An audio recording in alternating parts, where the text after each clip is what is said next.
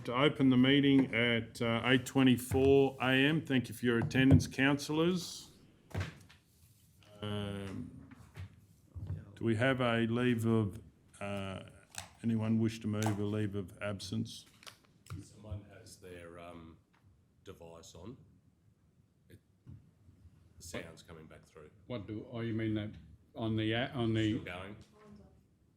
I haven't got mine on. So it might be, it might be, the volume might be quite high, or perhaps too, it's picking it up. You mean through Teams or something? Yeah. It's being repeated. It's you. Who, me? Even if it's on mute, you'll have to just make sure your I don't volume's know. all the way down. How do you do that? I haven't touched it. We'll just adjourn for a minute to sort this technical issue out. Okay, we'll just continue after solving our technical difficulty. Okay, we're doing tenants. I'd like to move a leave of absence for Councillor Edwards. Do we have a seconder? Councillor Burkett. Any opposition? Does anyone wish to speak? We'll go to the vote. All those in favour? Yes. 8-0. Okay, moving on to the minutes. I would like to move on adopting the minutes of the 24th of November, the ordinary meeting on the 24th of November. I would like to clarify on page 19 that added into that council appoint recruitment, which page 19 of the 24th of November ordinary meeting of council.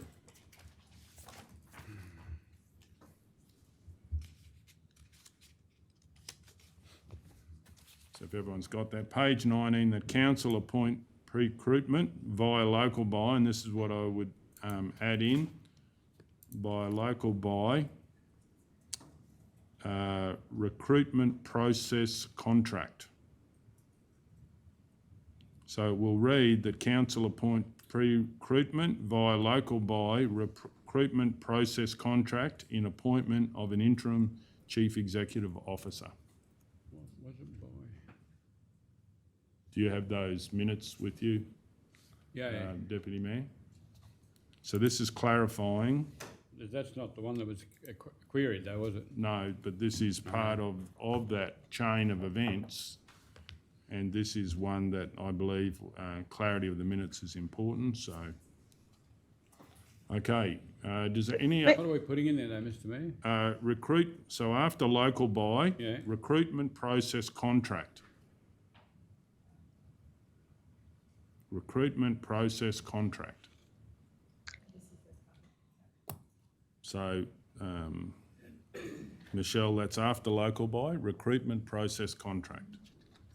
Do we have any other changes to these minutes of the ordinary meeting? Was there something that we had to add in there?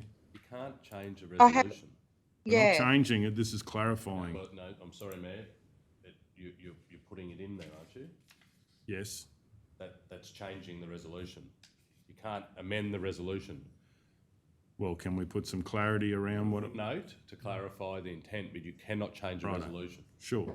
Okay, I'll use it as a footnote then. The footnote is what is meant is a recruitment process contract.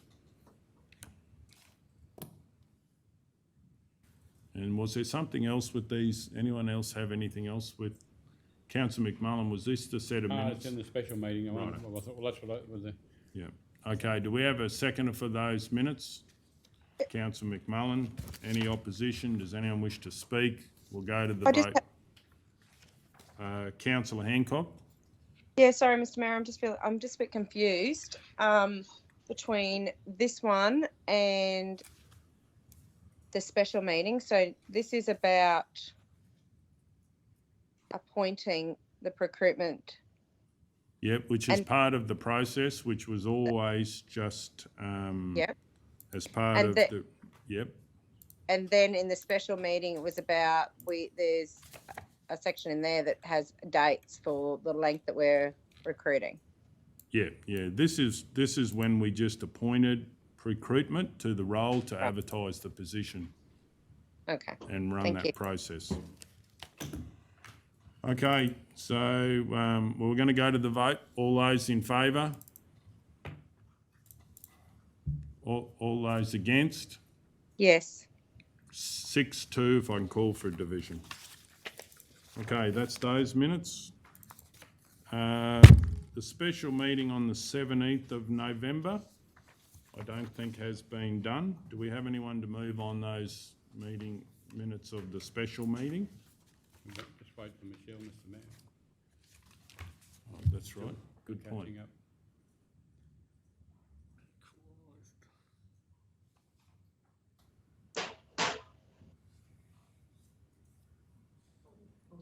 Righto, okay.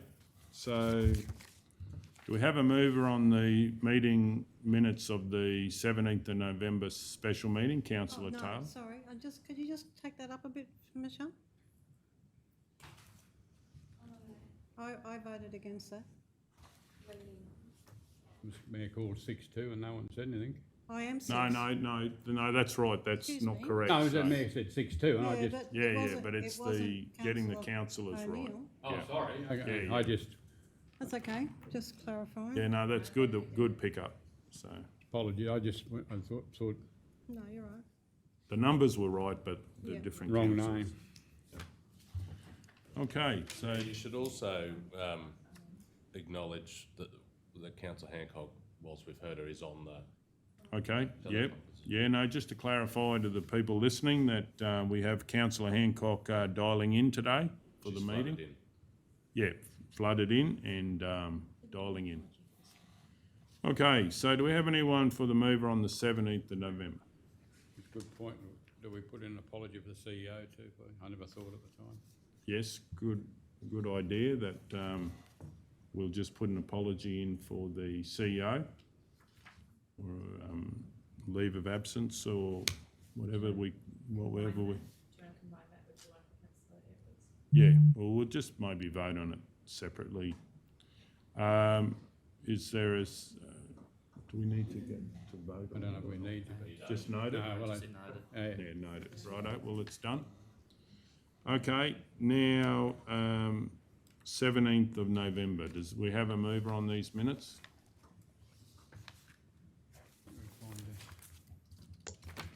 I'll move on the 17th of November. Do we have a special meeting of the 17th? Do we have a seconder?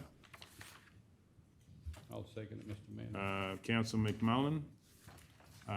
Any opposition? Does anyone wish to speak? We're going to go to the vote. All those in favour? Yes. 8-0.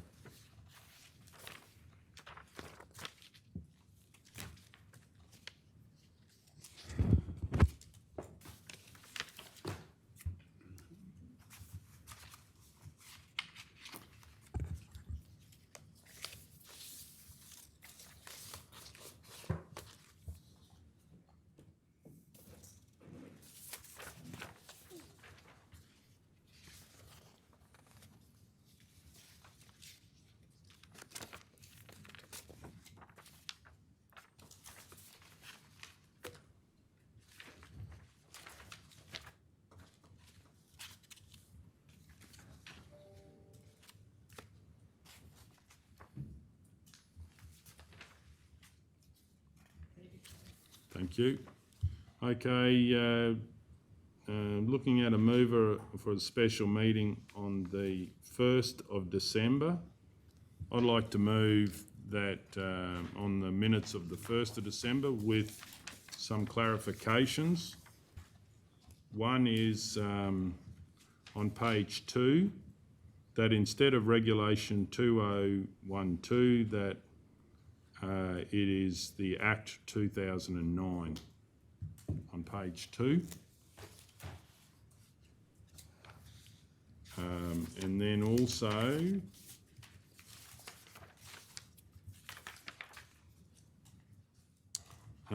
clarification to the minutes. What was that in relation to? Page 2, 6.2. Where it's got down the bottom, local government regulation 2012, clarify that it's the Act 2009.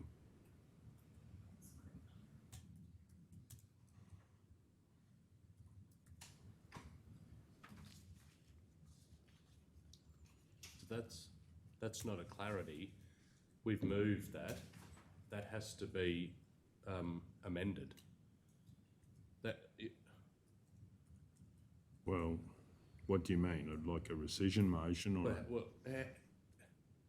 If that was common practice, just to change it at the next meeting through the minutes, well, we'd be doing that all the time, right? And if that's incorrect, it's incorrect, but it's a resolution of this council. Well, if it's incorrect, It's still been moved though, Councillor McMullen. well, why do we confirm the minutes? Okay, so we'll just adjourn the meeting to get some legal advice on this. Okay, we'll keep going. We'll just leave those minutes. We're just waiting on some legal advice and then we'll come back to them. So moving on to the agenda, if there's nothing else. Oh, Okay, 12.1. Additional pedestrian crossing proposal, Wyndham Street, Roma.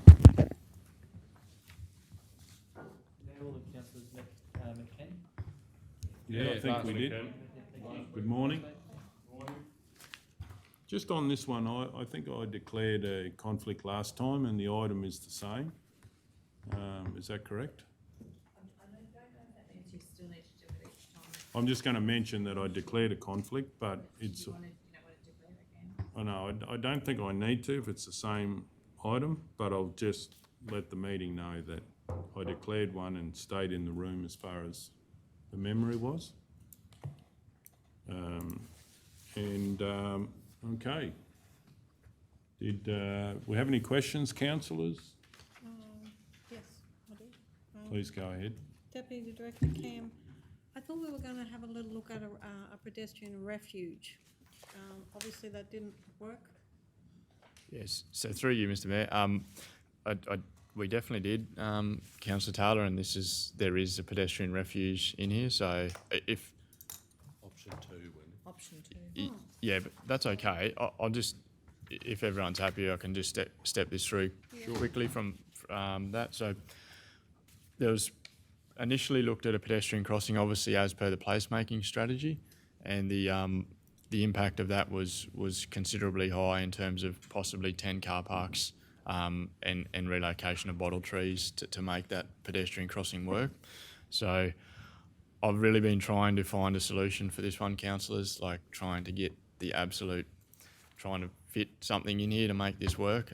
So we went and looked at 2 additional options, which was a pedestrian refuge, one being straight across more down towards where the florist sort of area is, because near the old K-Hub and that, there's a lot of driveways there trying to contend with, so to try and fit it in there and have the sight distance to the driveways, that's why it was taking up so many car parks on either side. So looked at a refuge, which is the reason with a refuge is it doesn't give 100% priority to the pedestrians. It gives it's a bit of a shared priority, which I think is the right solution here, and that. So I looked at one that was straight and also one that was staggered. So you would have seen staggered refuge in the past where pedestrian crosses the first lane, essentially walks along the centre line for 5 or 10, and then goes again. So I've tried to drive the size of this thing down to as small as possible to minimise the impact of trees and car parks, to the extent where I've asked the engineer that's been working on this. There's a thing that exists called extended design domain, which is there's your normal design parameters, extended design domain. You can still deliver things under extended design domain, but you're really starting to push hard on visibility and that sort of thing. There is no extended design domain that we can go into in an urban environment for this pedestrian crossing, so for this refuge. So that's sort of where we're up to with it. The big benefit of the staggered option is we would only need to move, we wouldn't need to move, we'd only need to move one bottle tree, which has only been recently relocated. So we'd avoid having to move quite a substantial bottle tree there. So by staggering it, as you can appreciate, you're putting the pedestrian on the traffic side of the bottle tree and then staggering them so they go on the other side of the bottle tree. So, because visibility is obviously key with a refuge, only on the side where the traffic's coming from. Once you get in the middle, then it's the other side that you've got to worry about. So from a safety point of view, and I've been pushing this at a higher level than just this project, pedestrian refuge is something that I'm trying to push into main roads, that we need to drive the size of these things to absolute minimum to make them more able to be installed, because pedestrian refuges are actually probably nearly safer than a pedestrian crossing in the fact that you're still sharing the priority, so you keep the pedestrian quite vigilant when they're trying to cross the road. They're not just, okay, I've got a zebra, I'll switch off, the traffic have to yield to me. It's, from a safety point of view, they're saying that these refuges are actually delivering safer outcomes. The trouble is their footprint is still significant in that. So that's sort of a summary of it. So Councillor Taylor definitely did look at it. The issue is the outcome hasn't been a significant reduction. We haven't gone from 10 parks to 5. It's sort of 10 to 8. But I've pushed as hard as I can because I want to try and make this work for everyone. But from a engineering standard point of view, we can't drive it down any smaller and that. So I've provided in the officer's report, councillors, 4 options really on, just having a look here. Councillor McMullen, do you have a question? The question I was just going to ask Deputy Director Cam, how far would bottlery have to be moved? That was all, roughly, you know. I'd probably recommend it be relocated to another site along Heroes Avenue. So rather than, so definitely appreciate the sensitivity of the bottle trees in Heroes Avenue and that, but they'll become an issue from a visibility point of view. So to move. Like, Yep, sorry. Just that particular bottle tree is in remembrance of Joe Bloggs. So would you just shift the whole? Correct. Yeah, just relocate the whole. The whole memorial. Yeah. So we've done that with RSL before. With I think Arthur Street required a couple to be relocated to get the visibility in there. So, but yeah, you're definitely very respectful of it and move the monument with the tree and that. So, so yeah, that's we've been able to get to. You could. I should clarify that you could move it quite close, but you will take up more parks if that makes sense. So you could move it. Lose more parks. Yeah, and that. So there could be another site along Heroes Avenue that it could go, and the impact of parking may be reduced slightly. So, so I've just got on page 13, 14, and 15. Sort of 4 options, and I'm happy to step them out if it helps. Option 1 is sort of to take no further action, and I've drafted a possible resolution to consider if council want to. And that I'm not suggesting that that's what we do, but I'm just providing council all the options that I think are available at the time. The second one might be something of interest in terms of we could at least undertake some direct consultation with the businesses in the first instance to work out what their feedback would be if that parking impact was to be materialised. Option 3 is to go more broadly. That probably wouldn't be my recommendation in the first instance. I think it would be important to understand the business thoughts first before we went more broadly. I'm not saying that step wouldn't happen following.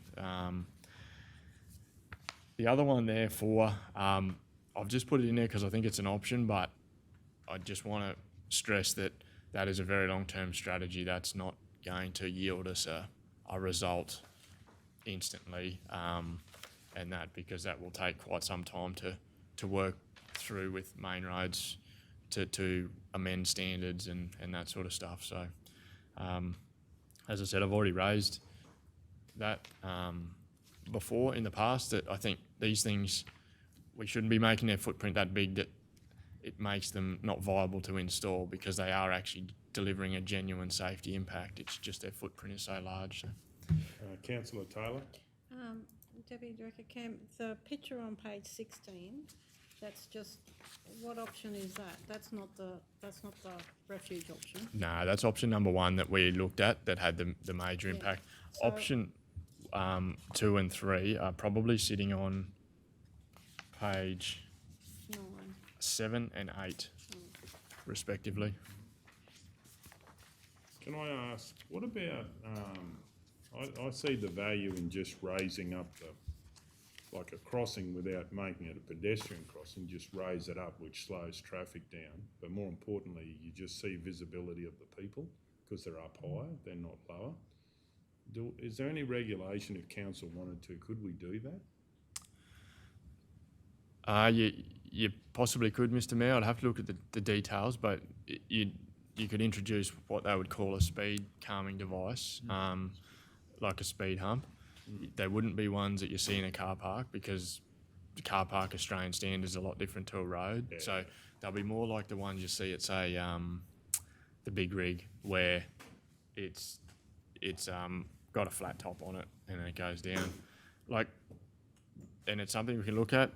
They are noisy. They do slow down traffic. Every time there's loose tools, bump, you will hear constant noise with them. But we would just have to be. Have to work it. What about car parks? Because it's a tight street there for people, and I'll be interested to see the feedback if we go to the public and to the businesses and see how, we're sort of taking, unless they got off-street parking, we're taking business away from the streets. And I was just wondering if it was like something like that, or it just raised that people you could see or whatever. At least we've slowed the traffic down, and speed kills. So, especially for people that don't know that street well, And I know we had one issue where it was an out-of-town person and they didn't know the street in another situation. So yep, you have to look. I think you'd have to. If we do put something in there as traffic calming, there's every likelihood that pedestrians will use it. So I just don't know what situation that would put us in if we're trying to put in a pedestrian crossing, but it's a traffic calming device.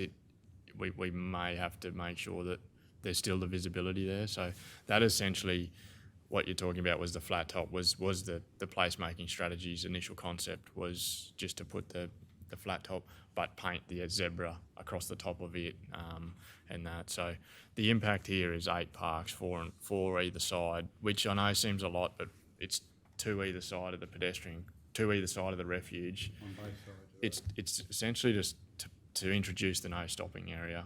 What's really hurting us, to be quite honest, is the reverse angle parking. Reverse angle parking obviously takes up the length of the car as opposed to the width of the car. So in Toowoomba, where you got parallel, you're only dealing with the width of the car, whereas in Roma we're dealing with the length of the car. So the pedestrian's got to get out to the front of the car before they're seen. So I did look at turning that to parallel, but you don't. It's so tight with the trees there that you really don't. You'd lose so many car parks. Just at that location. Oh. I thought there might be a way to keep it reverse angle for the rest of the road, but just there. But you still lose quite a lot, and to try and jam in against them trees, you can't get there. So, Councillor Taylor, then Ladbroke. I'm sorry, I'm a bit slow. So with the refuge, how many car parks are we going to lose? 9. I just, 9. and that's staggering it. Like, you can't just have a refuge like from there to there. you have to stagger it so that they walk along and go a bit further? You can have a straight one, but the impact is the same. Like the main difference is the tree. Like by staggering it, you avoid having to relocate a tree because you can put the pedestrians on one side of one of the trees so that the visibility's there. So, like it's. I'm a bit lost And a bit of now safety because for the elderly if they're halfway across. I thought it would mean less parks, really, to have, that would have to go, like, If you were to stagger, or if you were to have a if it straight. was straight. Yeah, I can see where you're coming from.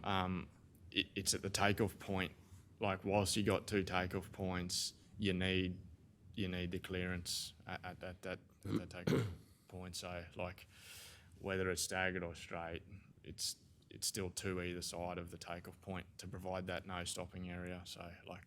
And it's just for me, it was the fact that, you know, it was the elderly that were saying they couldn't get across in one go, you know, so that's what I thought the pedestrian refuge would be a good idea. But it is exactly the right spot. It's a right concept. I want to, as I said, I want to make this work. I just can't give advice to say let's just whack it in and we'll only have to take out 2 parks, because that's, if we have an accident there, we'll be in a lot of strife. So I've tried my best to drive it down, but it's what the standards is sort of we're stuck with. Councillor Ladbroke? Through you, Mr Mayor, is it a necessity, that crossing, do you think? To be quite honest, it's hard to it's difficult to answer that absolutely, to say it's a necessity. If you were to say, would that be a good spot to cross with pedestrians and that? It is, yeah, definitely, because you got an exit coming from Woolies, the southern exit obviously comes out there, so it's the natural spot where people are trying to cross. So to say is it a necessity, I don't think there's anywhere where I can find a thing that says a pedestrian crossing must go there. So, but if you were to ask me the question, is it probably the right spot along that street? Well, it is, because you do see a lot of pedestrian movements across. It's already there, isn't it, unofficially? It's happening unofficially. Yeah. To make it official, I just. Cam, if we did it straight across, and it would mean you're moving 2 trees, but if we're relocating one to another area on Heroes Avenue, you could, for argument's sake, relocate 2. Does it change the loss of car parks? No. It's the same. It's the same takeoff point, yeah. Just one of the trees, both trees need to go from a visibility. By staggering it, you can avoid that visibility issue, and that. So, Councillor Burkett and then Councillor McMullen. Through you, Mr Mayor, Deputy Director, the width of the road, you know, that like in the next street over, it's an issue. This one's got the correct width. If we put the little medium strip in the middle, it ticks all the boxes there. yeah. So the centre refuge, if you were to try and put a centre refuge in Charles, definitely not. It's too narrow. But it's nearly 21 metres there. You can fit the minimum width that you need in there for that. So, and still maintain your car parks. But you don't. It's sort of, because you're putting the refuge in there, there's no parks near it, so the width element's actually gone, if that makes sense, because there's no parks adjacent to the narrowing section. Yeah. So, yeah. Councillor McMullen? I'm just getting my head, when we say staggered crossing, it's, you come onto the footpath in one place and then walk along the footpath and go across, don't you? Like Junior school. Yes. Spot on. that's Yeah, right. that's exactly right. Junior school. So if you were to be leaving Woolworths, you'd enter the road on the highway side of the crossing. Yeah. You'd walk up the centre line a little bit, and then come on the other side of the tree, because That's then you figure 2, isn't it? can. Option 2, I should. Option 2, the staggered. That's why I just couldn't get my head. Yeah. It doesn't, it's probably there, but it doesn't, it shows, shows 2 straight lines across the road, but I know what you're saying now, yeah. Yeah, and like I put a section in there on page 9, like to give you an example, the staggered distance, suggested minimum distance is 6 metres. So, and that is for low volume roads. So like that just goes to show that is the absolute minimum that the Australian standard will let us put it in, and that's on low volume roads. So like that's 6 metres. Councillor O'Neill? Well, I'm happy to move something to progress. So I'll move that Council 1 receive and note the information by way of update to the investigation into a potential mid-block pedestrian crossing on Wyndham Street, Roma, between McDowell and Bowen Street. 2, undertake direct consultation with all the businesses along Wyndham Street, Roma, between McDowell and Bowen Streets on the concept of a staggered pedestrian crossing with centre refuge and curb extensions, with the consultation noting A, the expected impacts to on-street parking associated with such installation, and B, that Council have not approved the installation of the concept and are merely seeking input on the concept before considering the proposed crossing further, and 3, be presented with a subsequent report outlining the results of the feedback received from the businesses consulted as outlined in dot point 2. Yeah, I'm happy to second that with, I'd like to put an amendment if the mover is happy to investigate as well, Deputy Director, how would you say it if we're talking about something to raise, so it wouldn't be pedestrian crossing, but it would raise it so people, if they do cross there, or it's just a calming device, what would that be? How would we? Yeah, I'd probably just describe it as a traffic calming device. Like, but I just obviously Councillor O'Neill's moved this, but I just have to be really clear where this fits into this resolution, if that makes sense. So, because the resolution's obviously saying to go to consultation, I just want to make sure two types of traffic things in one, then. Where that fits in. So what I'm saying is we would look at this as well and go to consultation on that if there is something that is approved, to go to consultation as well with the option that's been put forward. So obviously, if there is nothing that can come up with that, then we don't go to consultation with it. So, yeah, so traffic calming. Well, we've got to see, is the mover will accept that or won't accept it as an amendment? My only concern, Mayor, is that it's adding... This is complicated anyway. It's been a long process. My gut feel is we should be consulting on this first, and then if that isn't widely supported, and I think we're going to get very differing, very different views from people in the businesses along there, then we come back and consider where to go from there. So on that basis, I don't support the suggested amendment. Righto. Okay, so I'll withdraw the amendment at the moment. Do we have a seconder for that motion? Councillor Taylor. Any opposition? I'll speak in opposition. Does the mover wish to speak to the motion? Thanks, Mr Mayor. There has been a power of work done on this particular item over many years. It originated from the placemaking process that Council undertook about a decade ago.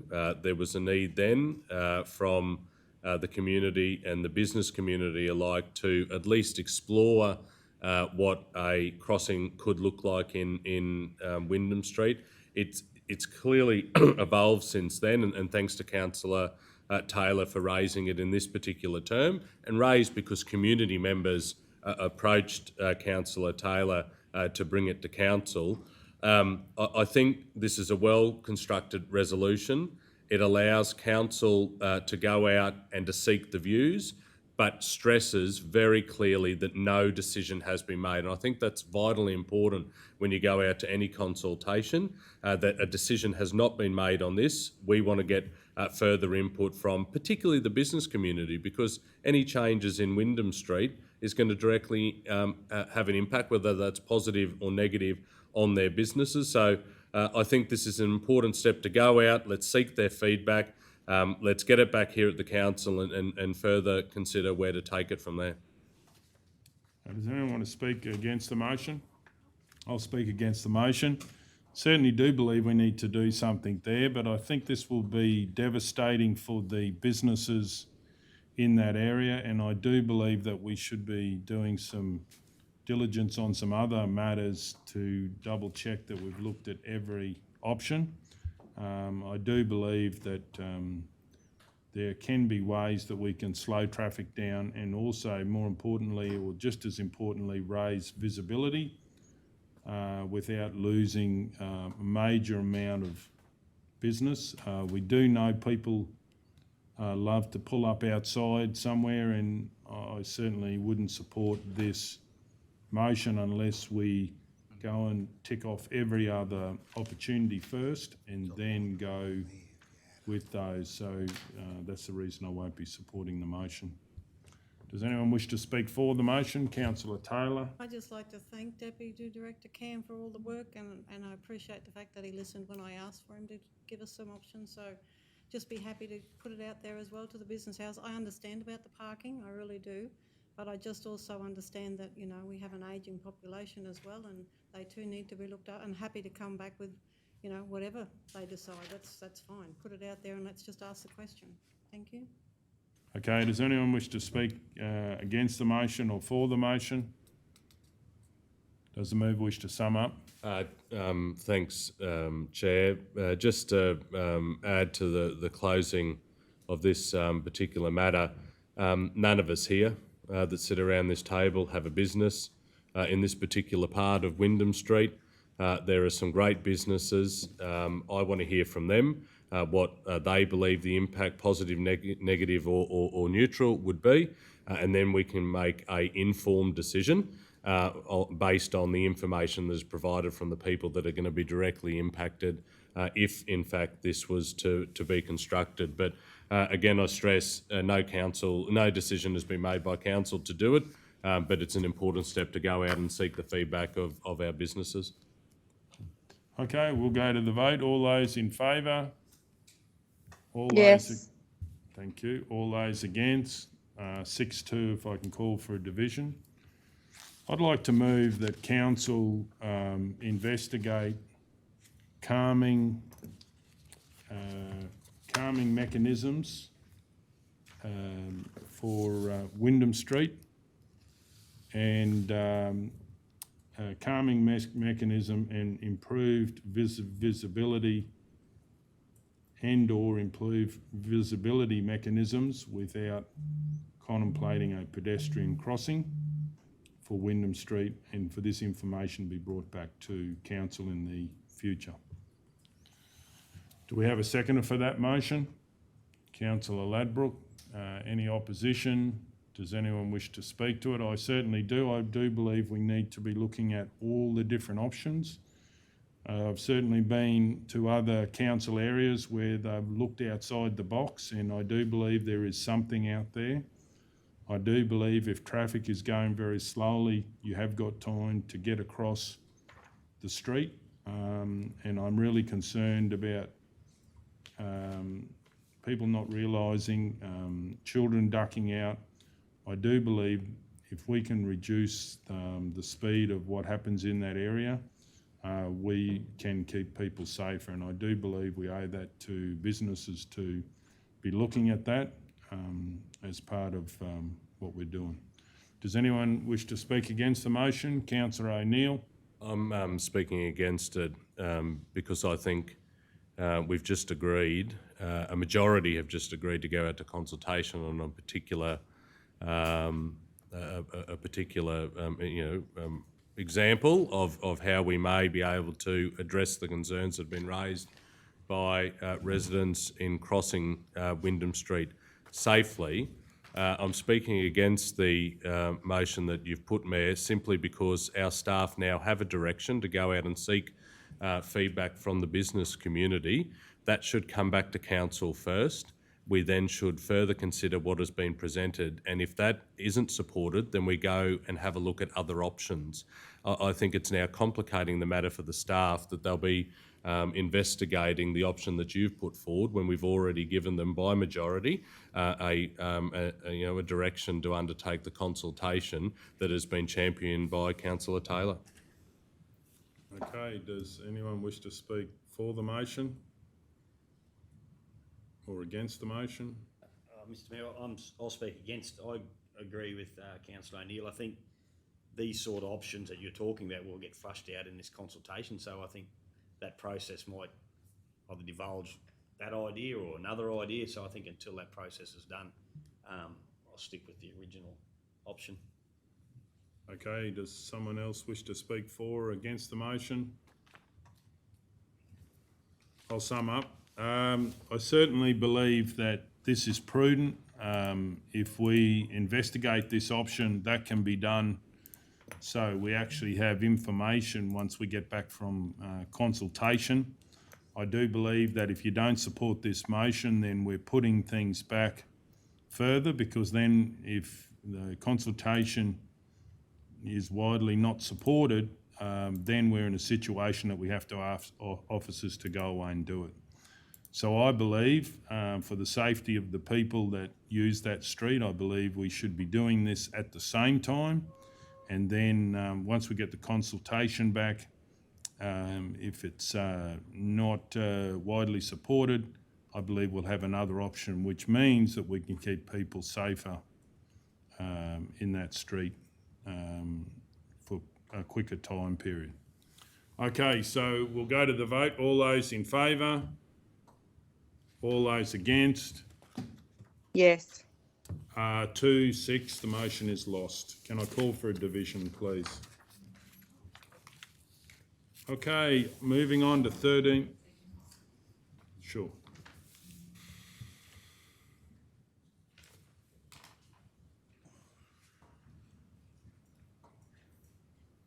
So it was Councillor Golder and Ladbroke were for the motion? Yeah.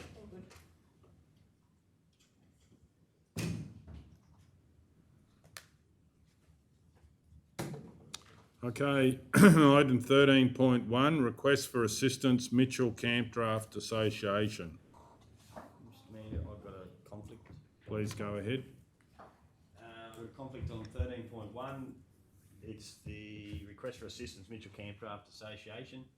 The declaring councillor is myself, the related parties myself, as on the president of the Mitchell RSL and Combined Sports Club, and the Mitchell Campdraft Association is under that umbrella. It's a declarable conflict of interest, and I will leave the room while the matter's discussed and voted on.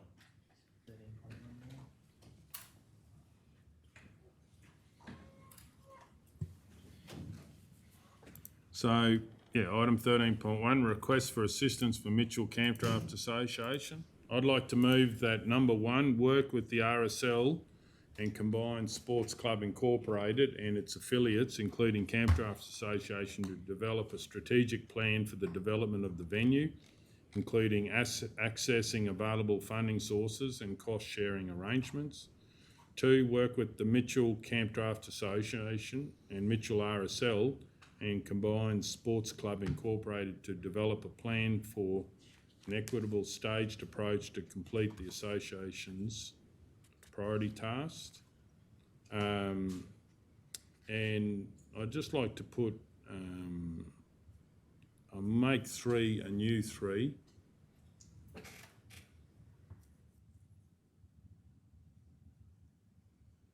So you can make that 4 if you'd like to.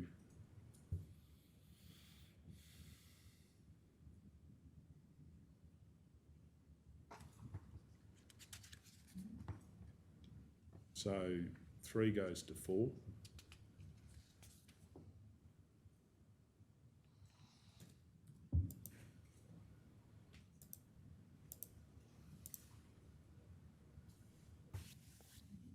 So 3 will be action, a plan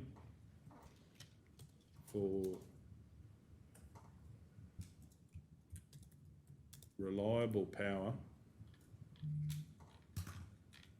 for the campdraft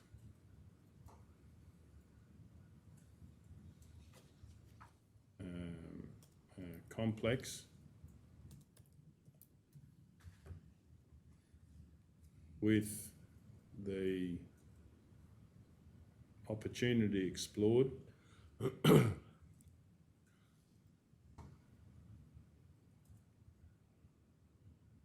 for generator power or underground completed before next year's camp draft.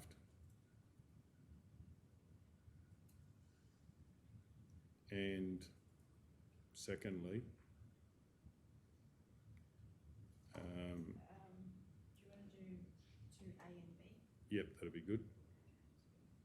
Sorry, three A.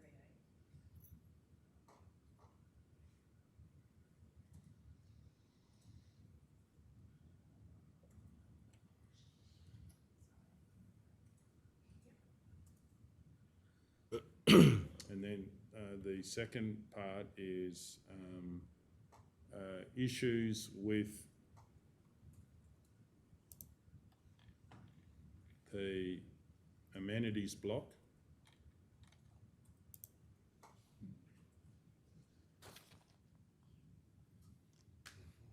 Be solved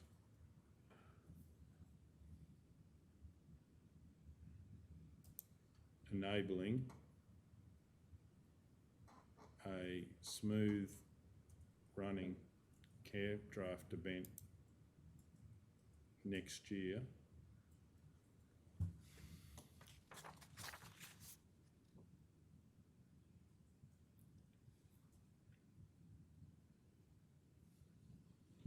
In regards to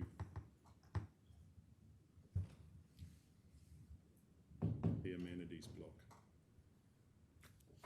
What were the issues with the amenities block? I think it's blocking up and, yeah, they're just saying it's not really coping, so it's, Actually, Mr Mayor, the problem is there's not enough gradient in the waste pipe that comes from the ablutions block to the septic tank. Right. It's just, it needs to be a bit more slope to it. right, yep, So we've got the answer worked out how to do that. good, excellent. So that is 3, action a plan for reliable power for the camp draft complex with the opportunity to explore for generator power or underground power before next year's camp draft. And B, the issues have been being solved enabling a smooth running camp draft event next year in regards to the amenities blocks. Put an S on that in case they need another block, because there is some at the complex too, I believe. Okay, do we have a seconder for that motion? I have a question, Yeah, me if I too. may. Yeah, Councillor Taylor. To the Director of Baringa, can I just hear your comments on your meeting with the camp draft? Yes, the meeting was quite pleasant meeting. They have a lot of expectations of council, and I must admit I did push back a little bit in terms of, it's a partnership, and we'll do some things, but you'll have to, not just stand back and watch us do it. You'll have to be involved in it. I've got various different sections of the council, being the plumbing people and the environmental health people, talking to them about the fit out of the new kitchen area, and I think that's probably, well, to my mind, that's probably the highest priority I would have, is to get that kitchen area fitted out properly in the first, or before the next camp draft activity, so they can actually serve from a new building. Obviously the plumbing side has to take the waste away properly, and they've got to meet the required hygiene standards, etc., so we don't poison everyone who goes to the camp draft. Yeah, I'm sure we can work together to have this sorted out. Time frames might be a little bit tight, but you've got to have a target, don't you? Yeah, thank you. Question. Yeah, please go ahead. On your point 3, isn't there a resolution on the books to deal with the power issues at this site? We got quotes on it, but we haven't made any decision. But So those quotes have come back to council? yeah, we got them in a report, I'm pretty sure.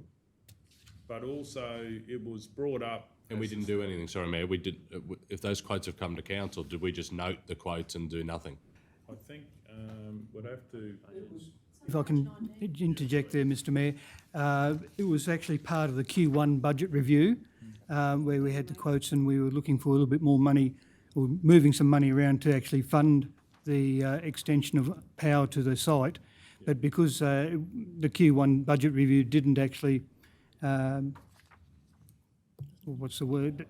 So, yeah, it didn't agree to that. It just stayed where it was. So how much was it then? They had different amounts, just from my memory. But the other opportunity here is that it was suggested that if Mitchell had a generator, it could be shared around the different groups, so it could come here and it may be another way to do it. And the lighting poles were set up for, I think, a generator. So this gives enough flexibility to go and have a look at that. So how big a generator do they need? Well, the idea was that there's different community events on, they're not on the same weekend, most of them. So then they could be shared around that area. Yeah, so like the campdraft, how big of a generator would they need? They'd be looking for something between 80 and 120 kVA. So the idea is that it was suggested by one of the residents up there that if we did that, they could stay in that Mitchell area and just keep going around the circuit as, you know, different events are happening. Councillor McMahon. Mr Mayor, I'm fairly confident, I don't know how big it is, but there is already a generator there because it's been used for other functions in the past. Especially comes to mind was the race club prior to having their permanent power put on, but it's somewhere, well, I think it's still in Mitchell somewhere, I don't know what the capacity was though. There is that, and I think they did actually have it for the campdraft just recently there, but there was an issue with the starter on it. Oh, yeah, right, yeah. It's just one of those things, but you're right, councillor, there is one there and they have used it previously, but there was an issue with it and it didn't work when they... And I don't think they were very impressed about. So maybe, and the idea is if we've got all these groups doing it, it might be a new one and it's very reliable and just keeps swapping around the Well, they circuit. could get the old one looked at as well. But my other question is, if I may, are they applying for any grants for any of this? Yeah, yes, they are. Yeah. But, you know, generally the campdraft associations will look after all the yards and do all that work, but it's more difficult as we've dealt with Roma, with lighting and you know, power issues. Councillor McMullen. Yeah, through you, Mr Mayor, I could just ask, Norm, these meetings are with the combined sports club and all, not just campdraft on their own, or? There was representation from the RSL That's, as well, yes. thank you, because it's all under one umbrella, isn't it? Yeah, yes, and the idea is to keep everyone in the loop because you don't want, or I don't want to create an imbalance or jealousies between one group and another by just talking to one group. I'd rather make sure that they're all involved so they all understand what's going on, and you know, more people involved, the more perspectives you get, and the better answers you get out of it normally. Thank you.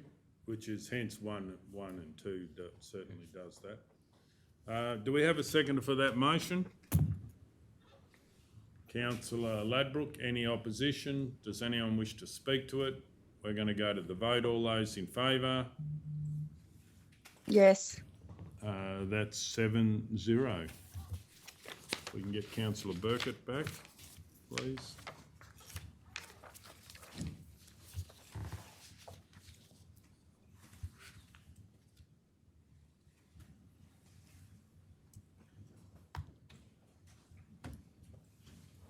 Item 13.2, footpath concerns Cambridge Street, Mitchell.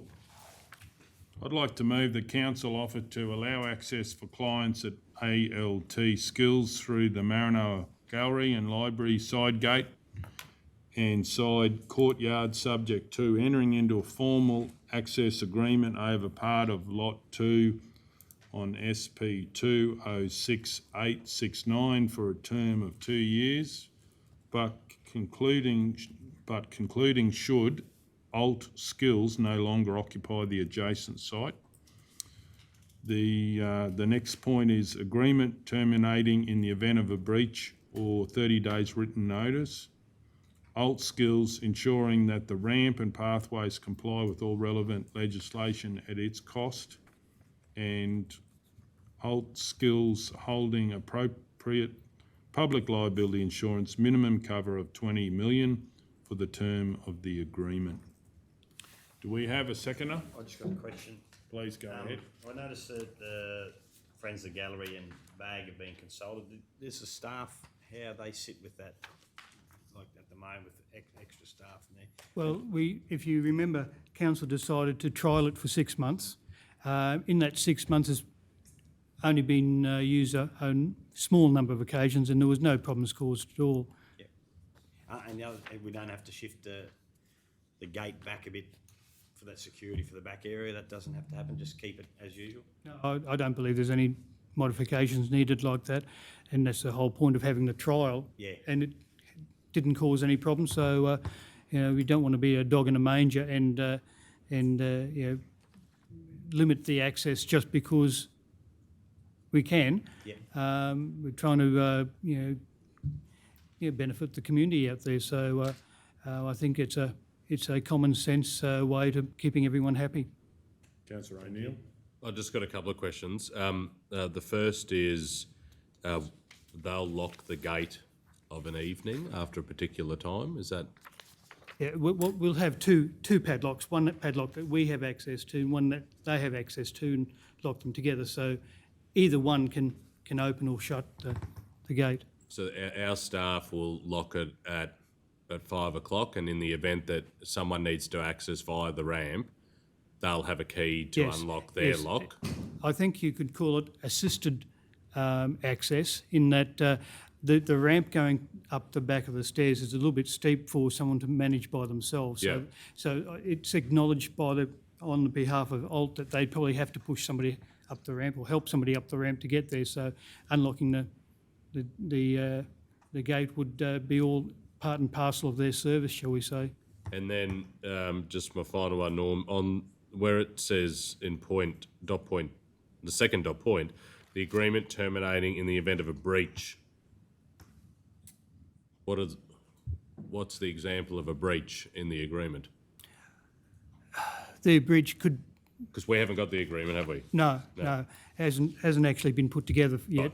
But it'd be a standard sort of agreement. For instance, if their public liability insurance lapsed. Or if they don't lock the gate of after 5 o'clock. Yeah, although I don't think it'd be an automatic. I certainly wouldn't be treating it as automatic breach. You'd have to have some warnings in there before you took a drastic action of termination. Because Mayor, I'm happy to second your resolution on this with that clarity. But the moment that there is a security issue, because that's what's been raised previously, I think we may have to look at some mitigation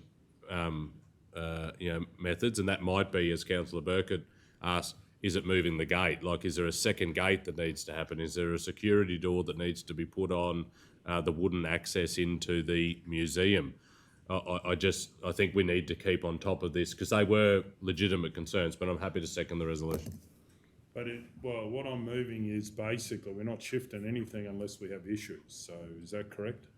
As I said, I'm happy to second your resolution, but the moment there is a security issue, it needs to come back to council, and we understand what we may have to do to mitigate that issue that has been raised, right? But I'm happy to second, as it stands, the resolution that you've moved. So the director, Norm, you said that there'd be clear ground rules in the agreement, who locks it, and there'd be some fairness in the process to make sure that there's good communication, what everyone needs to do. Is that correct? Yep, and I'm happy to take a lead role in that, facilitating the communication. Okay, so we have a seconder. Is there any opposition? Does anyone wish to speak to it? We're going to go to the vote. All those in favour? Yes. 8-0.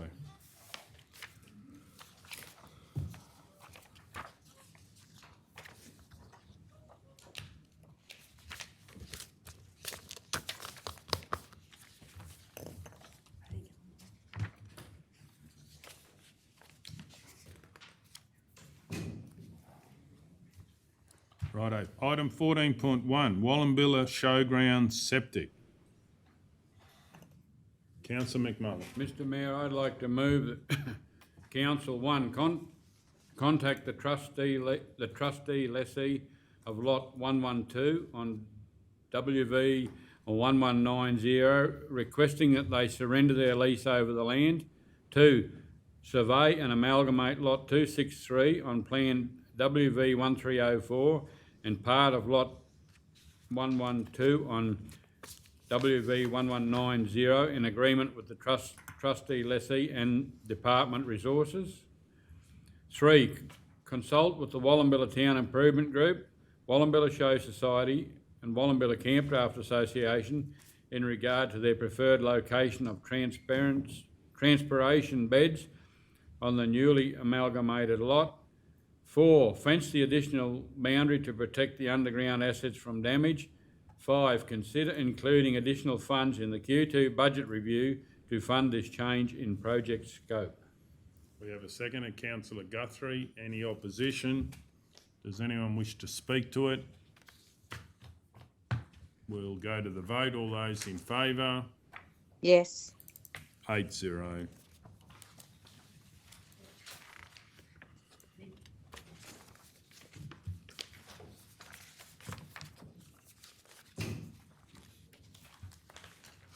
All right to go? Yeah.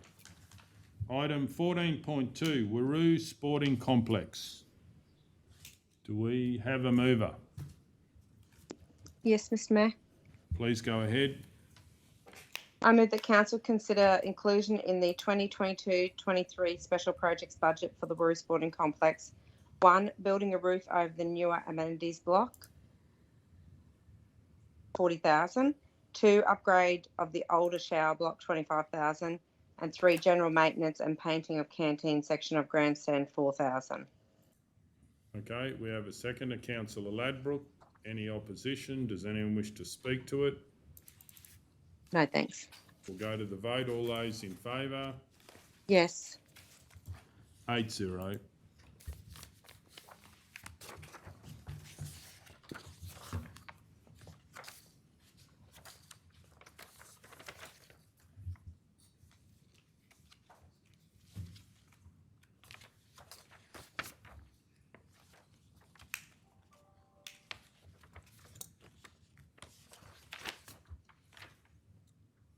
Item 14.3, Queensland Museum Service Level Agreement, Exhibition Development Applied Workshops, Changing Ways Upgrade. We have a mover. Councillor O'Neill. I'm happy to move, just so we're clear though. That's the right work order in the executive summary? I believe so, Councillor. Yeah, all right. I'll move that Council 1 approves the engagement of Elspeth Hocking, Museum Development Officer, Southern Inland Queensland, to assist with the development and upgrade of the Changing Ways exhibition at a cost of $9,310, including GST, allocated to work order 20550.2800.2001. And 2, authorise the CEO to sign the service level agreement with the board of the Queensland Museum on behalf of council. Okay, do we have a seconder? Happy to second. Any opposition? Does the move wish to speak to the motion? Just to acknowledge the working group of Coventry Store Museum and support their desire to continue to upgrade and develop the Changing Ways exhibition, because I think if we're going to continue to attract tourists through our region, that a little bit of a fresh uptake on our assets is always welcome. So happy to support the recommendation. Does anyone else wish to speak against or for the motion? Mr Mayor, I'd just like to say a few words. Please go ahead. Yeah, I just agree with what Councillor O'Neill said. I just want to congratulate the Store Museum and the working group on having the initiative. It's really exciting that they've been able to engage Elspeth Hocking and have her expertise be able to come out to Surat and guide them, and also provide them with lasting skills to keep upgrading the Cobb and Coast Store Museum for the benefit of the community. So this is an exciting time for the Cobb and Coast Store Museum and Surat in general. Okay, no one else wishes to speak. Does Merv wish to sum up? Oh, no, I do not, no. Righto, we'll go to the vote. All those in favour? Yes. 8-0. Thank you. Item 14.4, Services Building Roma.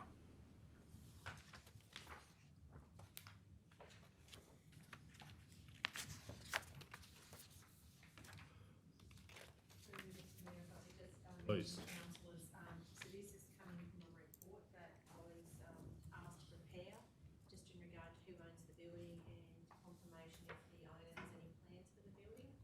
There's some details there about the land. Excuse me, Mr. Mayor, I can't hear. Apologies, Councillor Hancock.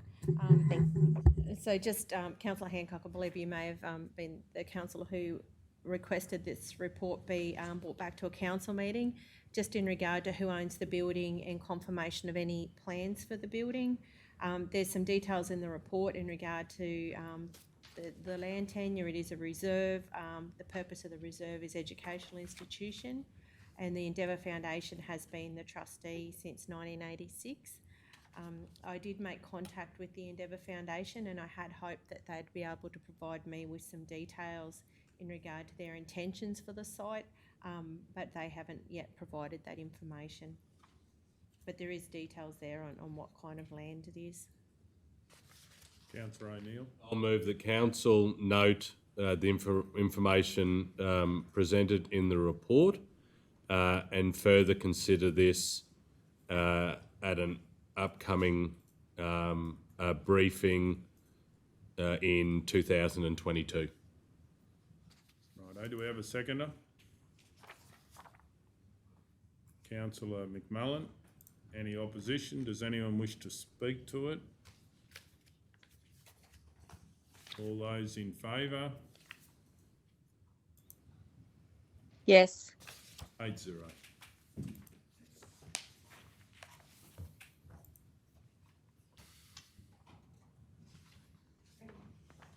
Thank you. Item 14. Mayor, sorry, just on that one, if I through you, Acting CEO Rob, that'll just go into a list of other briefing things, won't it? Or like we don't need to, that'll happen? With Cal, Yeah, okay, perfect. An action item will come out of this, councillors, so. Yeah, good, thank you. Item 14.5, request for pool closure. Do we have a mover? We have a question? Yeah. Councillor Taylor. I'll just through you, Manager Tanya. I just want to confirm that if a school has a swimming carnival, they don't pay. Is that correct? Through you, Mr. Mayor, I think the arrangement with swimming carnivals is that the school has use of the facility, but if they want any additional assistance, like they need a lifeguard or something, the pool operator can charge for the time for lifeguarding. Yeah, so if they were going from 7:45 a.m. to 3 p.m, would that be in the normal pool hours? Being a Monday, no, it wouldn't necessarily be. The Monday's got that longer closure during the day. Okay, so the pool hours are there. So the pool hours course. on a Monday are 5 till 8 and then 3 till 6. So would they have to pay for a lifeguard between 8 a.m. and 3 p.m? That would usually be by negotiation with the pool manager, but the pool manager, I believe, would have, if they were requiring the pool manager to be there lifeguarding, she would have the right to. And if they didn't want a lifeguard? If they They have to have a lifeguard. if they could provide evidence that they were providing their own qualified lifeguards, and those lifeguards, they could provide evidence of their up-to-date qualifications. If the pool manager was satisfied, that would be up to the pool manager. Okay. Councillor Guthrie. Mr Mayor, just as an update, any of the phys ed teachers attached to any of those schools are required to have a whole range of different lifeguard accreditation before they can put kids in the pool anyway. So there would be a range of staff that would be there who could act in the lifeguard role and would have the necessary accreditation. Yes. Okay, Councillor Berkowitz, do you have a question? No, I'll move the motion. Yeah, well, you were first, so you're welcome to move it. I'd like to move that Council 1 approve the request for an exclusive use of the Denise Spencer Memorial Swimming Pool, Roma, on Monday, the 14th of February 2022, between the hours of 7:45am and 3pm, to advise the community of these closures through a media release. We have a seconder, Councillor Guthrie. Any opposition? Does anyone wish to speak? No, thanks. We're going to go to the vote. All those in favour? Yes. 8-0. Thank you. 75. Item 14.6, Big Rig Cafe Management Agreement, option to renew. Councillor O'Neill. I'll move the council approve the extension of the Roma Big Rig Cafe agreement for a further 2-year period until the 22nd of November 2025. We have a seconder, Councillor McMullen. Any opposition? Does anyone? Question? Please go ahead, Councillor Taylor.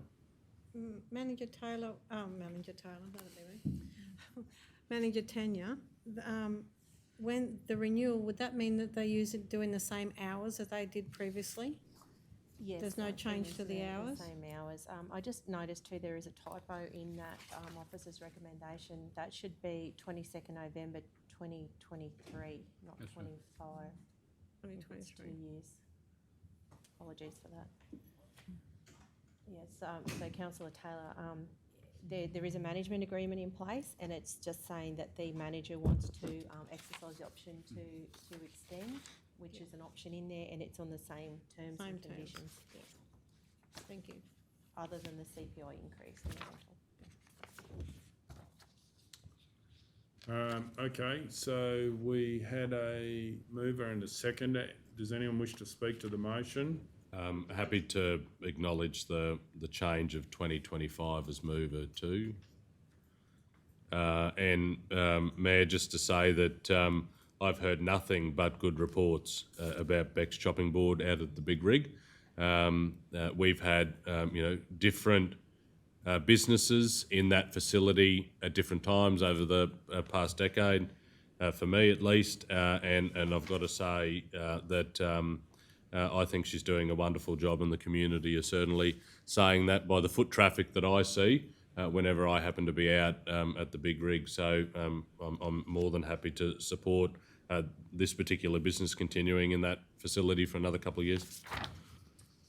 So just confirming to the mover that it's been changed to 2023, it's 22nd of November 2023, and the mover's happy and the seconder's happy with that. Is that correct? Yeah, that's correct. Righto. Does anyone else wish to speak against the motion or for the motion? I'll certainly speak for the motion. One of our locals went in there and I believe has grown the business, which really supports the Big Rig complex out there. And I too have heard only but positive comments. In fact, one visitor was blown away by what was on offer, so I think that's certainly very good for the Maranoa. Okay, so does the move wish to sum up? No. Righto, we'll go to the vote. All those in favour? Yes. Okay, so we've got 7-0.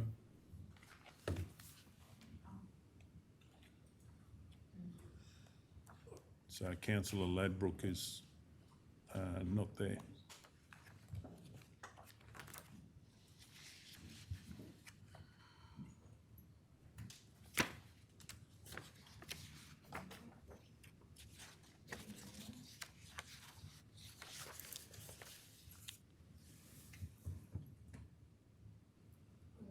Ready? Okay. Item 14.7, change for Injune General Waste Collection Day. Do we have a mover? Councillor McMullen. Mr Mayor, I'll move that Council 1, approve the request from Bracker Proprietary Limited, contractor for the Injune General Waste Collection, be moved from Thursday to Friday each week. And 2, waste collection will be done on all public holidays that fall on a Friday. And 3, council to notify all residents and business owners formally that the general waste collection day for Injune has changed from Thursday to Friday. And 4, the effective day for this change is to commence on Friday, 4th of February 2022. We have a seconder. Councillor O'Neill, I think, was first. And Mayor, can I just, I wonder, through you to the Deputy Mayor, Councillor McMullen, just in point 3, council to notify all residents and business owners formally through an unaddressed mail out. Okay. Including, you don't want to limit to that, but you want to include, because the feedback we got up there was, it was very positive that council was doing the mail outs because it was getting to everyone. Okay, I'm happy with that, yeah. Mover and seconder are happy with that. We'll just check the wording. So Councillor McMullen would have been including an unaddressed, including but not limited to an unaddressed mail out. Yeah. That'll be fine. Owners formally through an unaddressed mail out, through an unaddressed but not limited to mail out.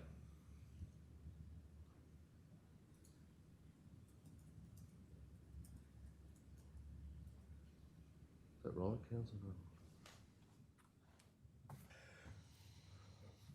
Yeah. That'll do, yeah, I'm happy. Okay, the mover and the seconder is happy with that. Does the mover wish to speak to the motion? No, I'm right, thanks, Mr Mayor. Does anyone wish to speak against the motion or for the motion? I'll speak for. Councillor O'Neill. All I want to add is my thanks to the officers who did run the consultation with the Injune community. Whilst there wasn't as many people as what I would have thought at the consultation, there were still interested parties to understand what the changes would be. And prior to attending the consultation, Councillors Taylor and Hancock and myself visited a number of the businesses who were well aware of the consultation happening, but had prior commitments, but were very supportive of council letting them know that the change was going to happen, and they understood why. So I just want to put on the record my support to the staff, because I think it's really important to consult on these matters. Okay, does anyone else wish to speak? We're going to go to the vote. All those in favour? Yes. 8-0. Thank you. Item 14.8, Zonta Community Grant Extension Request.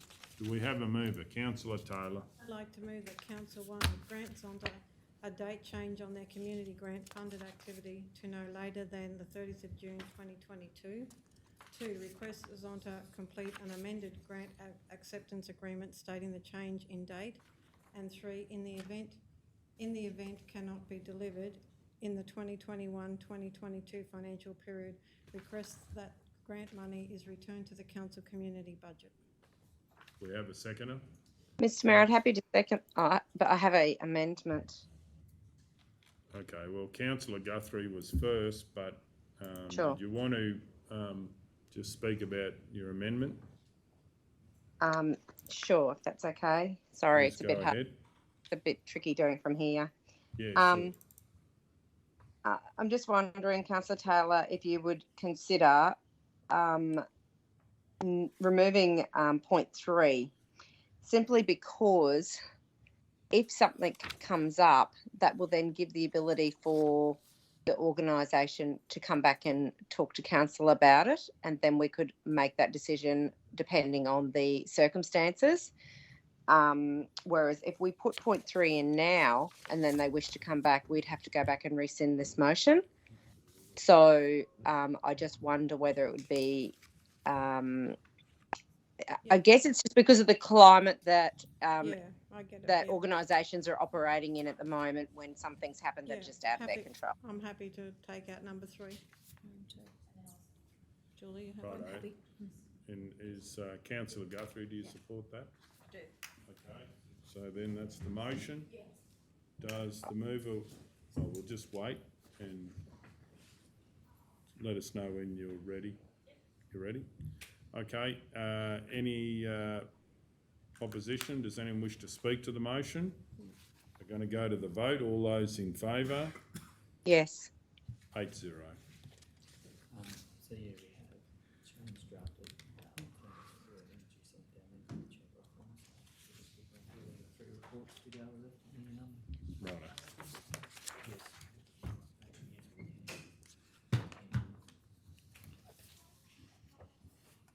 Okay, item 14.9, regional pool diving review. I've got a question. Yeah, and I have one as well. Councillor O'Neill, would you Through like? the chair to manage the tenure. I've read the report and I just don't understand how, with Roma being at 3 metres and Surat being at 2.7, we can't have diving here. And my only conclusion is, and if I've read this correctly, that the risk sits with the manager in Surat to provide guidance, support, supervision to people diving off the blocks there. Is that correct? Through you, Mr Mayor, yeah, that is correct. Council considered this back in, I think there was some meetings back in early 2020, and at that time, council were provided with all the information from all the relevant bodies, and there was also consultation with the pool managers. The Surat pool manager said that she was happy to allow recreational diving under her terms within the pool, and that she would take on responsibility for making sure that patrons who she felt comfortable that they were okay to dive, and she would provide them with the instruction. Through that consultation, the Roma pool manager felt that she wasn't comfortable, and she got her own advice as well, and she wasn't comfortable to allow diving at the Roma pool, and it was on that basis that council made that decision. A follow-up, Mayor, but reading this, it can happen at the Roma pool when supervised and in competitions. It can happen now. It can happen at any of our pools, even our shallower pools at the moment, as long as the people are under instruction. They're either with a school group under instruction, or they're in swimming club under instruction, or they're in an actual competition. Even though you'll see that some of our pools are incredibly shallow, and there is a far greater risk. And at the moment, at the Roma pool, as with the other pools, if someone's there and they're part of the swimming club and they're being coached with the swimming club, or they're being coached as part of swimming lessons, they can dive as long as they're under supervision. But the pool manager didn't feel comfortable with allowing recreational diving, which is diving when you're not actually as part of a competition. So my last question, Training. Mayor, through you, given that this has been triggered because we've had one community member raise concerns about the Roma pool, and unless there's been others, I haven't heard it's been the Roma pool. I don't know how many people that swim of a morning recreationally and doing laps want to dive, but I would have thought if there were a few, then there might be a particular time that, and this is all in consultation with the manager, of course. We can't ask her to do this. It'd be if there's a demand from the community. But if there was a set time that people could use the blocks to do their lap swimming recreationally, it could be done if someone was on site to watch that. Is that similar to if there was a competition happening? Yeah, through me, Mr Mayor, yes, that's correct. And I can recall when we last put the report up to council, there was some recommendations in there that, how council could possibly manage risk. And that was the stuff I can recall us putting in there. And it was stuff like, you know, to manage risk, it could be like in that early morning time, and rather than, you know, after 3 when there's a lot of school kids around, have it more earlier in the mornings. There could be like a dedicated lanes, you know, and you'd have to have keep clear kind of areas, you know, so people weren't in there just, I suppose, recreationally, rather than, you know, they could be, but that was definitely looked at that time. But it more came down to the individual pool managers as well. There were only a couple that the pools were actually deep enough, and it also came down to those pool managers and what they felt comfortable with, and to that it's under their public liability, and they are in control of the facility as the lifeguards. Yep. Okay. Thanks. Thanks, Tony. Mine's just more of a statement. I feel for all the pool managers in the current climate, because, well, I just look at the Mitchell pool. I won't go into the issues there, but it went from a 1.5 shallow end to over 3 metre deep end when I was growing up, to be replaced with something you can't dive into anymore. And I think this is a really valid point why you shouldn't be paying to go into half these things, because you're limited to what you can do. I grew up going into, you'd have a deep end, you had 2 diving boards, you could do a lot of things, and now not only the pool dynamics changed, but all the rules have changed, and it's hamstrung the actual managers and the council. All the worries about litigation, it's all it is modified now as to lap swimmers. They'd have to walk in to the pool if you can. In the Mitchell pool you can't, elderly people can't. So it's nearly a place of go and sit in the bathtub unless you're a lap swimmer. So I don't know, I do feel for all the managers, because they are hamstrung by all the laws, but I'm not looking forward to my grandkids growing up, because I think they'll be bouncing around in plastic bags around them or bubble wrap. It's just ridiculous. The other thing I thought we were getting back in the report was what the other, maybe I didn't see it, but what our councils around the region are doing. Did we do any of that? Or, Through Ms. Mayor, we can make some contact with some other pools. I don't know if that was actually specified maybe clearly in the resolution we had, but we can definitely find out some information from some other pools. Most pools, or all pools, do operate under the Royal Lifesaving Guidelines, and the major reason for that is if there is ever an incident at a pool, anytime there's a drowning incident, if you have a look on the internet and read the coroner's report, it's always Royal Lifesaving who are brought in as the experts. So people generally go with what Royal Lifesaving stipulate, but we can have some conversations with other pools. Is there any pools in particular you think it's worthwhile speaking to? Our fellow, councils of our size, what they're doing, and whether they allow diving, and how do they deal with it, and how they manage the risk. Councillor McMullen. It probably would automatically happen anyway, Mr. Mayor, but we'd have to compare their pool, like the depths of their pools too. It'd probably happen anyway. But So I'm talking about similar for like. But aren't we sort of saying that it's up to the pool managers? Yeah, but what often happens is we're going down this path, and then we find other people treat it a different way and look at the risk a different way and come up with a different result. And I think we've had all this work done on this report. I think we need the rest of it to see how do they manage it. And with those discussions, it would be how do they manage the risk? Because if we've got a very narrow view on it, and other councils have got a wider view, we need to know about that. Or they look at it from different perspectives. So and that's what I'm. I probably think that too, comparing other councillors, the thing you need to compare it to is they haven't had an enforceable undertaking over them either. And that's a big part of that too. Sorry?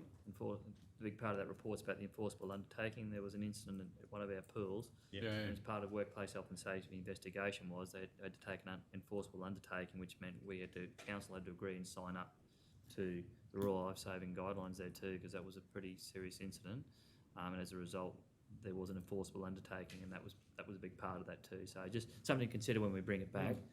Does that ever change? If you have a zero rate of incidents for the next so many years, does that relax? I can check for you, councillors, when we bring it back. I wasn't party to it, and Tanya wasn't here at the time either, but we can go back and go through it. Like a good behaviour thing. I know what you're saying, and it's probably worth going back and have a look as well. That'd be good. So we can check that for you as well. Right, well, I move that we lay this on the table to get the information as discussed about what other councils are doing and other pools of like for like, including information on the enforceable undertaking. Okay, all those in favour? That's to a future meeting, is it? Yeah, Yeah. lay it on the table to a future meeting. All those in favour? Yes. 8-0.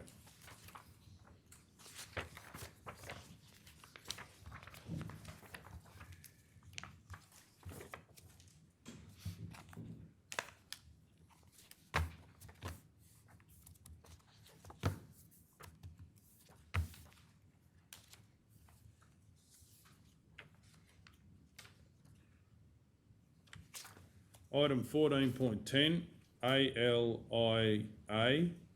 Online Storytime Extended Pilot Project. Do we have a mover?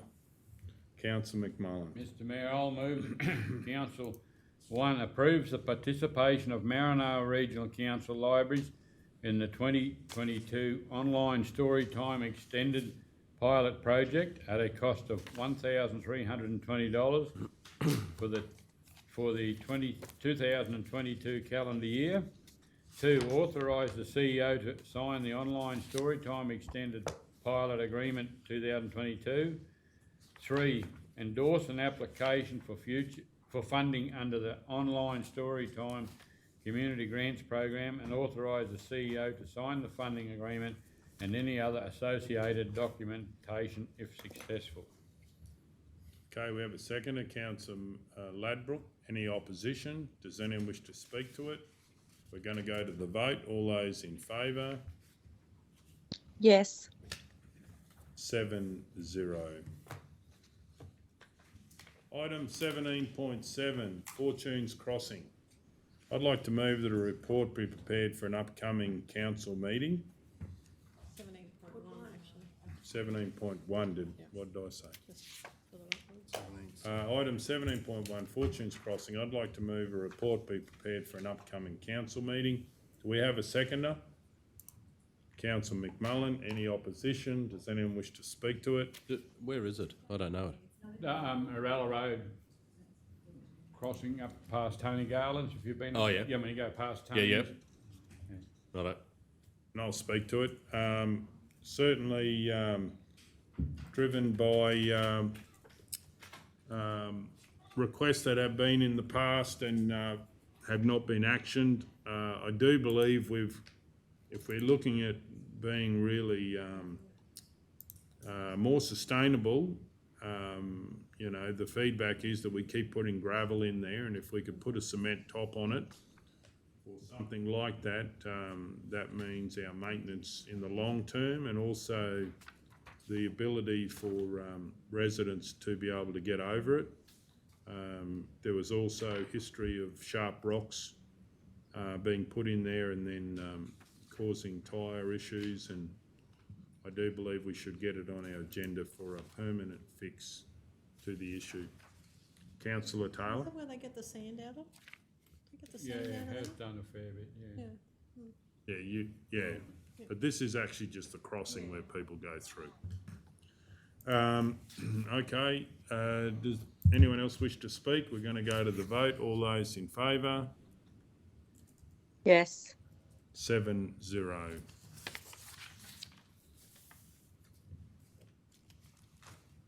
Item 17.2, correspondence from Roma Show Society. Sorry, they're not, Sure. they haven't been loaded. Thank you.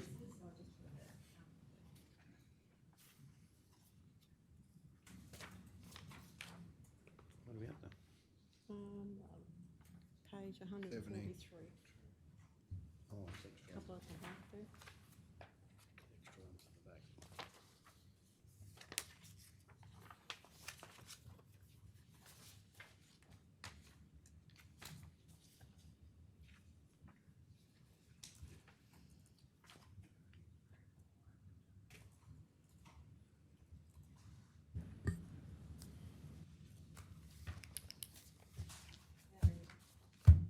Thank you. Yeah, item 17.2, correspondence from Roma Show Society. I have a conflict, Mr Mayor. Councillor Ladbroke. The I have a conflict with 17.2, Bassett Park.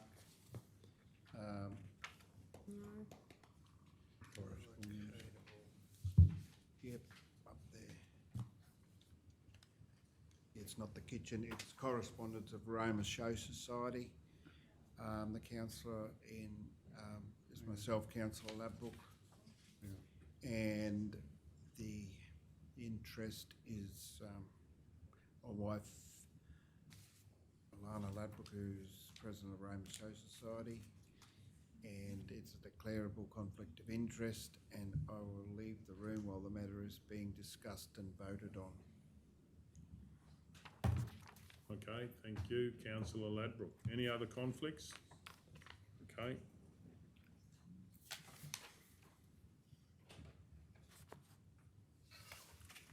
Okay, I'd like to move that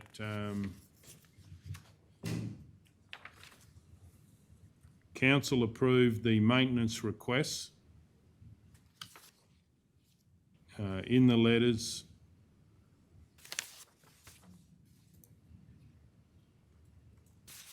to be undertaken.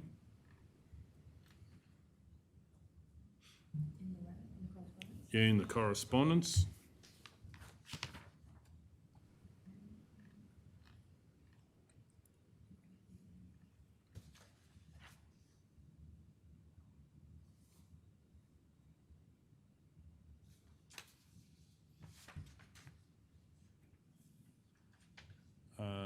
Council approved maintenance request. Council approved the maintenance requested in the correspondence to be undertaken by Roma Show Society. To be undertaken by Roma Show Society.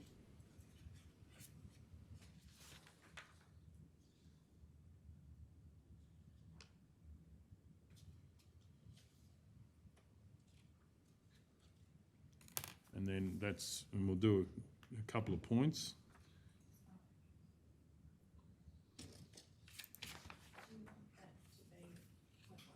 Point 1.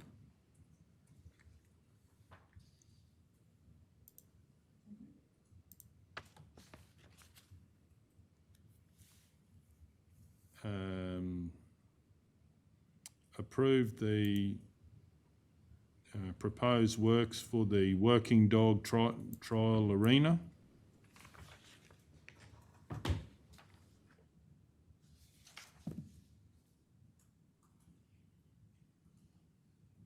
As per the correspondence.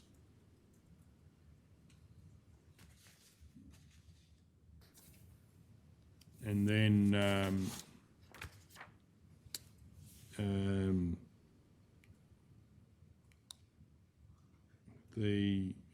then point 3, the other issues raised regards to maintenance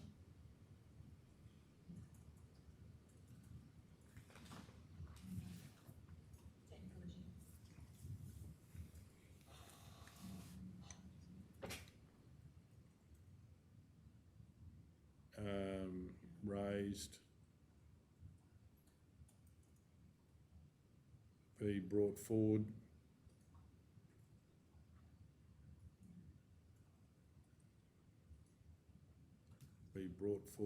as part of the Q2 review.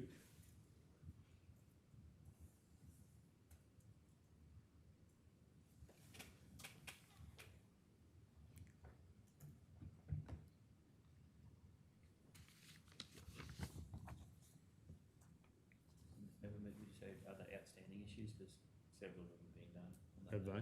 note, Righto, yeah. Other outstanding issues?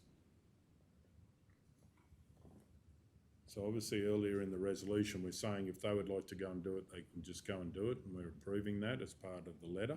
So that point 1, approved maintenance requested, that includes, I assume, we're granting what you're proposing is to grant permission for them to repaint the area under the grandstand. Yeah, anything that they were looking at undertaking, themselves and they wanted permission. It also sort of overflows to the dog area, but we've got it in the point. Yeah, but in that letter, and I'm just thinking back to the conversation we had they received funding for the improvements they wanted to make at the working dog arena, or were they asking us, as they have in this letter from the 2nd of September, to provide a letter of support for them to go and get? I'm going to come to that too. But we're not saying they can do it. They're going to get a grant. They want in principle support to apply for the grants to do the working dog trial area. That's what it says in the letter. And number 6 here, it says they need permission from council to proceed with the grant application. Right. So you have to give them some permission. Yeah, no, we'll definitely do That's that. for the Fashion Parade building. Yeah. and- Yes. Mr Mayor, at that meeting, I'm sure they said the grant they were applying for was available until the end of January, early February, which is the one that they were applying for Yeah, this they one, I need think. to put it in, yeah. Mayor, I just wonder, given that some of the staff, this will be the first I've seen it when it's come through the report, could we just lay this to later in the meeting to firm up? I agree with you, it's got to be done today, but let's work on everything is covered in a resolution rather than trying to do it in the middle of the meeting, you know what I mean? Yeah, because that letter has been to council, there has been a report done up on that letter previously to council at the time that letter came in. So Tanya's just got it there, so if you lay it on the table, it gives me a chance to write it off, then we can tick off what we've done and what remains Okay. outstanding. Just before we lay it on the table, can I ask, in that letter, I haven't had a chance to look at the minute, I probably should have, but the meeting I was absent, was there anything about the location of the portable? Building, No, the building? No. no. Because it's in here, Yeah. and I've had feedback from the race club, it's been knocked on the head, so I don't. So I was gonna raise that too. Okay. Yeah, that was raised at that meeting. Out the meeting, Yeah, which and that, meeting? at the Roma, it shows, us- when we caught up with the users, Right, that's, yeah, With them. and that was news to me, and as was news to everyone there, what's that? that it had been knocked on the head. That hadn't come to council. Well, that's why I've missed one meeting, that's why I didn't know, and it was raised, and, yeah, okay, But I'll move it this Yeah. matter lays on the table to later in today's meeting. Well, just to clarify that, when it comes back, I believe we need to deal with that building if the Show Society still want to do the building. So have you had feedback that Turf Club don't want to do a building? Well, I've had the feedback, there was options 1, 2 and 3 in the plan and all that. And I went to the turf club the other night and somebody said that it's already been knocked on the head, so. I don't know whether it's knocked On by the Turf Club or by the Show No, Society? us. Council. Us. By us. That's what and I thought, well, I did miss a meeting, so I couldn't comment on it, you know. Sorry, council, which So the building Sale from the sale yards, a relocatable building that we're going to put out at Bassett Park. We'd always agreed that it'd go from there out to Bassett Park. The community believe that council's made a decision to not proceed with what we had floated, which is to put it out there for the use of the users out there. Richard met with the Show Society, the football club and the club about a fortnight ago and showed them 3 different locations and asked them, and I think, Matt, you want to come up? I think you might have been consulted on that too, just try to get general consensus. We had a site plan showing 3 locations, so it certainly hasn't been knocked on the head. Council staff actually met with all the relevant people a fortnight, about 2 weeks ago.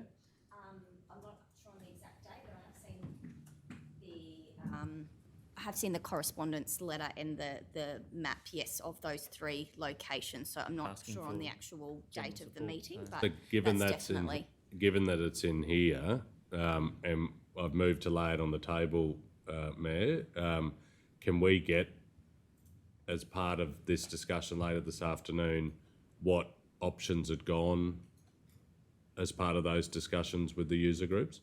Yeah, you can, because the intention was then bring it back to council. Council, for yeah. okay. So, but then I think three different locations, and then we'll consult with about 4 or 5 different groups, and none of them, none of them No, agreed. So. the feedback originally from the was they didn't want option 2. They didn't, up against where they bring the beer in at the back along the fence line.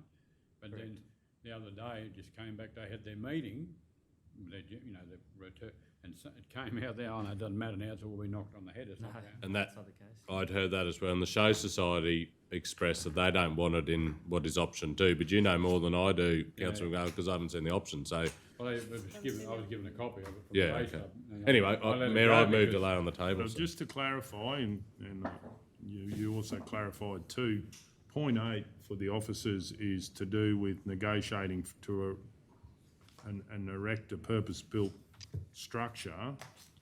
But we've also talked, and what I would like to talk about is if the major users, the Turf Club and the Show Society, want to do the building that was talked about at that if they both agree that we give in principle support and work out where that will go. And we did have discussions at our user meeting, or whatever you'd like to call it. So this afternoon, just for the officers' point of view. Mr Mayor, I wasn't at that meeting. With this proposal here, where's that site?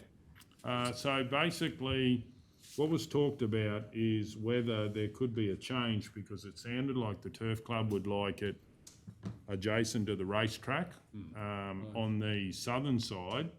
And the question was, because obviously to make it work, we need everyone using the same facility. And the Show Society was going to go back to a meeting and see whether they could make the show work if the building was there. Which I'm still not sure where. South of the grandstand. On that grassed area. So, Well, so that's some more information. I have shared it with Director Rob, and it's not official yet. There's some, it's got to go through some race meetings, but they look like agreeing to that, but they'll, I suppose I can say at that time, injecting some serious money into it to make a big one. yeah, so Councillor McMullen, I raised with the members that were there the master plan. I've tried to get the master plan. It's disappeared from the website. It was on the website. Director Rob got me a copy of that. Yeah, but it's been on the website where community can go. With the update of the website, it's probably still there. No one can navigate to find it. I couldn't find it. So they weren't aware of that because, people have changed their roles in the last, decade.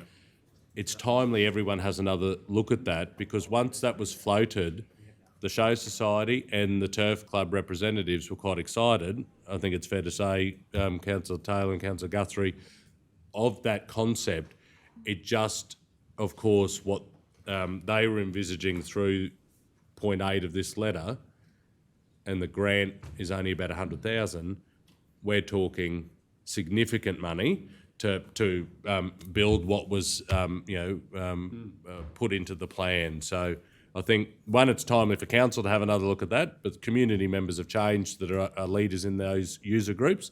They want to have a look at it as well. I just said, Rob, I've looked for the master plan for Bassett Park on the website. With the update of the website, it's dropped off, so I can't direct anyone there. I can dig a copy out. I think one of the other councillors asked for it the other day. Yeah, I gave a copy Jeff of said it, that, so yeah. I'll dig it out, so. And I think, just if you are, I don't know if you can update it, but I noticed that when we had the first meeting out there at the canteen, the Flinties Rugby League's missing as one of the youth groups off the list. Anyway, so this building, to get some direction on if we can agree on a position to get moving with an in-principle thing with the building, just so you know. Mr Mayor, it's already in the master plan, so that's. Yeah, but there's got to be some, so the Show Society got to work out whether they can run their show with it, and we need to get that information back. But also, and since that time, it might have changed the size of the building or whatever. So just getting that process moving. So just to give the officers heads up. But on that point though, Mayor, when the Bassett Park Master Plan was developed, the Roma Turf Club and the Roma Show Society were two very important stakeholders in the development of that plan, and the concept that has ultimately gone into it had sign-off of the committees of that day. So again, we're going back a decade, but it was designed to fit the needs of both of those community organisations. Okay, so we got a motion to lay it on the table. All those in favour? Yes. Okay, so we've got 7-0. That doesn't need to be for that, Michelle, yeah. Just laying it on the table.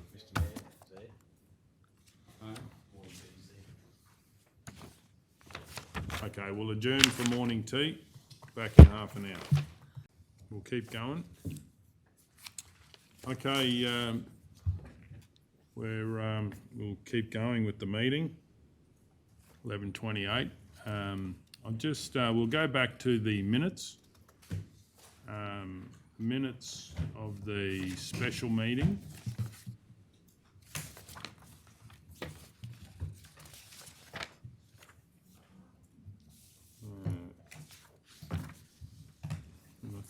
Did I move on those? I did. Okay, so I'd like to move on which I did, on the special meeting 1st of December 2021 with a couple of notes. One is the note on 6.2, item 6.2 would be, there was a typographical error when referring to section 257. Have you got a copy of that? Typographical. Did you get an email through with that legal advice? You'd be able to lift that off there. There was a typographical error when referring to section 257 of the Local Government Regulation 2012 rather than section 257 of the Local Government Act 2009. So we'll have that as a note if it's supported.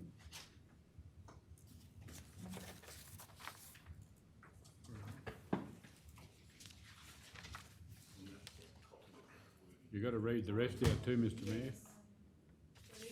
You'll have to read the rest out, Mr. Mayor. Second part of the wording, is it? Yeah, So is that part of the note as well, is it? yeah. Yes, it is.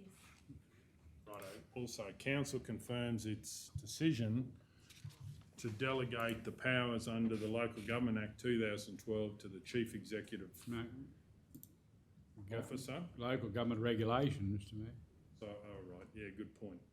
Council confirms its decision to delegate its powers under the Local Government Regulation 2012 to the Chief Executive Officer pursuant to section 257 of the Local Government Act 2009.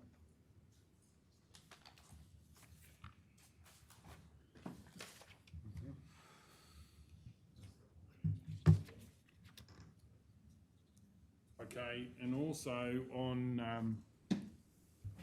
page 7, C1, interim chief executive officer position. On point 1,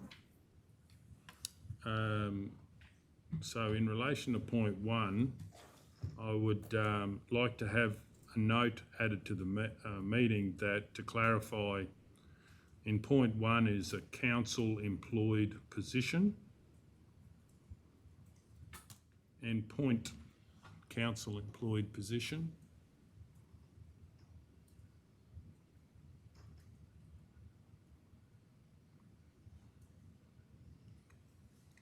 I might actually say council direct employed position. Council direct employed position. And point 2, undertake a contract, and the clarification in the note is that it's undertake a recruitment process contract through recruitment. So clarifying that the contract is for the recruitment process, and then in point 1.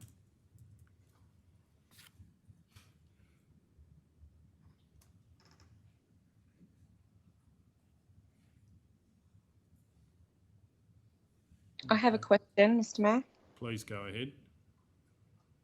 So I'm a bit confused as to why then we put in the motion about being contracted to pre-recruitment for the same time for the 11 and a half months or whatever it was. What instead of it just being a once-off payment? I think that was just describing what contract we're entering into. And that's So all we we're- are agreeing to a contract with pre-recruitment for 11 and a half months. That was the intention of that motion. No, that is part of what the recruitment process is about. For the process was for 11 and a half months. So the contract is for the recruitment process, which is the bit that's being contracted, and that is a period of 11 and a half months, as in looking for the position for that amount of time.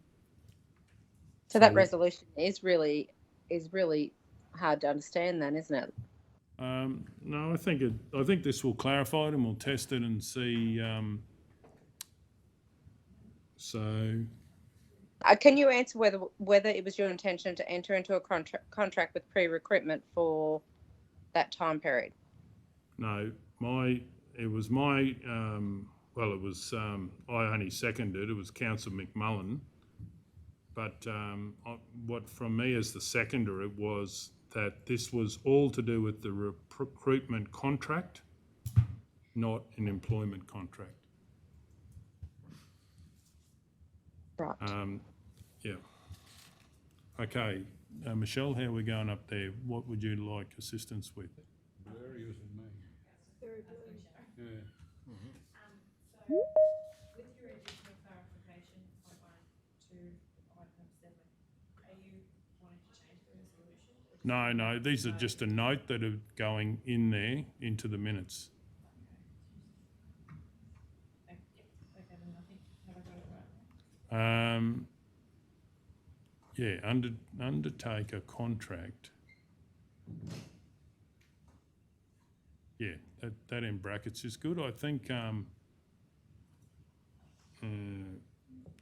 that's good. Undertake a recruitment process contract to be for recruitment process.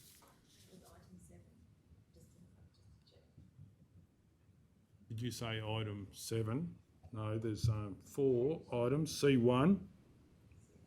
So, page 7, yeah, that's right. And the first one you've got up there is,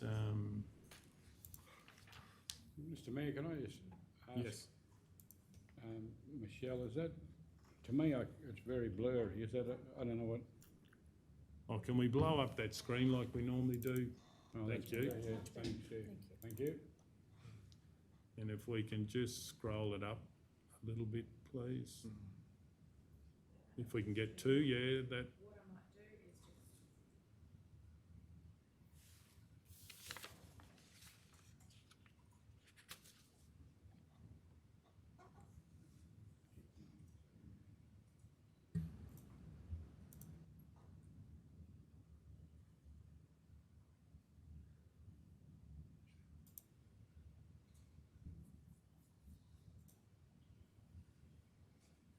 Yep, I'm happy with that. Do we have a seconder for those minutes? Point 1 doesn't make sense, Mr. Mayor. That council direct employed position, that doesn't make sense. It should. What was that? Sorry. So we had a seconder for that, Councillor McMullen, but we'll deal with, what was your question? It doesn't make sense when you read point 1. It's not going as it was said. We're not changing that. We're clarifying in point 1. The intention. The intention of it is a direct employment, a direct employed position. So that's what we're clarifying, the intent of the. Yeah, I understand that, but that council direct employed position, that doesn't make sense when you read it. Okay, so It needs yes, a hyphen. It needs Please. a hyphen, so it's direct employed, which is like. righto. Can we have a hyphen there, Fraction. please? where's that, sorry? Where Whereabouts? Just there, Between direct directing and employed. Comes off. A hyphen in there. Does it need that council? It's the fact Yeah, that it's that's got right. that So it should just council is say- my problem.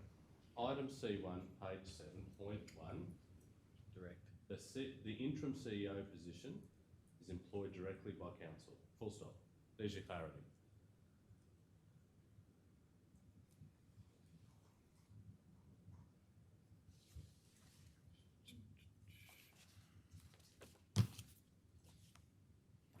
Did yours come up straight away? Are you trying to get into the thing? Yeah. Hmm? Try again. Just go into the meeting in your calendar. Oh, dear. Just hit on today. Join. Last week.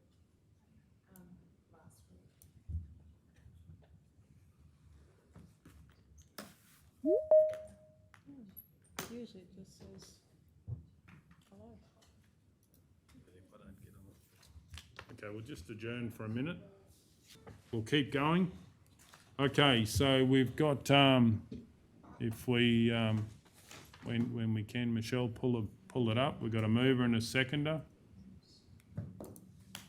Councillor McMullen, you're happy with that slight hyphen and the change in wording?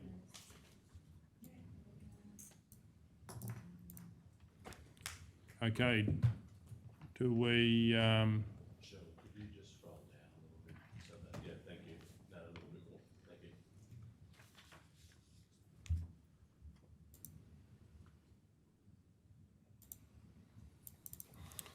okay, so we have a mover and a second. Any opposition? Does anyone wish to speak to it? We're going to go to the vote. All those in favour? All those against? Yes. 7-1 if I call for a division. Okay, getting back on to the agenda, I believe. We're into the L series.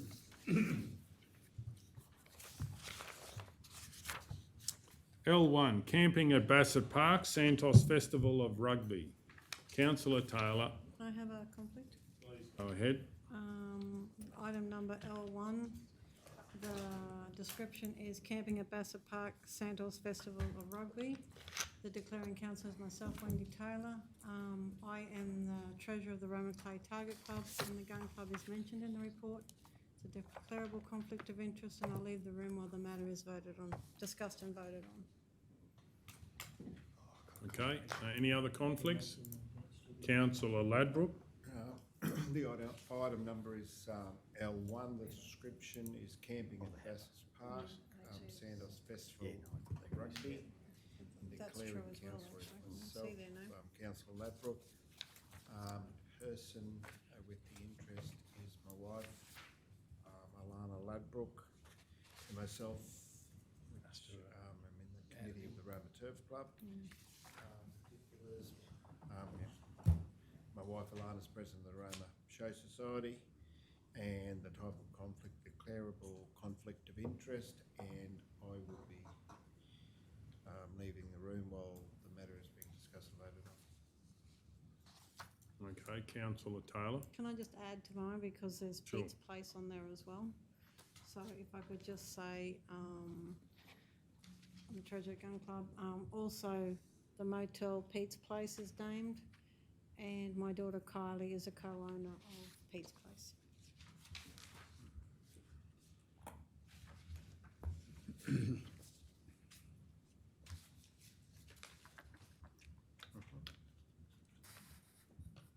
Pete's Place, yep.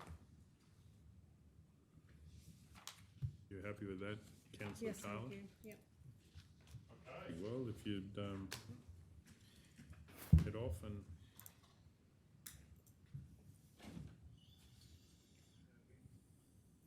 Councillor Ladbrook and Taylor have left the room. L1, camping at Bassett Park, Santos Festival of Rugby. Do we have a mover? Councillor O'Neill. I'll move the council provide in principle support for camping at Bassett Park in Roma from the 11th to the 12th of February 2022, provided 1, confirmation is received from local caravan and camping accommodation providers stating all available sites are fully booked. 2, any costs associated with any ablution, lock or any additional amenities sufficient for the number of expected camping patrons at Bassett Park, Roma, be at the expense of the venue hirer. Allow Roma's Easter in the Country Committee to take bookings and associated revenue. Organise and manage the camping at Bassett Park in Roma from the 11th to the 12th of February 2022. Following confirmation from Council that all available camping is fully booked, and on the condition Easter in the Country Committee, 1, station a responsible person of the venue to manage the camping. 2, ensure cleaning of the amenities and grounds during and after the event. 3, remove rubbish from the site. And 4, implement any Queensland government imposed COVID-19 safety requirements applicable as at the 11th to the 12th February 2022. I've got a question. When the venue hire, who will be the venue hirer? Not 100% sure whether that will be either Santos or, or the Easter in the Country Committee. Not 100% sure as to who will the actual hire will be at this stage. Yeah, probably the other question is, I mean, we've said that there's a hirer there too, and obviously it does come with a cost. $700, around about there. The venue hire fee? Venue hire yeah, fee, I think it is yes. dependent on the number of camping. Yeah, so whether the council, obviously with that, we've always, Bassett Park revenue has always received that money, whether it's through our in-kind part or whether it's directly from the hirer there too, so it's probably the other point you might want to consider there too, whether the council's going to waive the cost and book it to you in kind, or whether you're going to put it on the venue hirer. As it stands at the moment, we're putting it on the venue hirer. So the other question is, since it's an initiative, I think, by Santos, It is a request from Santos, so should they not be the hire of the... I would expect so, and then they engage Easter in the Country to manage it, but I'd have to confirm that. I'll move this lays on the table to later in the meeting for that information to come back. Righto. Sure. Okay, all those in favour? Yes. 6-0. Sorry, council, please just want to know who's going to actually be the hirer. And also pay for the extra toilets and that? If required. If required, yeah. Because I think it should be Santos if they're the... Otherwise it could be, they might wipe themselves out doing it. You just tell the others they can come back as you go, please.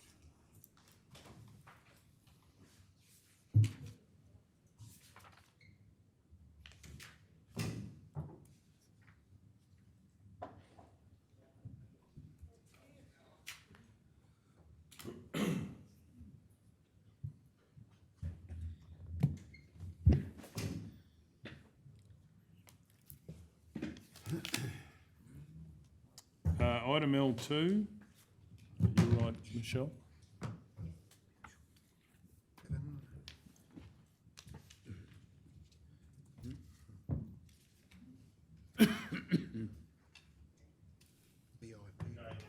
L2, Mitchell Multi-Purpose Facility Design Lockdown. Councillor McMullen. No, I've got a conflict. Oh, sorry. I've got a conflict of interest declaring councillors as myself, personal interest as myself, particulars of the interest of the University Centre, of which I'm chair, is detailed in the report. It's been consulted,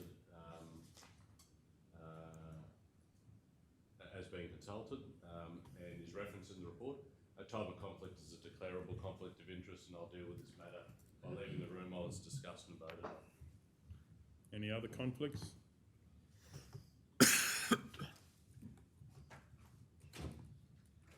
Councillor McMullen. Mr Mayor, I'll move that Council 1, receive and note the community consultation feedback, including the subsequent letters from Bringer Action Group and Maranoa Arts Gateway regarding the project.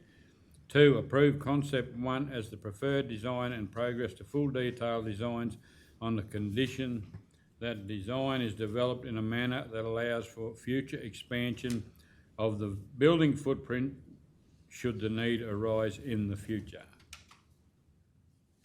Have a second, Councillor Burkett. Any opposition?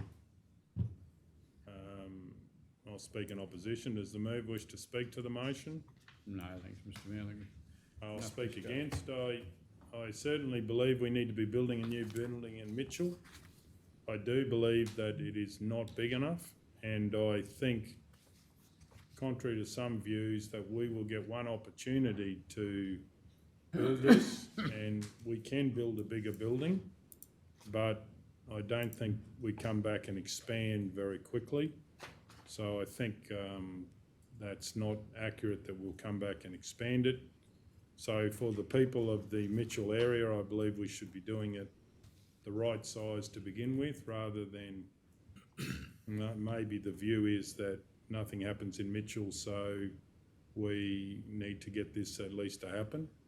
Whereas I think now that we're going back to operating locally and we will have growth in our areas, that I do believe that this should be bigger than the allotted size for future demand, because when you build something, they will come. This will be top facility as far as communication, I would hope, and it will be in demand. Okay, does anyone else wish to speak for the motion or against? Then we're going to go to the vote. All those in favour? Yes. All those against? 6-1 if I can call for a division.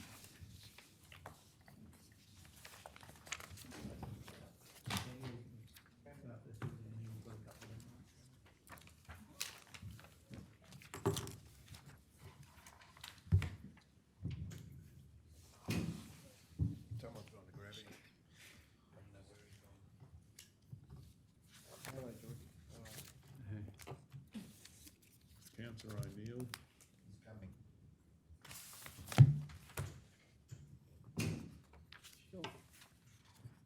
L3, letter of support request for grant submission, Resilient Ready Local Networks.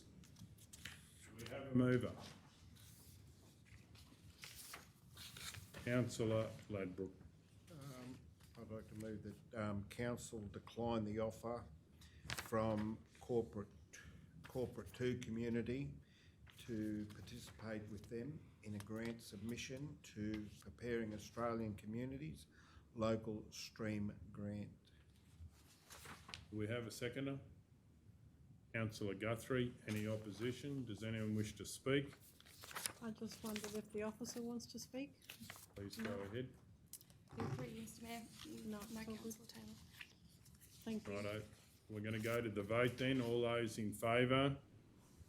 Yes. 7-0.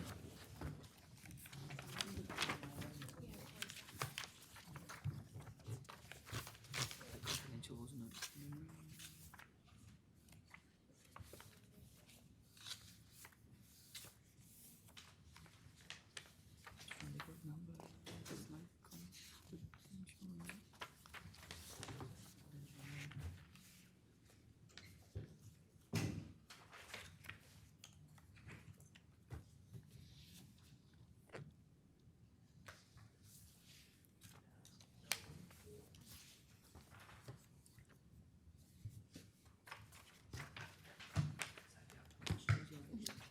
L4, vote of thanks. Did I miss L3? Yep. I haven't got you, you weren't there. I'd like, well, Councillor McMullen, you're up on there first. No, so. conflict of interest, description, vote of thanks, declaring council myself, Councillor Jeff McMullen, personally interest myself. As of the 10th of February 2021, I'm being investigated by the Office of the Independent Assessor for allegations of reprisal against the CEO of Maranoa Regional Council.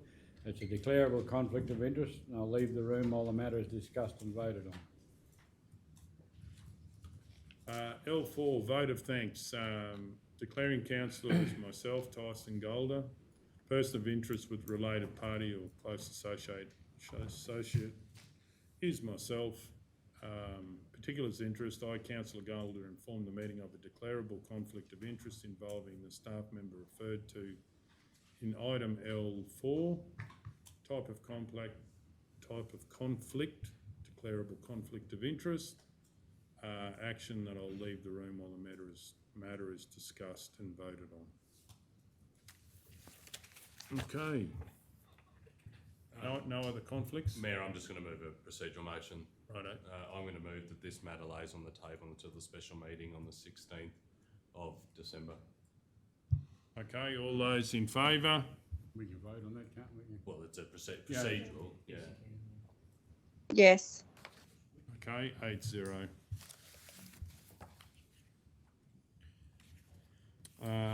L5, Bassett Park relocatable kitchen.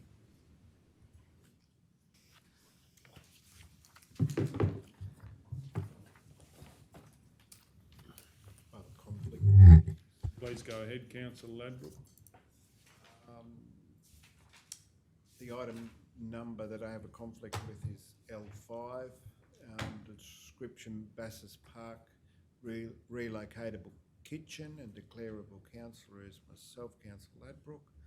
And the person of interest is my wife Alana, who is president of the Roma Show Society, and myself is a committee member of the Roma Turf Club. Particulars of interest, those. Type of conflict is a declarable conflict of interest, and the action I'll take is leave the room while the matter is being discussed and voted on. Any other conflicts? No, that's all. I was just checking if there's any other conflicts. Okay, Councillor Ladbroke has left the room. Do we have any questions, or do we have a mover? Councillor McMullen. Mr Mayor, I'll move that council, 1, not proceed with a transportable kitchen based on quotes received. 2, arrange a combined user group meeting in early 2022 to discuss a suitable location for a permanent purpose-built kitchen. 3, commence with the preparation of concept and detailed design drawings following the consultation with the user groups. 4, amend capital budget work WO 22958 from Bassett Park Roma canteen upgrade to Bassett Park kitchen design. So, Councillor McMullen, with the user group, you're just saying that any councillors that would like to, and anyone would be at the meeting, is that correct? Is your intent Yeah. like what we had the other day? Yeah, well, it's not a, I suppose, Mr Mayor, change that to combined users. Combined, That's right how it is, isn't it? but there's no user group. User groups, that still to me reads as each, Combined user group, they will attend. people, Yeah, combined user groups, mate. groups, organisations, / Yeah. organisations. That's probably, But it is, through you, Mayor, it is they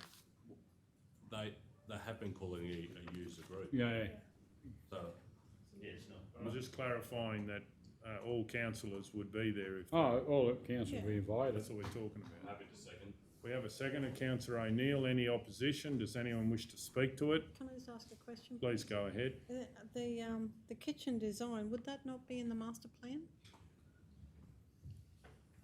There is a design for a function centre there. I think the scale has changed Oh, okay. a fair bit actually to what was originally designed. So, Okay. so I think that'll come out as part of that consultation. I think, but we can certainly bring those plans to the meeting. But I think they're talking at a smaller scale. Yeah, I just thought maybe if they hadn't seen the design, they might like the design, that's all. Yeah. Which might save us some money as far as, I circulate to all the councillors there too, because I'm probably aware that some of the councillors haven't seen that Yeah, master haven't plan. seen So I'll get it circulated to all the councillors as well, That'd be as good, well as thank the you. user groups. So. And just on that point, Mr Mayor, I think there may have been some confusion there when we were talking about that other building not going ahead. Perhaps they saw a demandable building not going ahead, and they may have thought got it mixed up with this one. Oh, I see, yeah, okay. So that not going might ahead be with the right, demandable building. yeah. So I think that's where the confusion was on that other building. So, to the mover, would you consider including in there, as part of that consultation about the extra building along the racetrack? There's something that can be dealt with this meeting as well, since we've got all the users together. Well, yeah, that's good. Anything can be discussed. No, but I've just give the officers the instruction to at least have to know that they would bring it forward.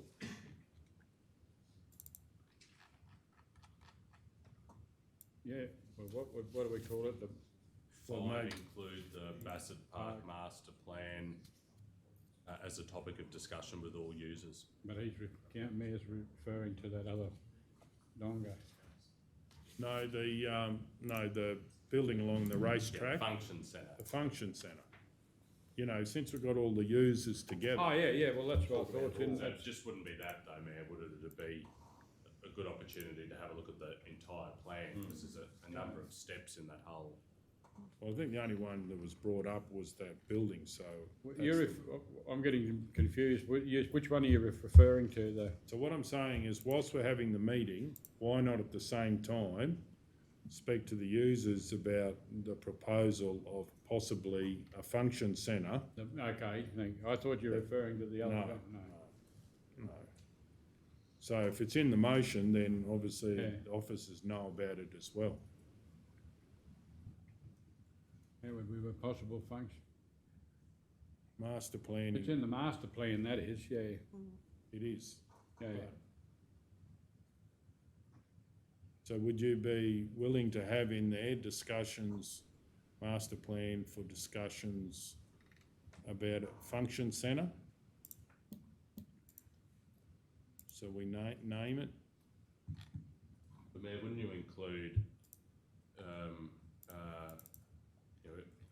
the other parts of that plan, which includes, as you were at that meeting with the user groups the other day, and they weren't aware of it because they're new, is the extension from the grandstand to the members bar and the lift. Yeah. That's all part of the plan. I just think it'd be a missed opportunity if we're able to get all users together. Yeah. Not to Discuss a lot. well, all of it. Yeah, that's right, yeah. Gives us a good look into it too. And that copy, that plan that Director Rob gave me the other day to pass on, it shows a lot in that one particular part. Did you give that to the Show Society? Is that who asked? No. Because I've got to get it to the Show Society. No, that's fine, yeah. Yeah, and I'm just waiting for it to come up online as well. I'll circulate that. I'll circulate that to all councillors there, and then we can get the updated on the all the user groups there. Good. Because there's new obviously officers in those roles there with those community groups. So. With that addition that I asked before, rugby league thing. I can't believe ex-councillor Flynn didn't pick up on that one. What's that? They haven't got the rugby league as one of the user groups. Probably the third. It's an oversight though, Councillor Booth. Yeah, Like, but they not- were there. Well, no, that's what I mean, but while we're updating it. Yeah. And honestly, since we've done that too, you've also got another group out there being the netballers as well. They weren't actually out there at the time, so it's time that we update it. So. And they were part of the master plan. That's why they've ended up out at Bassett Park, the netball. Yeah. So is the mover happy to have the function centre in there as well as the master plan? Well, it's in there, Mr Mayor, in the master plan. Yeah, but we've got two groups, well, we've got one and maybe the second one that are pretty keen to do something. Well, we can't say too much because one group hasn't officially put it to their meeting yet. That's why I'm a bit reluctant to how we word it, that's all. Righto. You know, So we've got a mover and a seconder. Any opposition? Does the mover wish to speak to the motion? Mr Mayor, I think it's timely we have a real good discussion with all the user groups of the facility out there and get some freshen up on what's in the plans and that, yeah. Okay, anyone else wish to speak? We're going to go to the vote. All those in favour? Yes. 7-0.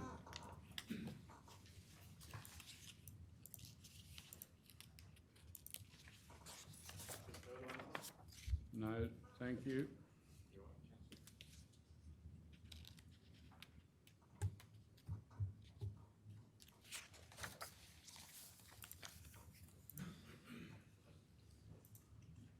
L6, road name review, May Street, Wallumbilla.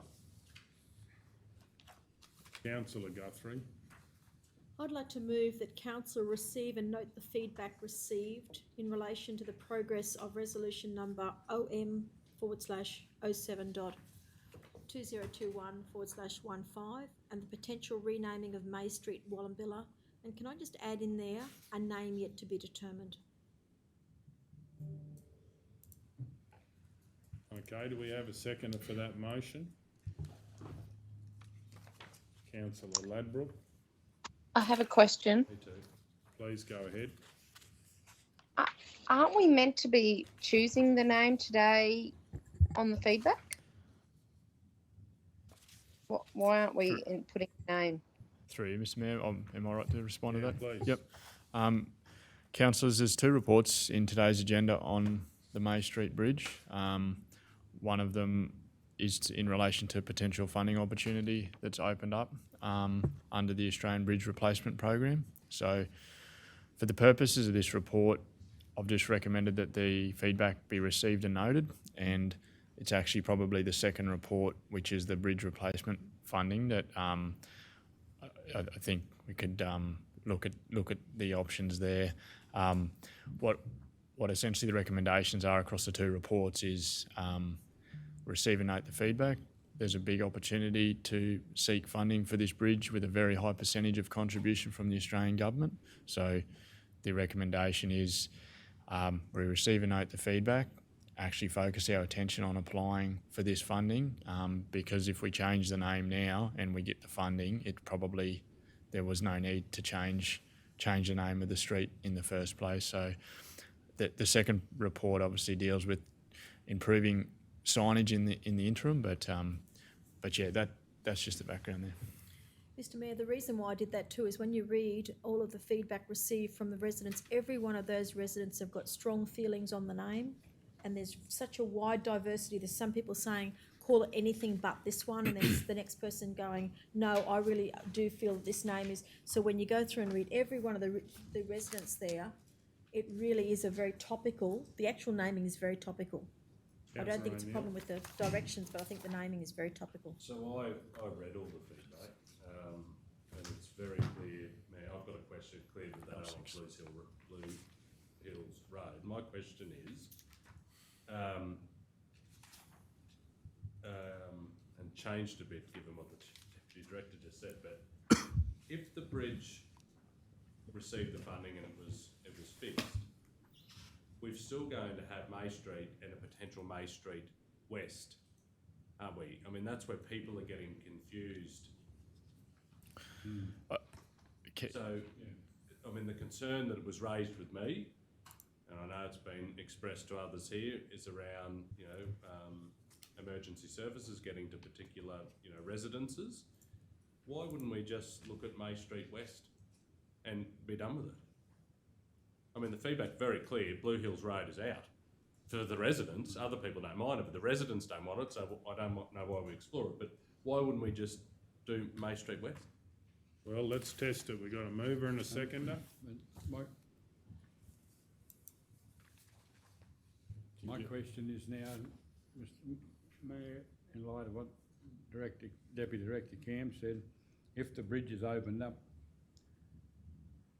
we'll have a different kettle of fish then for the road naming, because that will probably be Blue Hills Road as it was TMR Road. If we open the access up through over the bridge, that'll be open. Like Blue Hills Road's a TMR road. Am I correct? Blue Hills Road's council controlled road. Oh, right. Council McMullen, It was the highway. Yeah, it used to be the old that's old Roma road, obviously, where that terminology come from. But no, it's a council controlled road. But the bridge part of it's under TMR. Is that correct? No, it's a council controlled road. I was of the impression the way we've been discussing TMR closed it. No, Nah, that's right. yeah. That's clear. Yeah. But yeah. So we'll test the motion. So we've got a mover and a seconder. Any opposition? I'll just have a quick look now. A name yet to be determined.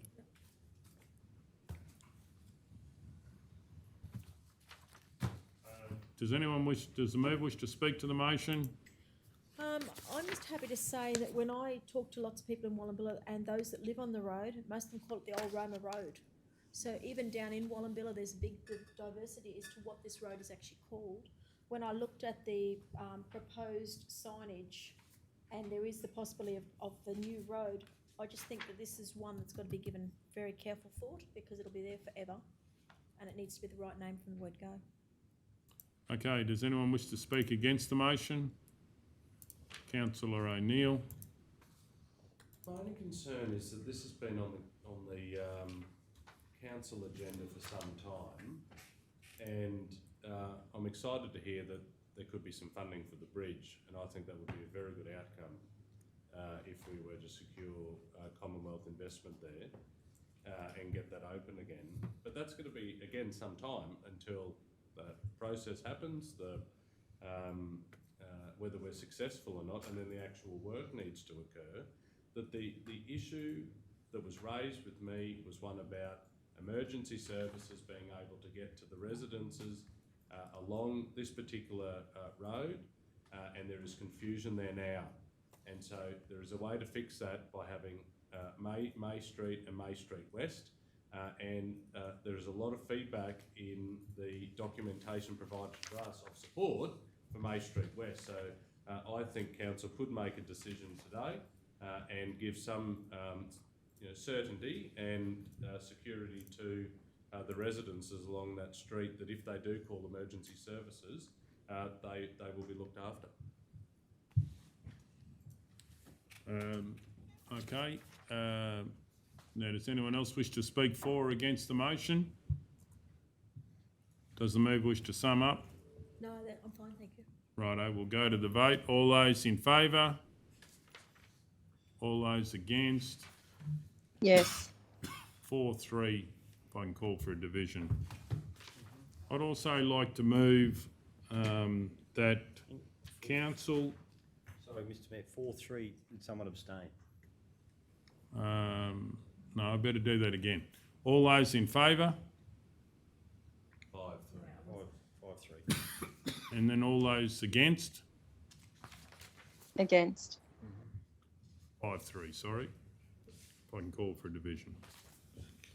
L6, road name review, May Street, Wallumbilla. I'd like to move that council work with the affected residents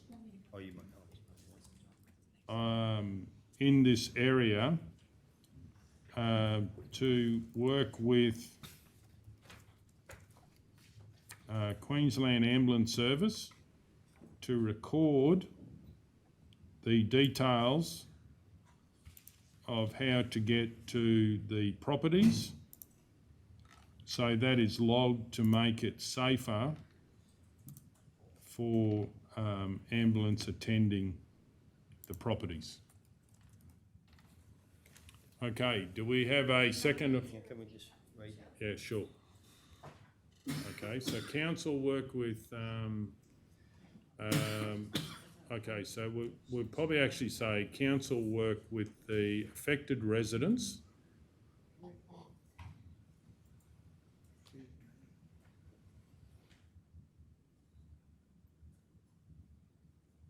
in this area.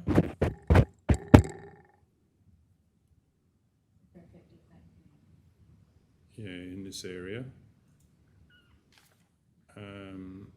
To make contact with Queensland Ambulance Service to give details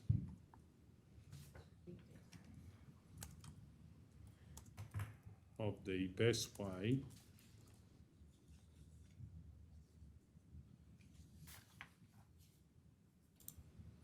to access the property in an emergency.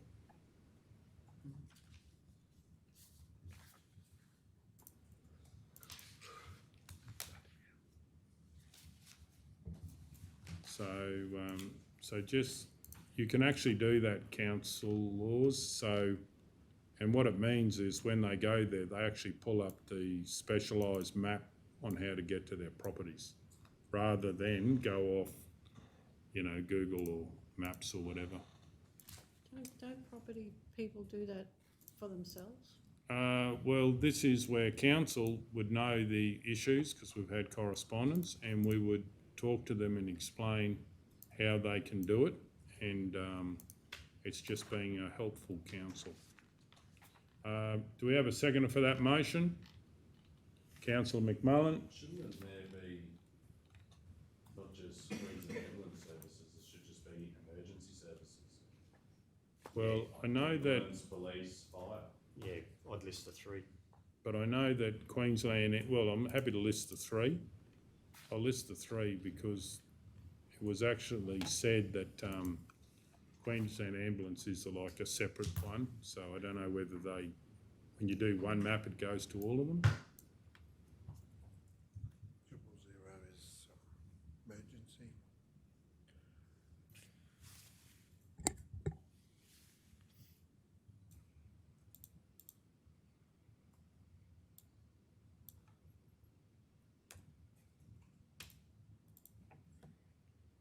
That council work with affected residents in the area to make contact with Queensland Ambulance Service, Queensland Police and Queensland Fire and Emergency Service to give details of the best way to access their property in an emergency. Is the seconder happy with that? Yeah, Mr Mayor, yeah. Any opposition? Does anyone wish to speak? Yeah, I just think that this is a way that you can get a common sense route, and because we know the issues here, I think this is something that could happen pretty quickly and try and keep our residents as safe as possible.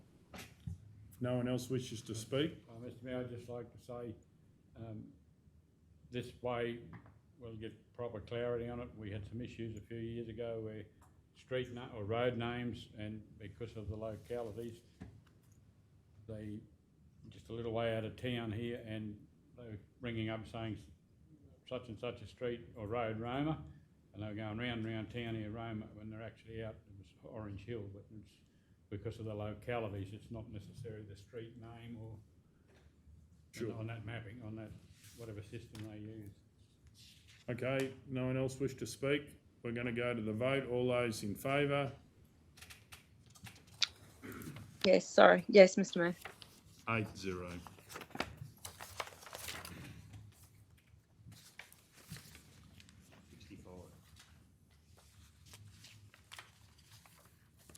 L7, school bus drop-off zone, McDowell Street, Roma, St John's Catholic School. Excuse me, Mr Mayor, would it be possible just to lay this one on the table? I've just got a little bit more advice to come through there, if that was okay. Till the end of the meeting, or? I wouldn't mind today, if that was okay. Today or future meeting? Today, yeah. No. I've got a recommendation drafted, but I just wouldn't mind circulating it in its entirety. So Today. Yeah. Well, I'll move we lay this on the table, L7, till later in the meeting. All those in favour? Yes. 8-0.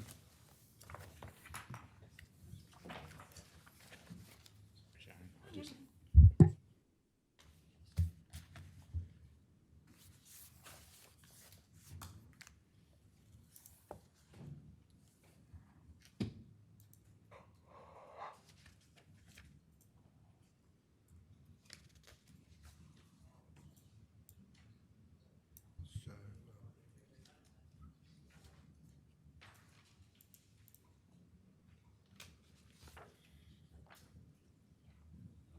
Mr Mayor, when we get going.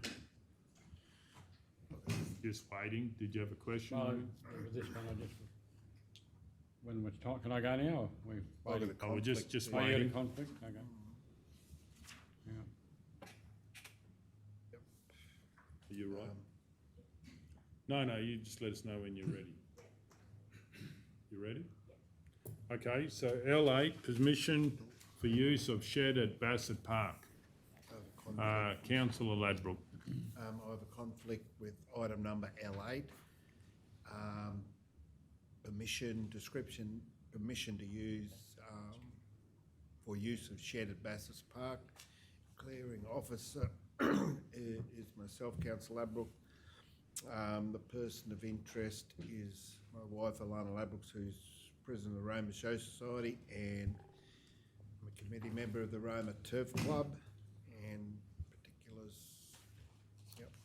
type of conflict is declarable conflict of interest, and the action I will take is leave the room while the matter is being discussed and voted on. Okay, any other conflicts, councillors?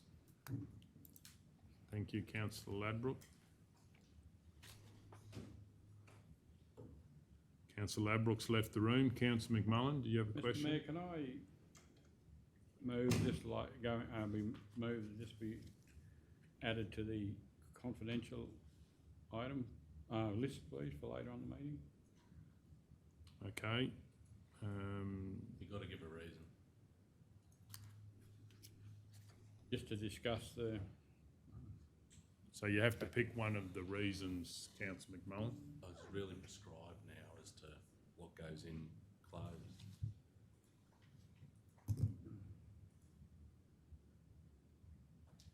Michelle, have you got the reasons for Contractual? going into close, please? Agreement? what's the, I don't know what things are.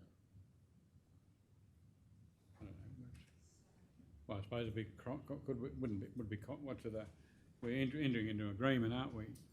Even if it's, You could say it was a contractual thing, couldn't you? So on my little cheat sheet, I've got each of the sections and support things, so if it's.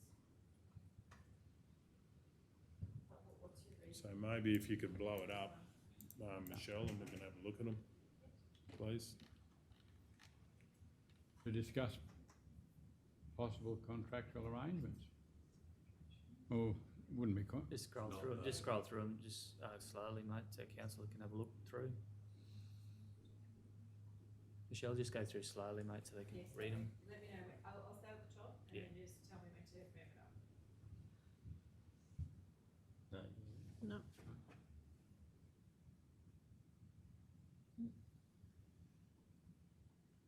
No. No.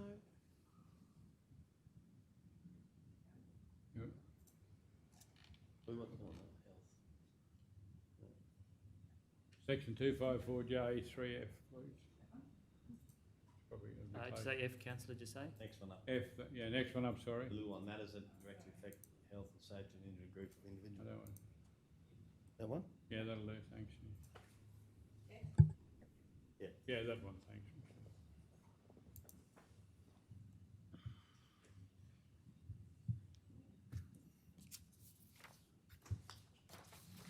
You read F? Yeah, but that might be what he's thinking. It might be something health and safety with that building.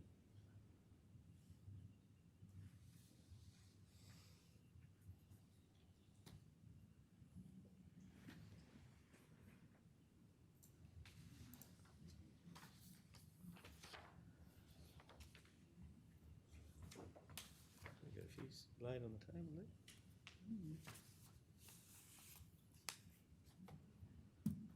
That'll do, thanks. It's closest we'll get, thanks.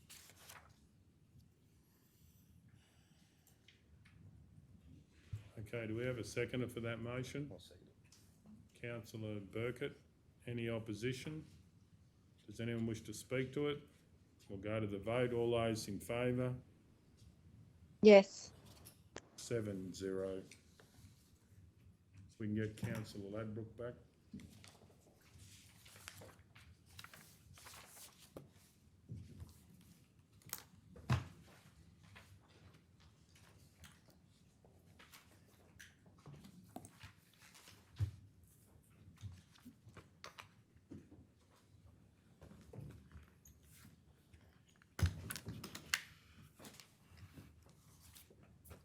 Okay, L9, are you right, Michelle?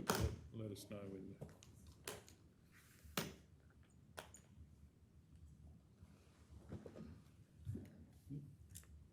Ready?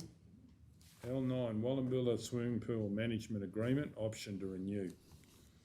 I've got a question. Just in the correspondence, has that confirmed that has council extended it till April already? There's two pools. Oh, this is the Surat one, is it? No, so No, this is Surat's been Wallumbilla. extended, but Wallumbill's the one No, that's the up. Wallumbilla one. Mr Mayor, when we went to the last council meeting, it was laid on the table pending council receiving some legal advice. Sorry, I can't hear. Sorry, councillor Hancock, I didn't press the green button. Through you, Mr Mayor, at the last meeting, the Wallumbilla pool contract was laid on the table pending council receiving some legal advice. So it's coming to today's meeting because council didn't make a decision on it last meeting, and with that legal advice information included. I think the mayor's question is though, the Surat pool, is it? The Surat pool has been, there was a decision made in regard to the Surat pool, and it has been extended out. Maybe We've that was actioned the that. cross thing, because I just saw that the advice had down the bottom it had been extended. Maybe they were talking about the Surat pool or something. It was because when the question was asked in the last meeting about Wallumbilla, I think the question was asked, was it possible to extend Wallumbilla out to the same end date as Surat? so So that's that was where the that purpose came of from. including that date in there, yes. Yeah, right. Well, I'd like to move that council Mr Mayor, I've got not, a question first. please go ahead. Mr Mayor, can I ask through you, I guess, Manager Tanya, the figure of $444,813.51, it says a similar increase to the Wallumbilla swimming pool could attract a management fee of approximately that. How do we come up with that figure? Like, Through you, Mr Mayor, I think when the officers prepared this report, he has included that figure just based on, probably to give council a heads up, just be aware, if they don't, if council doesn't accept the option to renew the current agreement under the same terms and conditions, and we go back out to tender. When we went back out with the Roma pool, we had a 478% increase in the fees. And if we received a similar increase in management fees in Wallumbilla, that's what it would bring the Wallumbilla up to. I think it was just included in there as more of a heads up to council, just be aware. Because there is an awful lot of interest in swimming pools too at the moment. After the Roma pool's gone through, we do receive quite a few phone calls from people saying, when are the other pools due to go up? So, Righto. This is a lot of money. well, Yeah, That's not what. but they're that's paying that's them not to do. what I know the that, yeah. but no, it's- no. She's taking off her option. Public are seeing that, and Well, they assume. That's the facts, isn't it? Oh, No, it's it's not not, fact. right? If you read the whole Yeah, thing. but people don't read the whole lot. Through you, That's Mr. Mayor, I not- just that's thought in not case helpful. council are interested in the numbers there, just, help with your deliberations there, in case you're curious about what the numbers are. So July 2018 to June 2019 was 1,928. The following financial year was 1,760. Then July 20 through to June 21 was 1,726. So, What are those figures, Rob? so the average over the last 3 years is about 1,800 $1,800. Admission admissions. So that's $1,800, so, on top of the. yeah, but what I'm saying is It doesn't have 478% of that's not, The reason I mention that is obviously there's some other advice that was circulated previously about obviously, it needs two parties to be able to vary the contract, but if there was a push to make it free, that's the numbers that you'd be offsetting against. Yes. That's the reason I mentioned the numbers. Anyway, I'm going to move that council not approve the extension of the Wallumbilla Pool Management Agreement at this time. And two,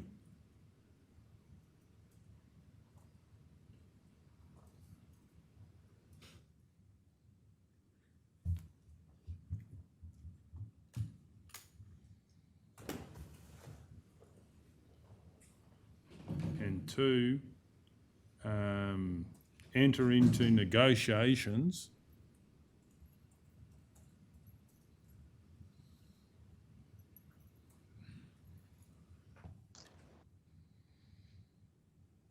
about opportunities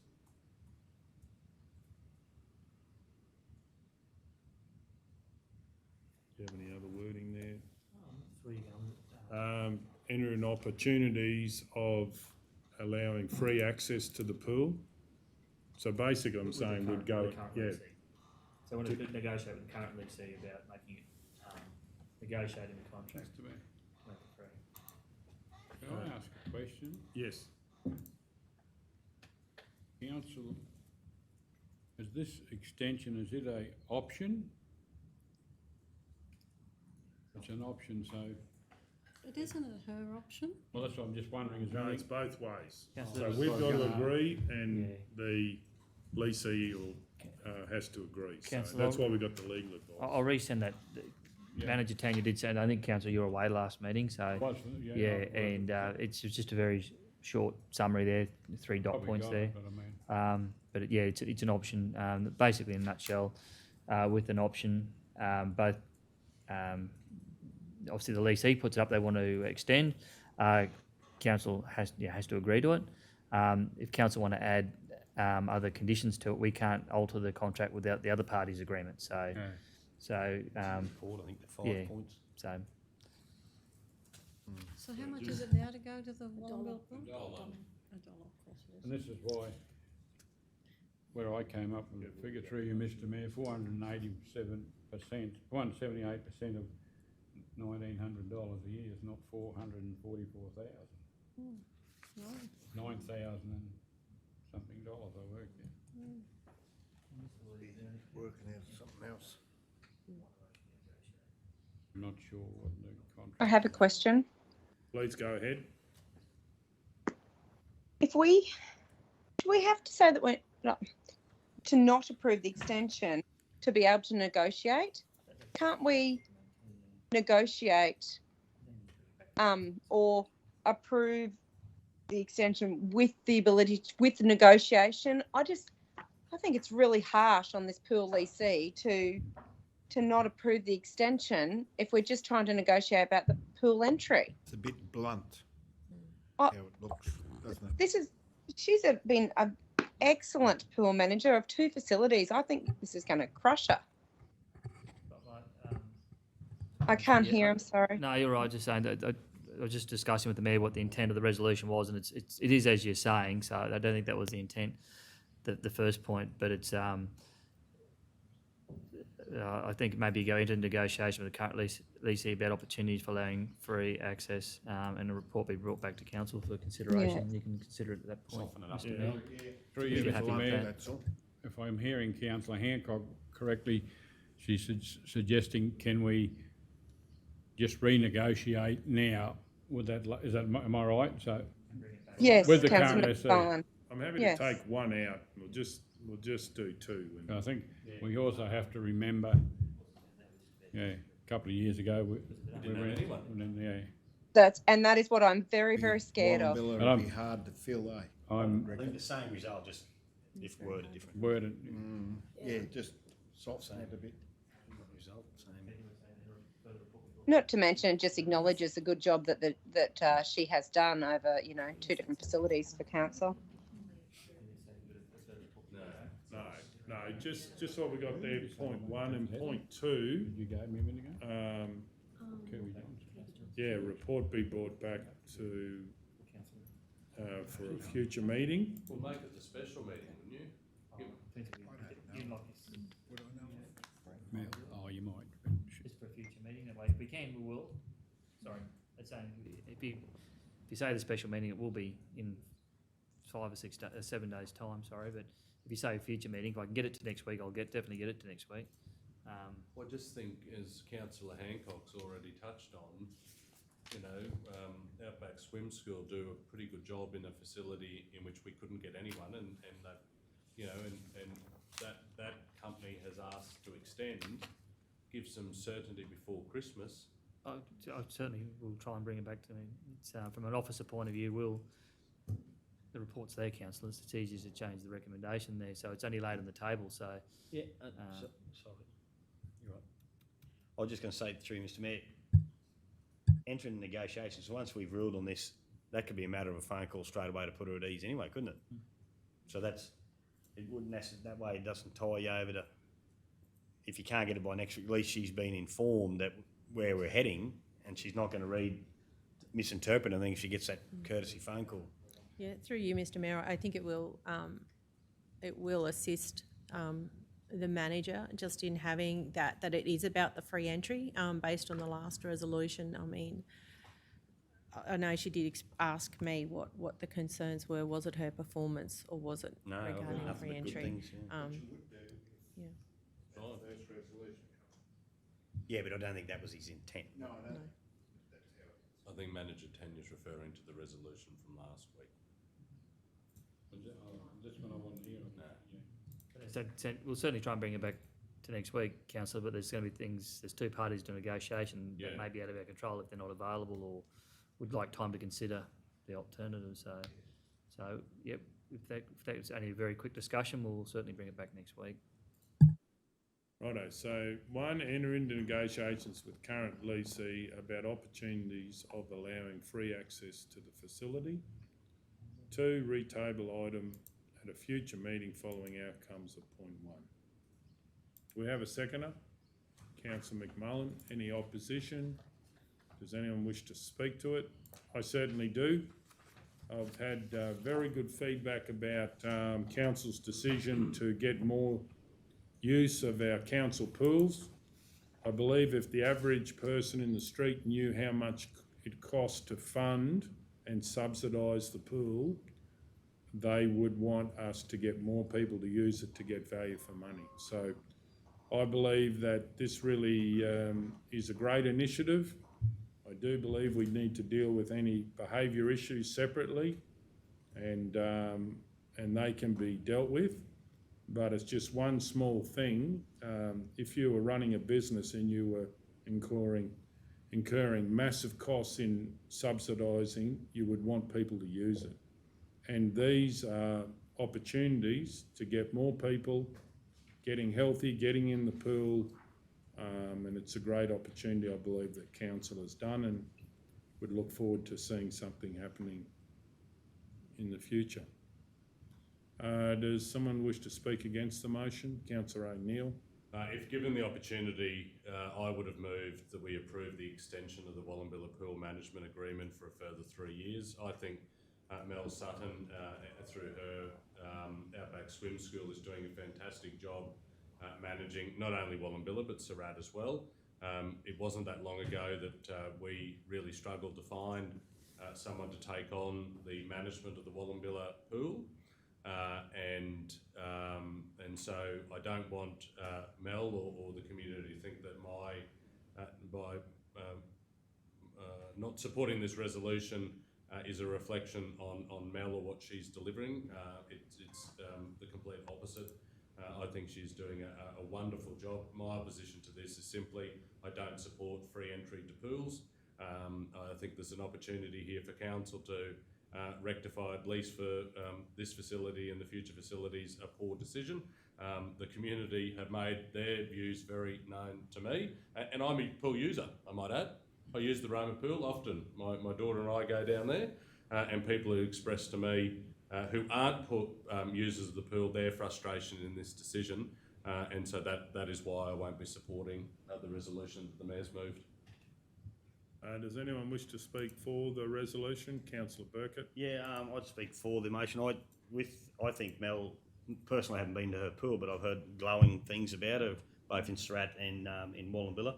I think the free entry's starting to get a bit old. I think, as I brought up earlier, that we're losing more and more things at the pool to do for kids, and so less kids are going to start to go to the pool. So the more chance we can get for kids to use it, as discipline is, kids are going to pay $1, $10, $20. They'll still muck up. If they're going to muck up, they'll muck up. So I agree with the Mayor that discipline's a separate thing. I think this motion moving forward, Injune's already been free for a long time. I think this is going to fall in line with that, and I think it's a way to go forward. Okay, does someone wish to speak against the motion? Councillor Taylor. I don't think discipline's even come into the conversation today. Neither. And I would just like to say that I just don't believe in free admission to the pool either. I just don't think that's the way to go. Okay, does someone wish to speak for the motion? Councillor Guthrie. I'd just like to mention, I don't think this has ever been mentioned prior to this, the community of Wallumbilla actually paid for the pool. So many, many decades ago, the community paid to build that pool. It was then gifted to Education Queensland, so the residents down there, their forebears, paid for the construction of the pool. I think that they should be entitled to free access. And I have no issue with Mel. She does a fantastic job, and we would be in a terrible situation if we didn't have her down there. She does a fantastic job. Does anyone wish to speak against the motion? Yes, I do. please go ahead. Yeah, Mr. Mayor, I was actually happy to move the officer's recommendation to approve the extension of Wallumbilla pool management, based on the fact that the request has come via the manager, Melissa Sutton. She wished to exercise the third option in the Wallumbilla pool management agreement to extend for a further 3-year period until 1st of October 2024. So Mel Sutton, who has done an exemplary job, not only for the Wallumbilla pool, but also for the Strat pool. And I also know that she has gone above and beyond to help other pool managers right across our region, wishes to extend and her option of exercising third option into extending the period. I think that we should have agreed to that. And then if we then wanted to go down the free entry and have that debate, we could have done that at a later date. I don't believe this was the time to have that debate. I believe we should have granted her her wish based on the fact that she has provided exemplary service to our community with not one but the 2 pools across the region. Personally, I too don't agree with the entry to free pools, and I don't think that should have actually come into this debate at this moment, and it should have been left for another time. So whilst I wish Mel all the best, I will have to vote against this negotiation, because I do think that she deserved to have certainty going into Christmas so that she could forward plan her future with operating that pool or not operating that pool. I think she deserved that certainty at this time before Christmas for her business model. Does anyone wish to speak for the motion? Mr. Mayor, I'd just like to make a comment too. I too, like Councillor O'Neill, have spoke to a lot of people about the free entry, the people that were negative about it. But once you explain to them how much money the ratepayers that don't use it are paying, and for a little handful, a smaller amount of customers or participants, and then when you let them know that there's X amount, there'll be a lot more people. Sorry, I can't hear Councillor McMullen. Turn that off on me, George. He turned me off. Sorry, I'll start again. Oh. About a week ago. I too have spoke to a lot of people who were against the free pool in Roma, and most of them, once you explain to them that how much money, not how much, but the fact that they are paying money, have been paying money into all swimming pools over the last, I don't know how many years through the rates, and now with the free entry, yes, there is a bit more cost, but there are a lot more people taking the advantage of using the pool and giving the opportunity to use it.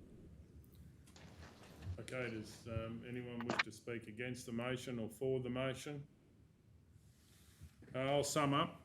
Nothing here today has ever said anything but positive comments for the Wallumbilla pool management, and that's not about this. This is about the future of providing for the people of the Maranoa the opportunity to have no barriers to be able to go to the pool.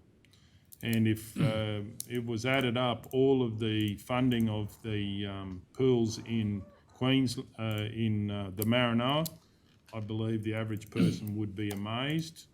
And better value is better use, and that's what we're about here at Council with previous decisions. So on that note, we'll go to the vote. All those in favour? All those against? Against. Okay, 5-3 if I can call for a division.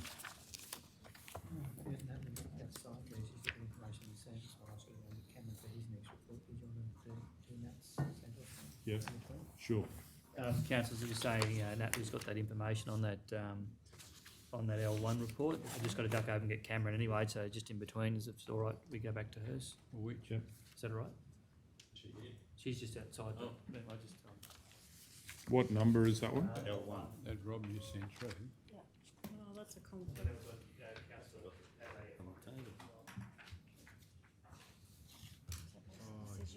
Are we doing it now? I'll just make sure that she's coming in the room. Order of business. Yeah.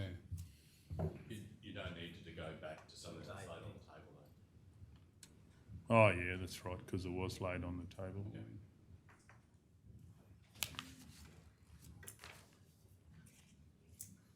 Master plan is 75.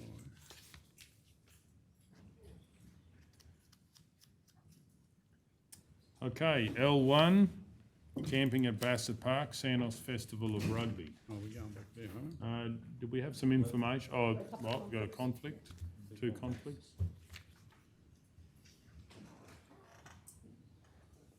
Councillor Taylor and Ladbrook have left the room. Hang on. Need a Please. minute? Righto, well, if we just talk about it while you're doing that. Okay. So, the actual event, so Queensland Reds is the underwriter of the event, so it's the Queensland Reds event. However, in this instance with Bassett Park, it will be Santos, who will be the hirer, and therefore then they'll be liable for any of the expenses, required, or, you know, if we. Righto, the additional so it's Santos. Yeah, Santos. So on that basis, do we need dot point, the second dot point?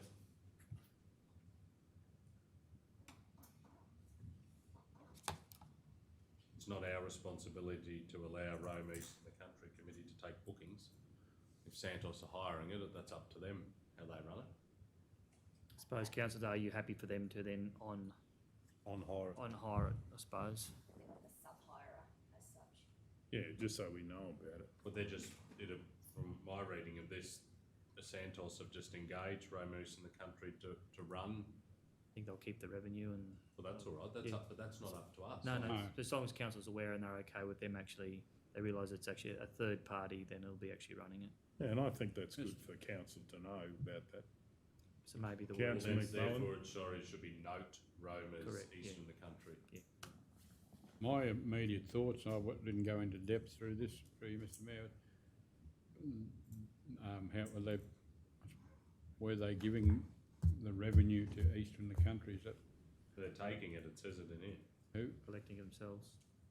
Who's taking it? Allow Roma's East and the Country Committee to take bookings and associated revenue. Oh, yeah, right, sorry, yeah. So So I think that- the word is maybe note. So note councillors. Roma's East Yeah, and the yeah. Country Committee.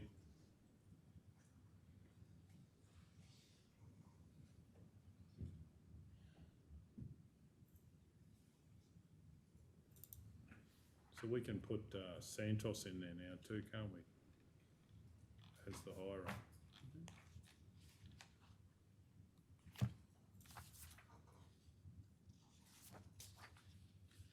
Okay, did we have a Yeah, mover? okay. So Mayor,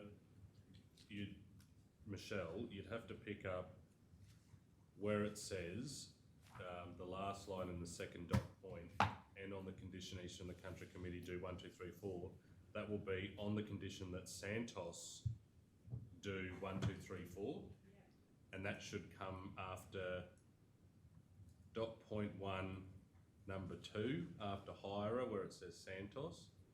They're the things that they're going to have to do. Is that right, councillor? Then?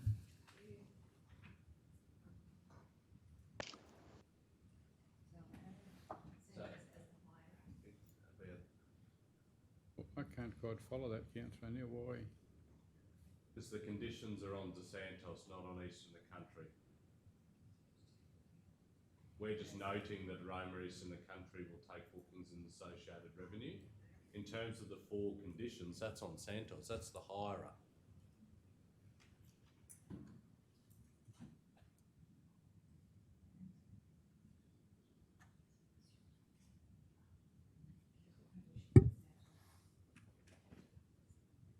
The word ensure in there, because they won't be physically doing themselves. So my suggestion would be, Michelle, as the mover, in dot point 2, 1, 2, 3, 4, be picked up and put after hirer. So all of them, 1, 2, 3, 4? Yep. Because they're the conditions of the hirer, not on the noting of the people that are going to be doing the work.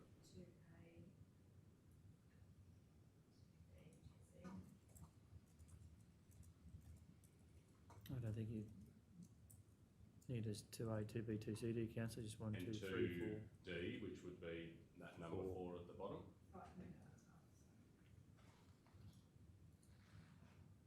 Do you need them as A, B, C though, councillor? Wouldn't it just be 1, 2, 3? Yeah, four? that's fine, yeah. Just to tidy it up, Michelle, I don't think it needs to be 2A, 2B, 2C. I think they are all standalone conditions. So 1, 2. Point number 1 that was originally there. You got to put D in there, haven't you? No, leave one. I think all council was saying is that the numbering. It's just the numbering now. So it's 1, 2, 3, 4, and 5. Yeah.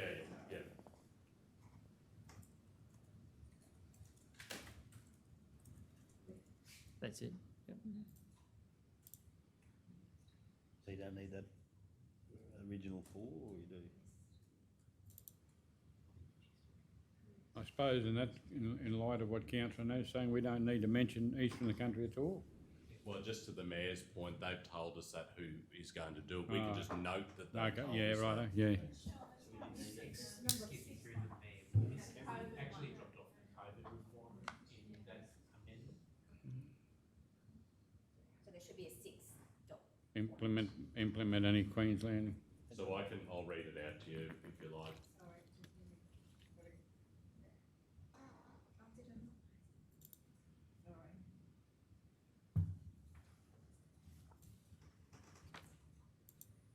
Don't stress. All good.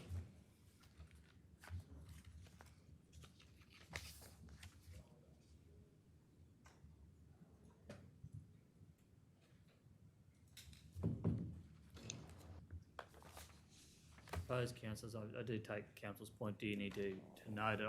Initially, I would have thought you had to, but let's say if Eastern Country didn't want to do it and they brought in Tent City to actually run it, do you need to know about it? Because as you said, you put the conditions back on Santos. Yeah, I suppose, yeah. So maybe do we need it? Do we need that second point? Like say Eastern Country decided they didn't want to do it for whatever reason and they brought in Tent City, you'd have to come back and rescind the motion now. Do we just put in that motion that I guess they're allowed to have a sub? Do we put in that motion that we allow Santos to, I guess, have an agreement with an organisation or a sub-organisation to... Note that Santos will engage a third party to take bookings and associated revenue. A local third party? Or? Well, you'd hope they would, but if they don't, then it's got to come back to us to... Okay. So Michelle, the second that dot point where it says note, change that to note that Santos intention is to engage a third party. No. So just note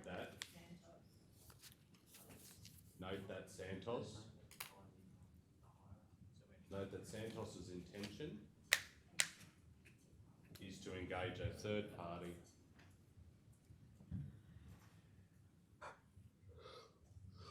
to take bookings. Yeah.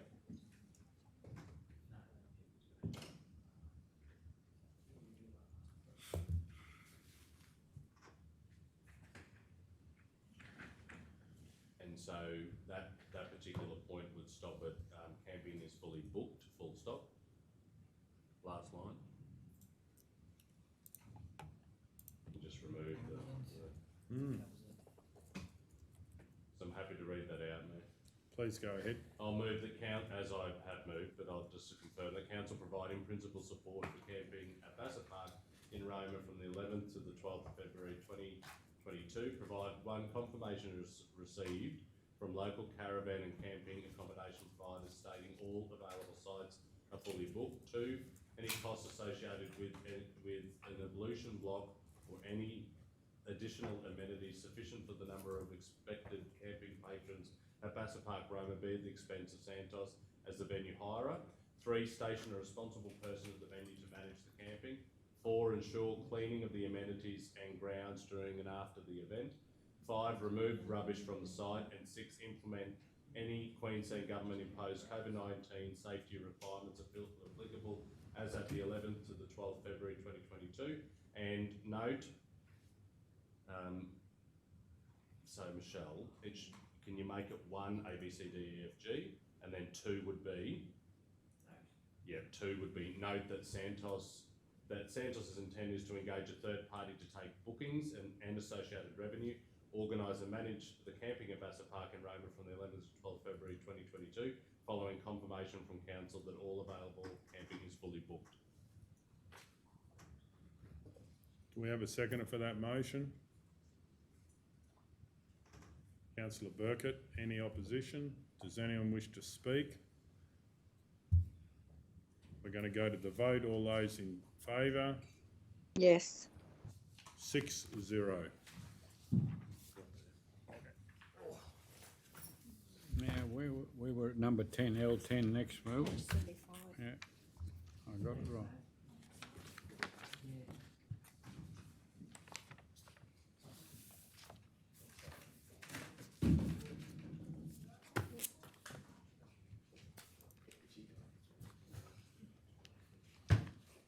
Item L10, Yulbar Master Plan confirmation of consultation with the Yulbar Development Group. Do we have a mover? Deputy Director, did you have anything to say on this, or it's pretty self-explanatory? Thanks, Mr. Mayor. Councillors, just one thing just worth noting. I don't think it needs a change to the resolution, but the original consultation that's referred to in the report calls up the Tuesday, the 30th of November, but obviously that was rained out. So it was just more to note that that consultation hasn't occurred, but it's being rescheduled for an alternative date early in the new year. So just that's just for completeness. Okay. Do we have a mover? Councillor Ladbroke. I'd like to move that council receive the Yulbar Development Group feedback and incorporate it as part of the Yulbar Master Plan consultation process. We have a seconder, Councillor McMullen. Any opposition? Does anyone wish to speak? We're going to go to the vote. Yes. 8-0.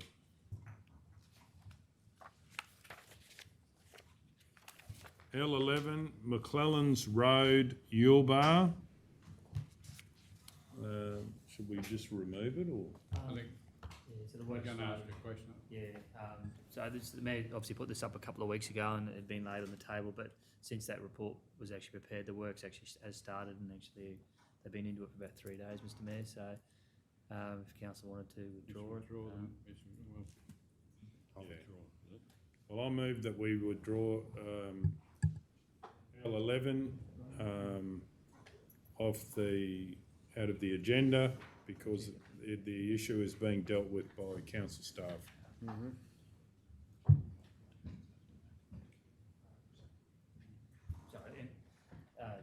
Deputy Director Cam also has made the point that obviously since then too, that report was prepared. We've also had all that other rain and flood damage up there too, and that's now been activated as well, which will trigger further works as well. Okay, we've got a seconder. Councillor McMullen, any opposition? We're going to go to the vote. All those in favour? Yes. 8-0. L12, COVID-19 vaccine mandate. I'd like to move that council advocate with the concerns of the community members to the Queensland State Government regarding the COVID-19 vaccine mandate and how it will operate with the change of rules this month.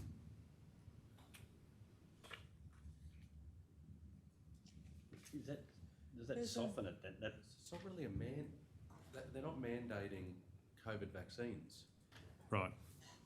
Well, okay, I'm happy to get some advice. Basically, what I'm... Vaccination rate. Oh, no, we can call it rate. It's not actually the it's to do with Restrictions are. the restrictions. Yeah, the restrictions and whether there can be some flexibility or, testing or what can happen. So, places remain safe, but there's some ways, even outdoor use rather than being indoors. Councillor Guthrie. The word is restrictions. Restrictions. Instead of vaccine restrictions. It's not a vaccine mandate, it's COVID-19 restrictions. restrictions is what. Vaccine taken in. We could go back to COVID-19 restrictions. Mr. Mayor, I have a possible resolution that I'd be happy to send Michelle for everyone to look at. Righto. with just a bit more, like some of those picked up in the resolution. I just picked up what the community had said, and so whether we want to spell it out in this detail or not, but I thought it'd be something to start with. Righto, well, how about you send that through, and we'll have that for when we start back, eh? Okay. And we'll break for lunch. Well, yeah, I just sent it to Michelle now. So. Lunch here, is it? Oh, it won't be too far away, it's normally 1 o'clock. Oh, there's nothing there, is there? I don't think we've got. Yeah, but we've got an hour. Okay, well, did it come through, Michelle? Have you sent that yet, Councillor Hancock? Yes, I have, Michelle. Did we get all getting it, Councillor Hancock? Oh, sorry. Councillor Taylor? I'd just like to also speak on this about the community as well. It's just a really big issue with community against community. Like we had Rita Jackson come and have her concerns about, say, the Bowls Club in Injune, whereas, a community member is giving their time to work, and then they've got to say, they've got to check their phone to say they've got the tick. If they don't have the tick, they've got to get them to leave. Well, you can't do that. Like, how can you do that in a small community? It's not going to work. Is the concern. I'll wait till. And why should they have to be the police in their community? Well, it's like, say, butcher shop, coming into the butcher shop. If they aren't vaccinated, you ask them to leave. So I've just That's an essential service. Got access to Oh, well, it might be mine, essential service, but, like the florist and all that, silly things like that. It's just not, makes sense. Where's the, No, if you blow it up a bit, I think we can get it.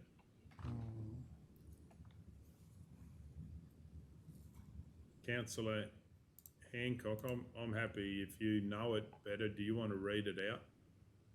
Yeah, sure, Mr. Mayor. This is just. Do you want to move it, because then you can Yeah. read it out? Sure, Mr. Mayor. And this is a suggestion to start with. So happy to have feedback from fellow councillors. But Mr. Mayor, I move that council respectfully requests that the Premier takes the concerns of the Maranoa community into account and reconsiders the decision to introduce restrictions for unvaccinated people from the 17th of December 2021. This will cause a division in our community, which goes against the Maranoa Regional Council's community vision statement, which is strong, vibrant and connected communities embracing opportunities to grow. The community concerns relate to the economic and social impact to the community the restrictions will impose on the Maranoa community, including the burden placed on some sectors of the business community to police entry to their businesses. Sorry, it should have ES on the end of that, Michelle. The burden placed on some sectors of the business community to only hire vaccinated staff. This would decrease the pool of applicants to employ, putting more strain on the businesses when there is already staff shortages in the Maranoa. The loss of income for some sectors of the business community due to a reduction in patrons of the unvaccinated. The extra expense to some sectors of the business community to implement the regulation, e.g. more staff required to police the entrance. The burden placed on volunteers to police their own community. This will place a further burden on our volunteers and the potential loss of volunteers due to the regulation. The Maranoa is already struggling with the shortage of volunteers in the region, and even losing one volunteer will have an impact on our region. The social impact to the community of dividing the Maranoa region between vaccinated and unvaccinated people. Well said. I'm happy to second that. Well said. Okay, we have a seconder.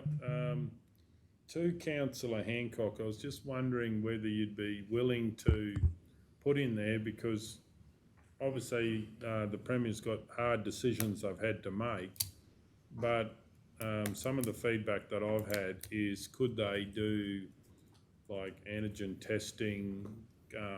Could there be other ways? People being outdoor might be able to visit. Is there other opportunities that could be looked at, so it's not segregated, if you know what I mean? Yeah, maybe we can finish with something like this. I'm just doing this off the top of my head, so let me, we'll flush it out. But maybe we could finish it. Obviously, it's going to be a resolution that Maranoa Regional Council understands the importance of keeping our community safe but there must be another way other than dividing our community. So, sorry, Michelle, do you want me? Maranoa Regional Council understands the importance of keeping our community safe, but there must be another, so instead of saying, but there must be another way other than dividing our community, can we respectfully ask for another solution instead of dividing our community? So I guess I'm not telling them, Mr. Mayor, but we're asking them to think about another way. Yeah, no, that's fine, but sometimes if you bring up some of these, they might go, well, yeah, well, we could do that. You know, it was brought up by people in the community, like antigen testing. So MRC understands the importance of keeping our community safe and respectfully ask the state government Yeah. to explore options Yeah, thanks, Councillor Neal. of rapid testing to ensure our community is not divided. Hang on, Ken. To respectfully ask the state government to explore rapid testing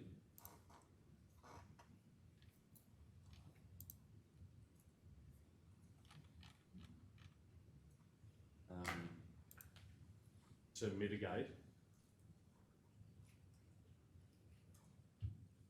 the division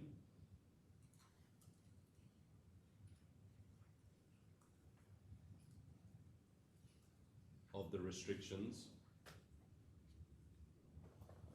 from the 17th of December.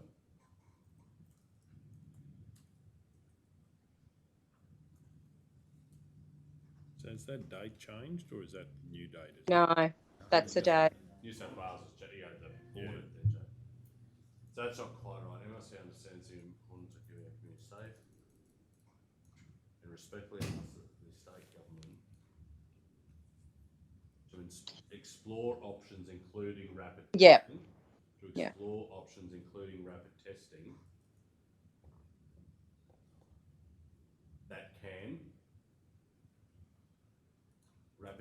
that can work to mitigate the division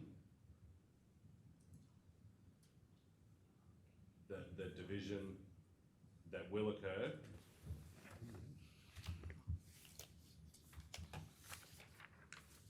due to the restrictions from December the 17th. So I get your point, give them a solution. Yeah. Testing to,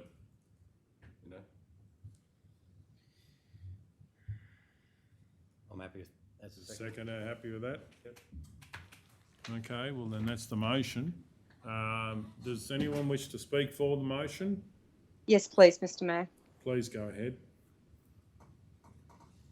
This is not about vaccination for me. It is about division and the impact this will have on the Maranoa community. It is about the extra burden it will place on some sectors of the business community. The burden to police their own community, to hire more staff to assist with the implementation of the regulation, and the burden to fire staff who are not vaccinated and then hire staff that are only vaccinated when we are faced with such staff shortages. This regulation will put a lot of economic pressure on some businesses, and quite frankly, I don't know if they can sustain it. Only this week, I had a business owner tell me that come the 17th of December, they will have to fire 4 staff members, and they have no idea how they are going to replace them. Adding this pressure to a small business owner is heartbreaking. All businesses are important to our region, and I am also concerned about the impact this will have on our volunteers in the region. We may lose volunteers who are already in short supply due to either not being vaccinated themselves or not wanting to police their community on vaccination status.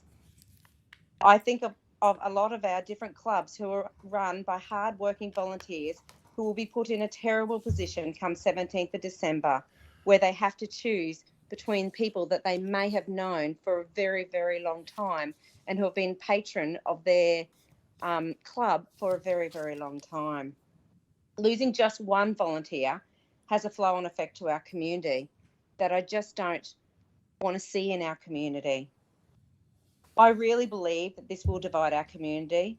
We need a solution that will bring our community together so we can face this together as a community. Now, I truly understand the importance of keeping our community safe, but there must be another way other than dividing our community. And to support Maranoa Regional Council's vision, which is a strong, vibrant and connected communities embracing opportunities to grow, therefore giving our community a hope for a connected future. Thank you, Mr. Mayor. Okay, do we have anyone to speak against the motion? Yeah, Mr. Mayor, I won't be supporting this motion because I don't believe we will have a strong, vibrant community if we get an outbreak of this virus once the borders open up. So I believe it's like most of the businesses, or several businesses in this town already have got their staff given them the option, and a big percentage of them are going to have their vaccination so they can keep their jobs. Okay, does someone want to speak for the motion? Yes, Mr. Mayor, I applaud some of our fellow councillors and Councillor Hancock especially for moving this motion. I understand the importance of COVID, but I also the importance of people's choice, and I respect all choices, whether they've had the vaccination or don't. Businesses are going to suffer. I've spoken to a lot of small businesses who don't know how they're going to police this, and the word police is going to be a big thing. These local communities are going to have to be ringing the local police force to come down and sort these matters out. I know David Littleproud's been pushing for this. It has caused division already. I know in families it's even caused division. So I think it is important that we get this sorted out. Contractors not been able to go to government sites because they haven't had the vaccination. Employees being forced to vaccinate because of these new rules coming into place. Even community groups, the rodeo in Mitchell's been cancelled because it's going to be too hard to police it, and because of the division and the potential nightmare at the gate even to, how they're going to police people coming in and stuff like that. Also, just on a social aspect, I know in the bush, not saying everything's about having a drink, but if you take that out of certain people's lifestyle, a lot of people are depressed and they like to go down and have a chat, that's taken that out of the equation. So if we can get around that, I think it's going to be better for the smaller communities. I do appreciate Councillor McMullen's stance on that. I think that's a valid point, but if we can get ways around it that can please both sides, I think that's the way to go. Okay, does anyone wish to speak against the motion or for the motion? Councillor O'Neill. I'll speak for the motion. For me, this isn't about the vaccination. I'm fully vaccinated and I'm happy to tell anyone that. But I recognise that there are people in our community that may not be, and it's their choice. It's their choice, and it's a decision that they'll make between themselves and their doctor, just as I did. But come the 17th of December, we're going to see a segregation in our community. And I have some real concerns about what that's going to do in the long term. We talk about the economic impact of businesses and their ability to keep staff, to police the requirements of being invoked, but it's the social impact. I had one resident raise with me only in the last week the challenges that they'll face because as it currently stands, they're not vaccinated. They can't see their mother in aged care, but they can drive to the aged care facility, their mother can come outside and then they can go down the street, right? And yet she can't see her mother at the facility. Equally, I can interact with this person in Woolworths any day of the week after the 17th, but not at a pub or other hospitality, businesses. I think more work needs to go into these restrictions. I think us compelling the government to look at the rapid testing, I think is worthwhile providing a solution to a problem that we're advocating on our community for. I mean, we often sit here and think how frustrating it is when people constantly complain about X but don't come up with a solution. Well, here we are. We're advocating on behalf of our community when they brought concerns to us, and we're giving the state government a solution how they may be able to soften the restrictions that will be upon us on the 17th. So I know this is a divisive topic. You can see local governments right across the state are grappling with similar resolutions to the one that Councillor Hancock has brought forward today. But when the community come to us with concerns, it's our role to advocate. And so I applaud it coming before council today. Does anyone wish to speak against the motion or for the motion? I'll just speak that, I'm certainly someone that has been vaccinated. I do understand in the long term there will be other treatments that will come along. So I certainly support what the Premier has done with trying to keep Queenslanders safe, and I do believe that we are in a situation where there's problems with nearly doing whichever way you go. But I am concerned that, and this is to me about supporting, this is about asking the Premier, especially in our areas, is there another way to not segregate the community as much? And if we can do it with testing, we have rapid antigen testing, which has actually been pioneered in Queensland, has been used all over the world. What can we do to be able to say we need to be able to keep people safe, how we are able to do that and still keep the community together? So I do believe there's ways in which we can do this. I'm also, as this letter has come in from one of the local pastors, there is religious beliefs where people are worried about that, and I think if we can do it in a safe way, that we can be COVID safe and still have flexibility, that is something that I believe the Premier would like to know about, and I'm sure the Premier is grappling with this every day. Does anyone else wish to speak? Does the mover wish to sum up? Yeah, Mr. Mayor, I just want to say again that this is not about vaccinations. This is about the division of our community. And as leaders of our community, we have to be the voice for the whole community. And there is concerned people in our community who don't know where to go with this. And so I just congratulate council to put this forward, to ask the government to rethink, to think outside the box, to find a solution that'll bring us together instead of tearing us apart. And I just can't stand for division. I just really yearn for a solution that'll bring us together. Thank you. Okay, on that note, we'll go to the vote. All those in favour? Yes. All those against? 7-1 if I can call for a division. Mr Mayor, lunch is not there yet, I don't think, but you've actually got 2 reports left in the open, and then everything else is in closed. Right. That water one will be laid on the table. Well, no, we laid on the table last time, councillors. Sorry, we laid that water one on the table last time, councillors, because we had to still do like all the set up the state penalty infringement register first, and that's going to take some time. So it shouldn't have actually appeared in the agenda. It was just ran with all the others that were laid on the table. So that leaves you 2. So we let L14 is going to be laid on. The water one will be Mr Mayor. I think you've got Manager Sam there for L13, L14 laid on the table, and then you've got L15. I'm just wondering with that, well, L14, I'll call it water restrictions and watering schedule policy review, whether we could call the first one, are we legally be able to call the first one a heads up if it's not an infringement?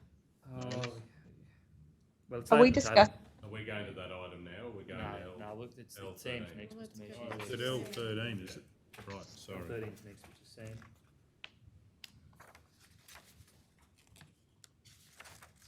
L13, Selective Inspection Program 2021 results. Councillor O'Neill. I'll move that the report be received and contents noted. Do we have a seconder? Councillor Taylor. Any opposition? I'll speak in opposition. Does the mover wish to speak to the motion? Thanks very much.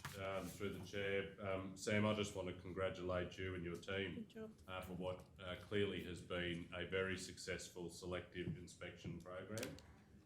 When I spoke in favour of this being undertaken some months ago, I wasn't a dog owner then. I had been previously, I wasn't at that time, but I'm pleased to say out of the 2,949 dogs that are registered, one of them's mine.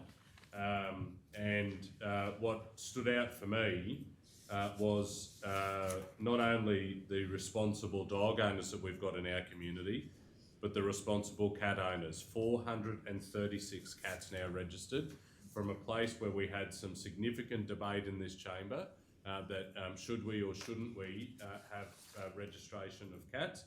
Well, look at that, 436 responsible people have registered their animals, and they should be congratulated because that adds to securing the safety of their own animals if they are to get out. So congratulations to you and your team. I think it's a job well done. Well done. Does someone wish to speak against the motion? Yeah, I'll speak against the motion. I certainly don't categorise responsible ownership as with the cats that have never been registered to be registered. I don't agree with that. I actually agree with responsible cat ownership is having your cat microchipped so it can be identified. And I disagree that it's responsible to pay a fee.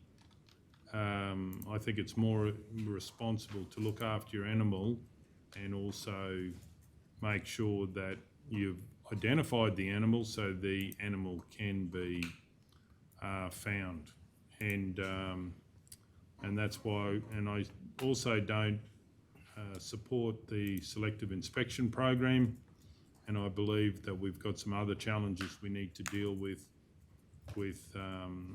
issues in the communities with roaming dogs and other dog issues that are not addressed by the selective inspection program. Okay, does anyone wish to speak for the motion? Does the mover wish to sum up?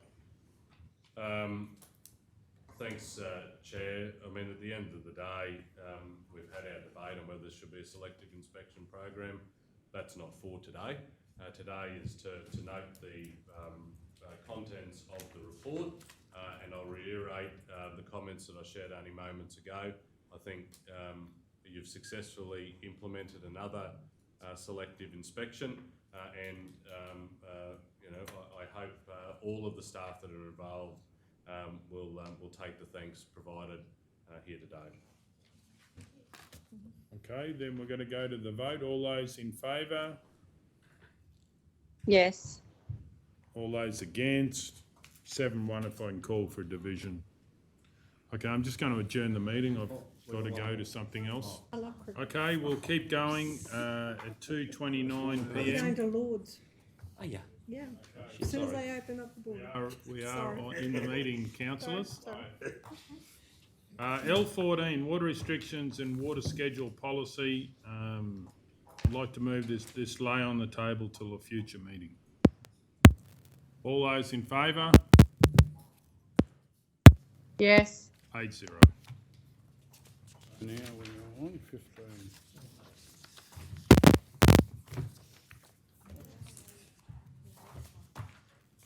No, he wanted to do this. 06. Oh, that'd be the new one, I'd say. No, it's still in here, Mr Mayor. Oh, right. Page 106. I haven't got a 106 in this one. I might have one in this one. Yeah, that's the updated one.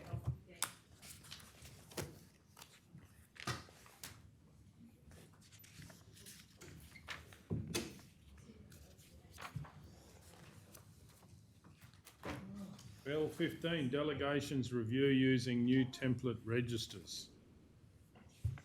Councillor McMullen, I think, was first by a fraction. You did look at me though. Hey? You can, No, but, I saw, I made eye contact with you and you looked at me first. no, actually, what that decision, well, I'm the chairman, but what that decision was, which grabbed my eye first. Anyway, And it was me, because you looked at me. No, Everett- no, it was the Everett's movement given it to over me. here, that I believe. I'm glad you're all keen to do it, Councillor. Well, I'm glad you're all keen Okay, to Mr. line Ma- up to do it, that's good. Councillor McMullen. Mr Mayor, I will move that all powers referred to in the documents listed below on pages 106 through to and including 109 10 goes over just under. No, he's got to read that out. yeah, attached to this, hang on. Yeah. Attached to this report are hereby delegated by council to the Chief Executive Officer of Council pursuant to section 257 of the Local Government Act 2009. All prior resolutions delegating any of these powers to the Chief Executive Officer are repealed.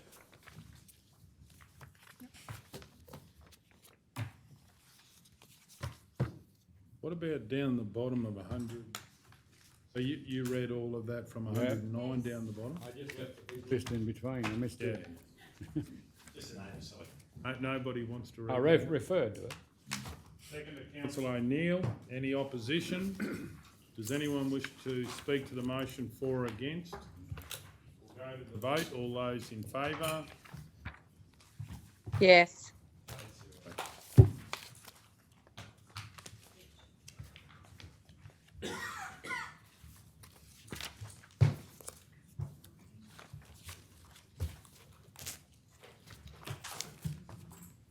We got any more in open? No, or Mr. Mayor. Close, righto. Let us know when you're ready, Michelle, for close. No problem. Okay, we need to pull up reasons for going into closed, and we'll have to vote on that as well as going into closed.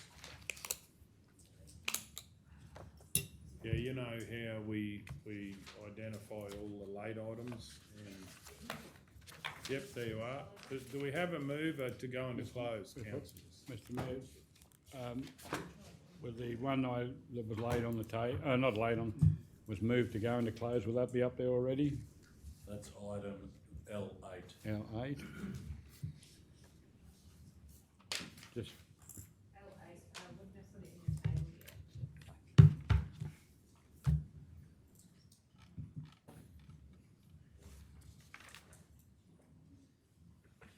And it's called, Michelle, permission for use of shed at Yep. Bassett Park.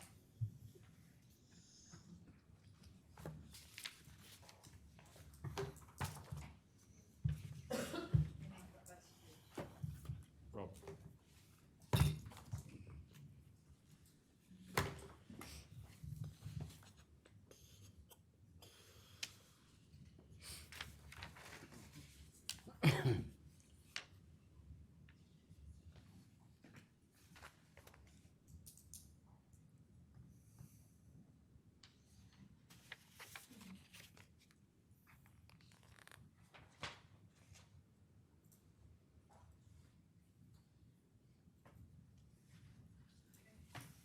Okay, so, councillor McMullen, you Yep. moved?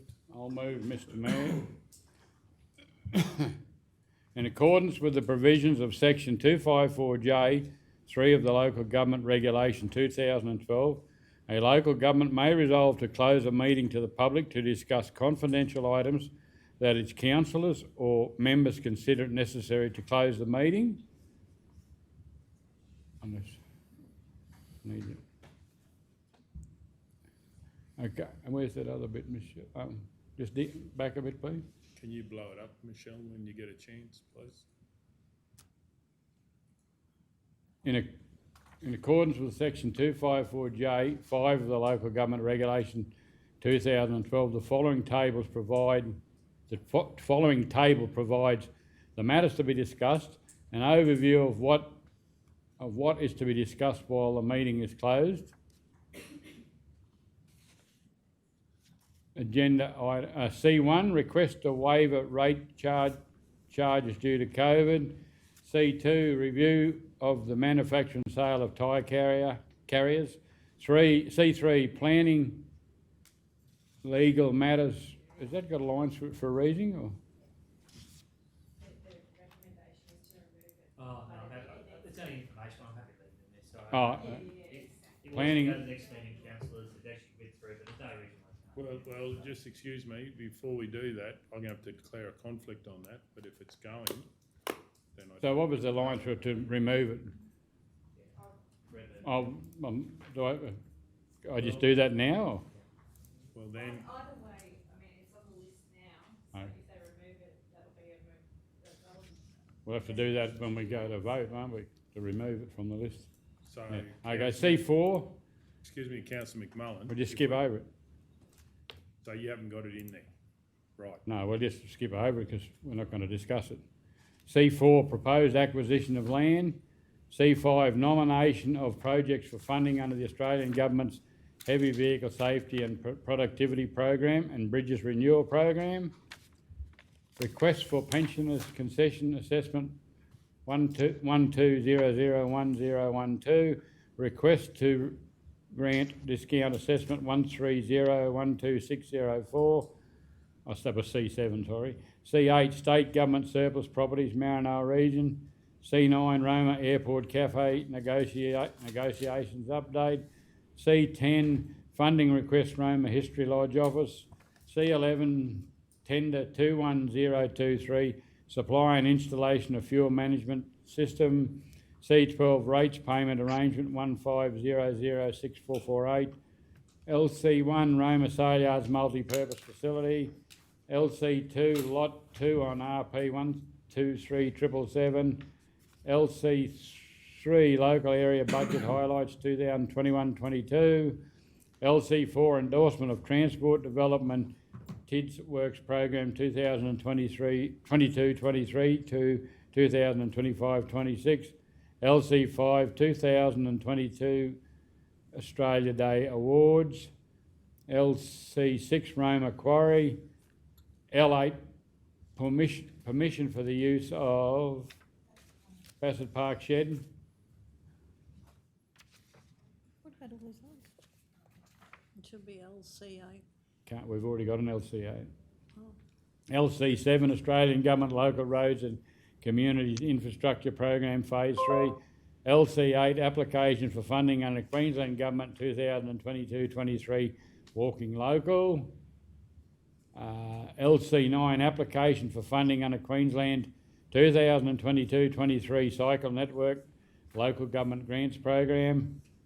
Review of supplementary rates notice assessment 150 or 19730. Employee Code of Conduct. Tender 22014 Injune Heritage Museum construction. And that's it. Did I get to the end, did I? All right. There's one more on our list. L14.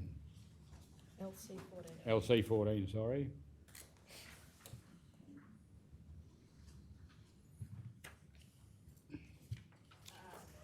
I can read it.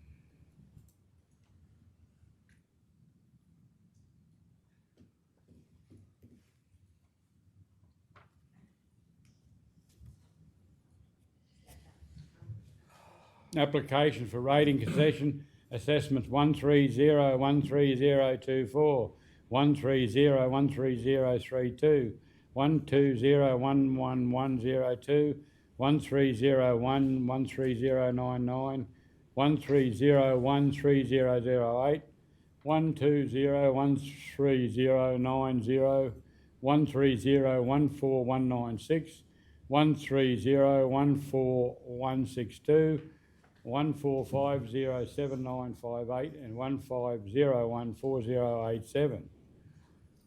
Now we've got C14. Michelle, you haven't got it? Did we do 13? We did 13? Yeah, it's up there. Yeah, code of conduct. Can I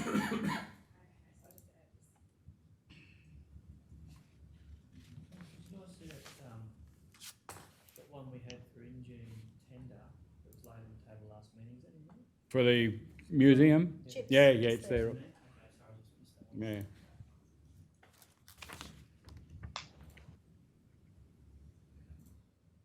LC10. Oh, Yeah.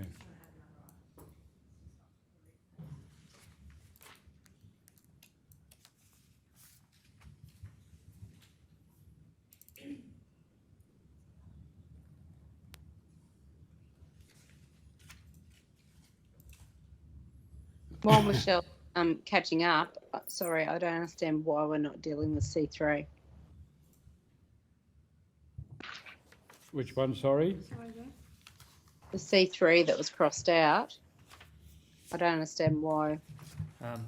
So councillors, we were working on it there. There was going to be a further update. It wasn't actually meant to go on the agenda. Okay. It was actually, it was picked up and put in the agenda when it was actually planning to go to the next one, because there was going to be probably further development in that space. Not directly with the cost at all, but that was all. Righto, thank you. LC14.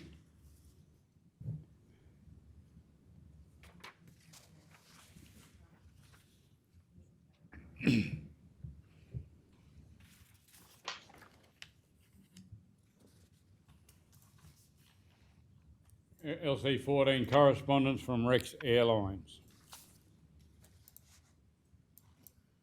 You want me to read them again?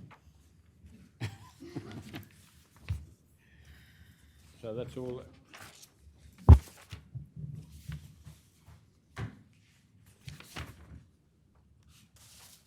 Righto, do we have a seconder? Councillor Burkett, any opposition? So double checking, that C3 is not in this, is it? No, that's good. Correct. Before you do that, I'll have two conflicts, sorry, that I've got to declare before we go into close. Right. We're in close. Well, sorry, before we go into close, yeah. Before we go into close. Yeah. What do we do with that motion? Can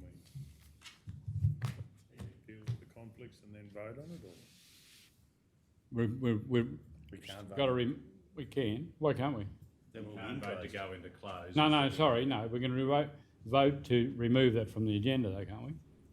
Yeah. I think councillor's question was, he's got a couple of conflicts of interest to declare. No, Councillor O'Neill has. Oh, yeah, but yeah. And we've got a mover and a seconder to go into close, so unless you would, well, you can't because you've got a seconder, so we'd have to go to the vote on it and then come back out again. So can you suspend that to Oh, I see what you mean. deal with the conflict? We have, What we do, have we got any other conflicts other than? Yeah, I do, but I can't remember which one it was now.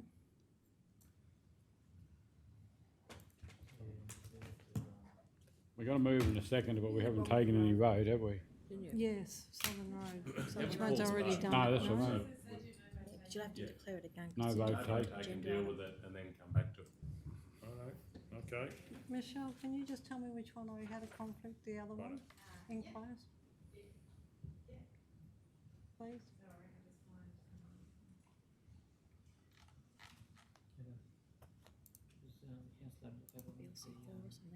Wyndham Road. Yeah, Councillor Ladbroke, do you have one for that, Conflict on L8. the shed? Yep. Just since you want to, Michelle. Can you do one? Sorry. You already declared. Yes, it has. Whichever one you've got up first, Michelle, for conflicts.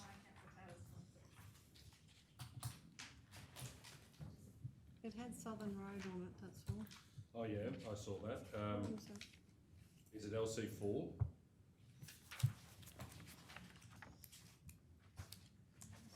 Yeah, LC4, Wendy, SC4 and 47. page 49.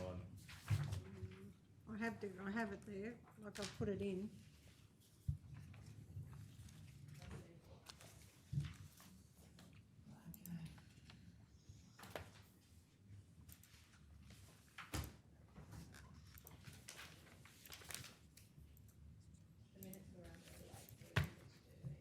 I sent it to you on Sunday. Yeah, we didn't get the minutes done until, that were only put in this morning. The minutes were only Okay. done late last night. You answered me on Sunday. Yeah, I did. I put them in, I can't put it into a minute. Okay, righto. I just couldn't remember what number it was. So if you put the table in there, Michelle, we can just help you as we go. So if you copy and paste the one from above.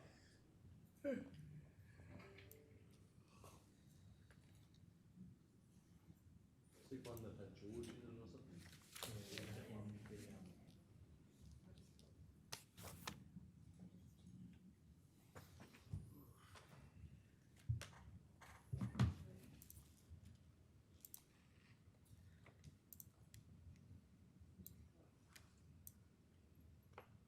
Yeah, it was LC4, yeah. I found it.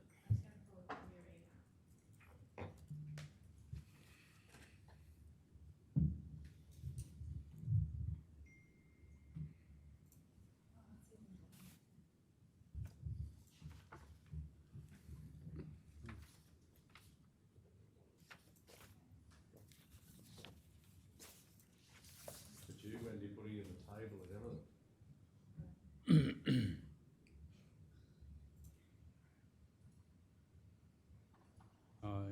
LC4.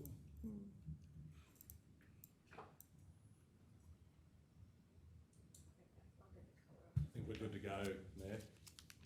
Righto, we've got some conflicts. Who's first? Councillor Taylor. I'd like to declare a conflict on LC4, whatever it says it is. Endorsement of Transport Development Scheme, TIDS Works Program 2022-23 to 2025-26. The declaring councillor is myself, Wendy Taylor. The person of interest is myself. The particulars of the interest is Roma Southern Road. Roma is mentioned in the report and I live on Southern Road. I have a declarable conflict of interest, and although I have a declarable conflict of interest, I do not believe a reasonable person would have a perception of bias. Therefore, I would choose to remain in the meeting. However, I will respect the decision of the meeting on whether I can remain and participate in the decision.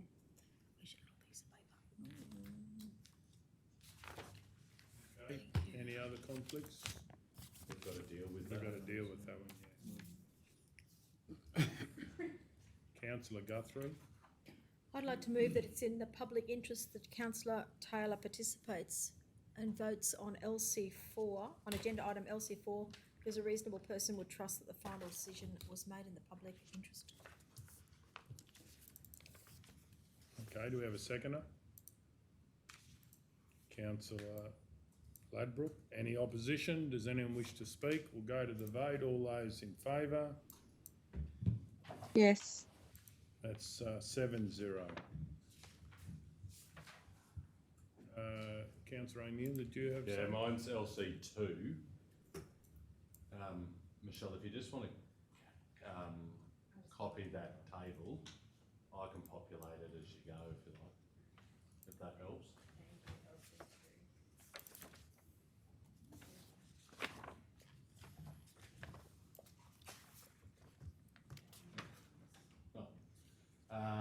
LC2,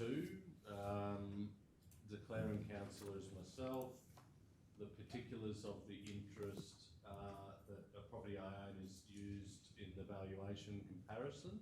It's a declarable conflict of interest, but I'm going to leave the room while the matter is discussed and voted on. And the other one is C12.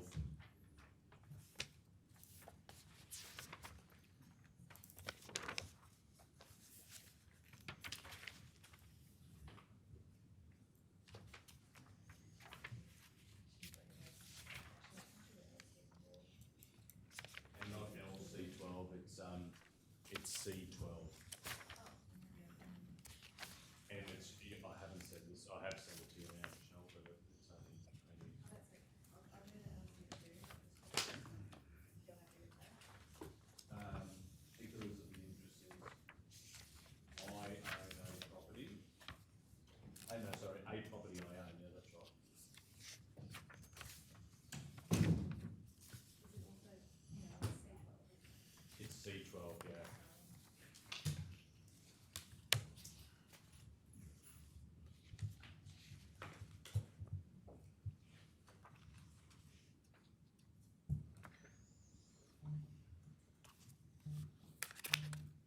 title is a rates payment arrangement.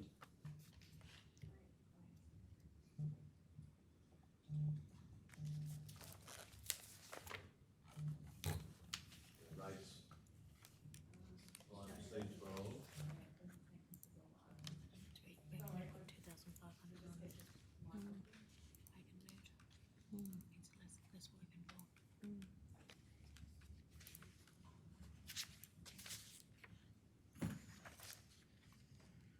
What page number is that?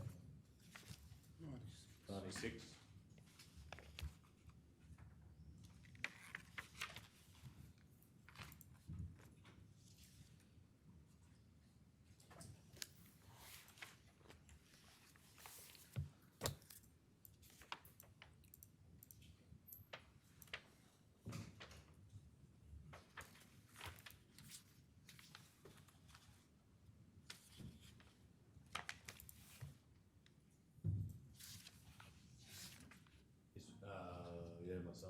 Particulars of the interest are that I'm currently represented by Spark Helmore, who are referenced in the report.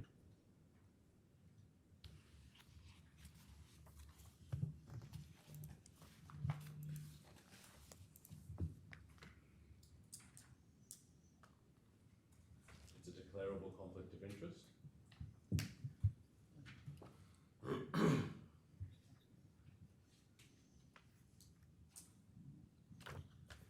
And although I have a declarable conflict of interest, I do not believe a reasonable person could have a perception of bias. Therefore, I will choose to remain in the meeting. However, I will respect the decision of the meeting, whether I can remain and participate in the decision.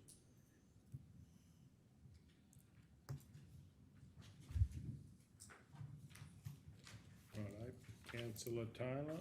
What number was it? C what? C12. 12.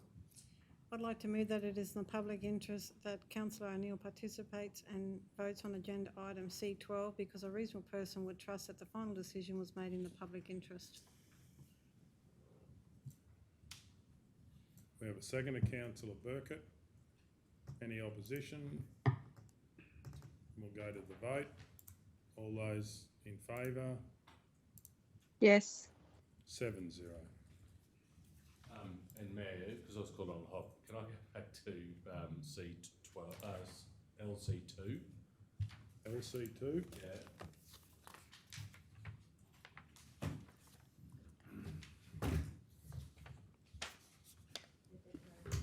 Yeah, LC2. The type of conflict is declarable, but the action, I sent that through to you incorrectly, Michelle, that's my fault. Yeah, no, I think I did participate. Well, I'd like to put it to council. So I'm happy to read that out again, Mayor, for completeness. Right. So it's LC2. The declaring councillor is me. You just scroll up a little bit, please, Michelle.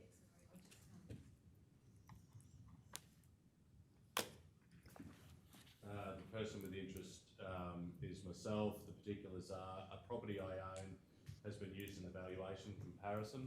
It's a declarable conflict of interest, and although I have a declarable conflict of interest, I do not believe a reasonable person could have a perception of bias. Therefore, I will choose to remain in the meeting. However, I respect the decision of the meeting, whether I can remain and participate in the decision. Councillor Taylor. I'd like to move that it is in the public interest that Councillor O'Neill participates and votes on agenda item LC2 because a reasonable person would trust that the final decision was made in the public interest. We have a second to Councillor Burkett. Any opposition? Does anyone wish to speak? We'll go to the vote. All those in favour? Yes. 7-0.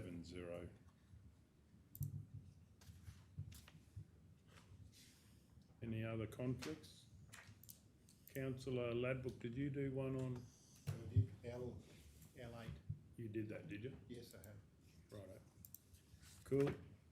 I read it out before. Yep. Yeah, earlier. Okay, so we had a mover and a seconder to go and closed. It was all read out.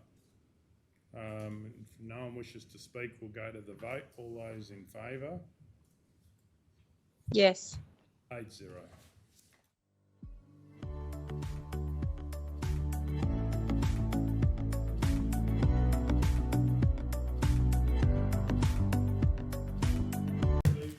C1, request to waiver rates charges due to COVID.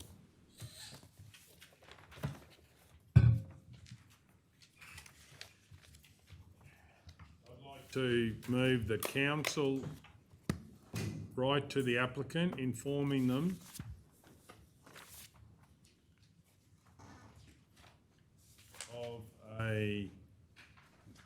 of by entering into a payment plan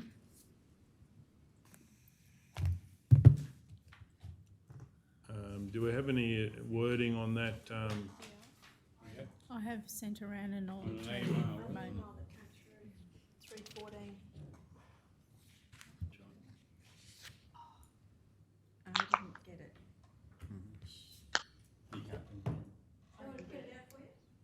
Or if you can email it to me, then I can just copy it over and show them. Could you get someone else to move it that's got it in front of them? Yeah. Yeah, councillor McMullen, do you want to read it out, please? 314, was it? C1. Yeah, please. I move that council, 1, accept that the landowner has provided evidence that satisfies the council that the payment of the current rates and charges will cause financial hardship to the landowner in terms of section, I suppose you want me to go a bit slower there, you got it, sorry, I forgot you haven't got it there. That's okay, I've emailed it to Michelle. Section 121C of the Local Government Regulation 2012, and 2, resolve pursuant to sections 121C, 121B, 122.1A, 122.3 and 122.5 of the Local Government Regulation 2012, A, grant the landowner a concession by way of agreeing to defer until 30th of June 2022, payment of the current rates or charges for the property. B, subject to the condition that the landholder enter into an agreement with council in a form required by the council, requiring the current rates and charges and all future rates and charges for the property to be paid in full by scheduled periodic instalments by 30th of June 2022. Did I make it easy? Okay, Okay. so I'm happy not to move that, and councillor McMullen moves that, just to clarify. Okay, do we have a seconder for that motion? Councillor Guthrie. Any opposition? Does anyone wish to speak to it? We're going to go to the vote. All those in favour? Yes. 7-1 if I can call for a division. I didn't vote, you didn't say? Oh, sorry. All those against? Yeah. 7-1 if I can call for a division. Item C2, review of manufacture and sale of tyre carriers. I'd like to move that council, 1, continue to fabricate the tyre carriers. 2, actively promote the units to increase sales. 3, appoint an apprentice boiler maker or similar trade to assist in producing units and provide a future capability for the ongoing fabrication. 4, establish a selling price of $3,950, excluding GST, to be introduced progressively and reviewed annually thereafter. Per unit, did you? Sorry. So say that again, please. Oh, you just said per unit. Um, After the price. After the price. You missed the unit? All right, okay. Establish a selling price of $3,950/unit, excluding GST, to be introduced progressively and reviewed annually thereafter. And number 5, a report be brought back to a future meeting on other opportunities for the Mitchell workshop, for other business opportunities for Mitchell workshop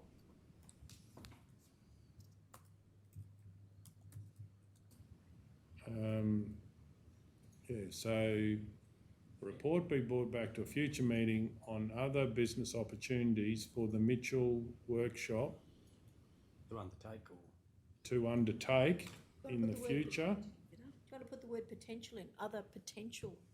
Other potential business opportunities. I know they've talked about making trays and. Mr Mayor, just, all happy to second that, but do we have to put them in there that doesn't go in opposition with local business? Yeah, I'm happy to put that in there. Other Mitchell workshop, opportunities for Mitchell workshop, and just in brackets, that does not compete with local Mitchell businesses.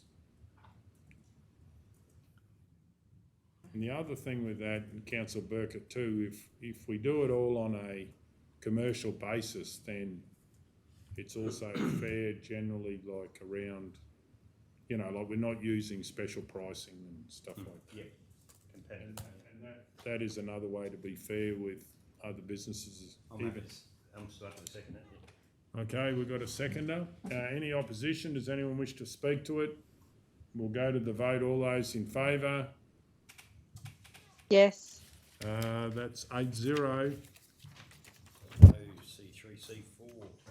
Do we have to, Or do we have to, do see, we have to say on that? C3? So C3 probably needs to be removed. remove, was it? I thought you had moved it, sorry, Ken. No, we just never put it in closed, so. Yep. So I move that C3, planning legal matters. Might not want to move it, Mr Mayor. No, it's on the still. Okay. Just in case. Have we done it? Well, just to lay it on the table. No, no, Pick one of those. What are you going to I'll do? remove it from the agenda. I'll move that we remove C3 from the agenda. Righto, do we have, C3's withdrawn from the agenda. do we have a seconder? The council withdraw item C3 from today's agenda. That's a procedural motion, isn't it? No, No, it needs a second. Dave, oh, Do we have to do a conflict? I should do a conflict on that then. What about lay it on the table but it's still gonna have to be to a withdrawn. future meeting? We can do that from like the table. As I said, the report was fairly complete, but it was just. For the speed of the meeting, I'm happy to move that it lays on the table into a future ordinary meeting. If I was allowed to second that, I'd All, second that. all those in favour?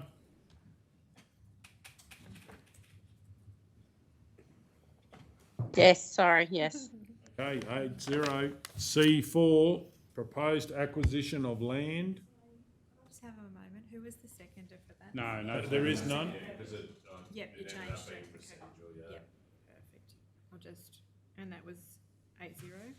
It was. 8-0, correct.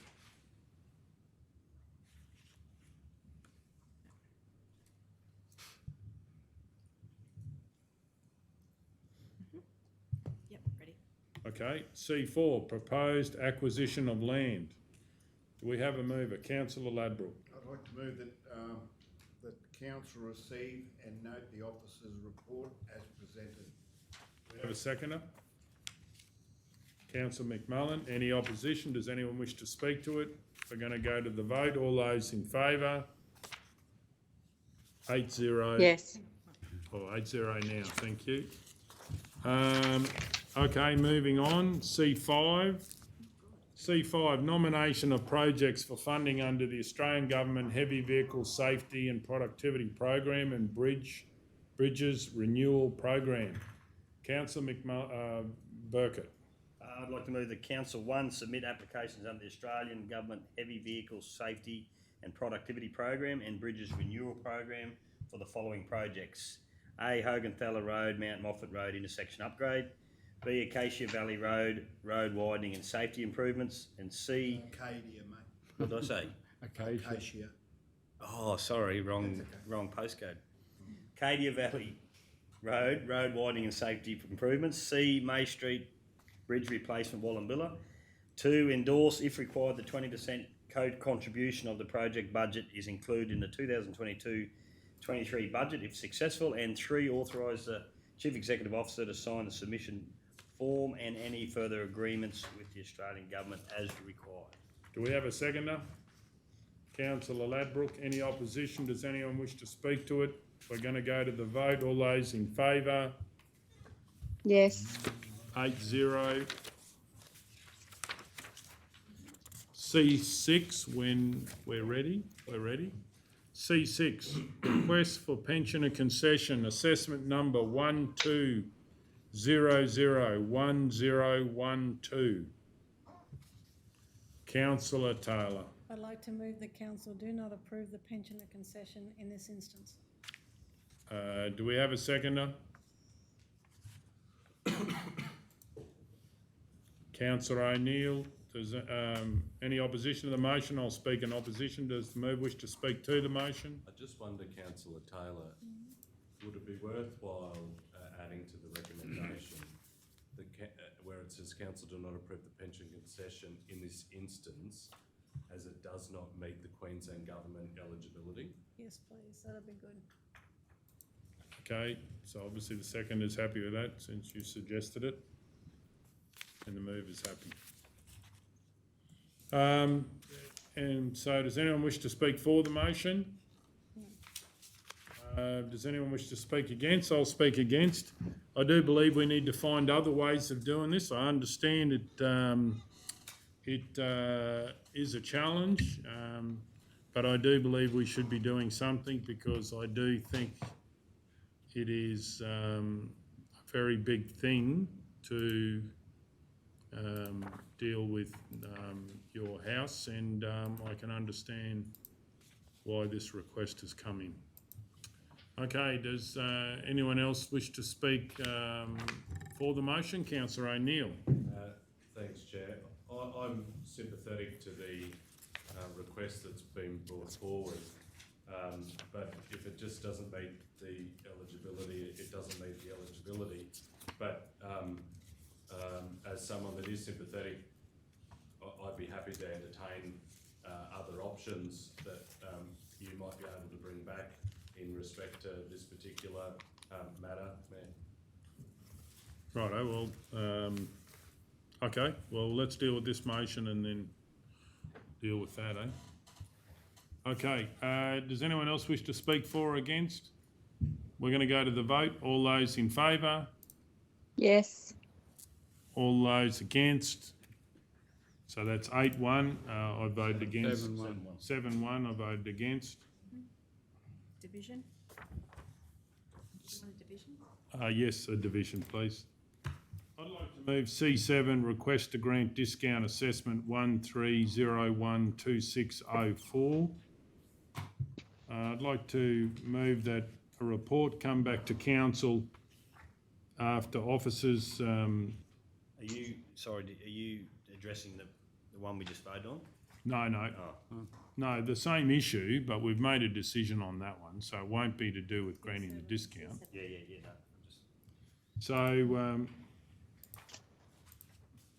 So did we have that wording there? Not This yet. is just what you've just said there. Yeah, a record, come back to a future council meeting after officers speak to the ratepayer about any other opportunities, possible opportunities for council to consider in regards to this matter.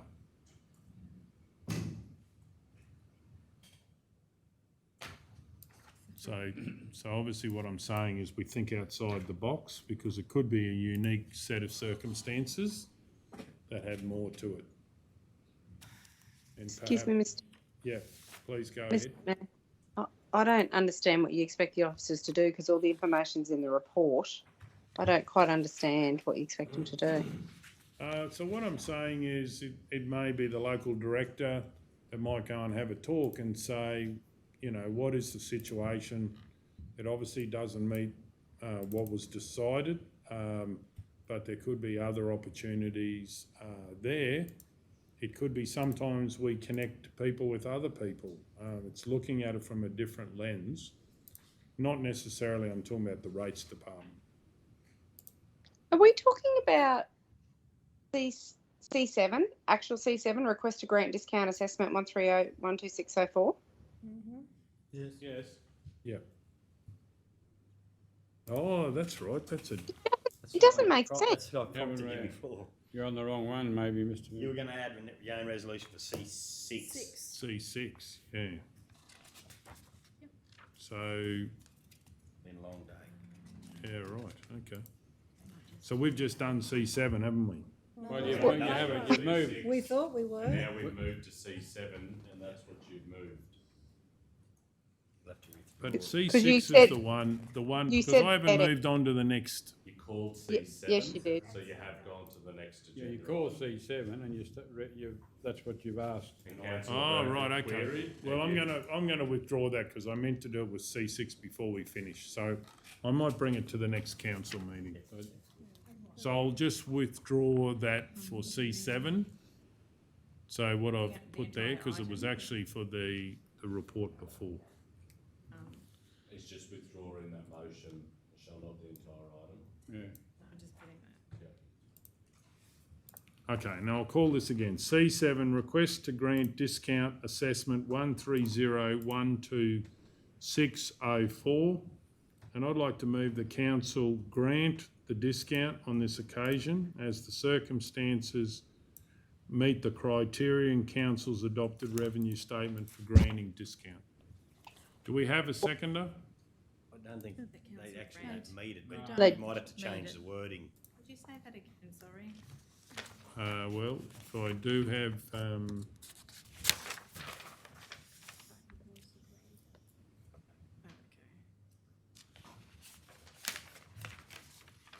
So, Michelle, oh,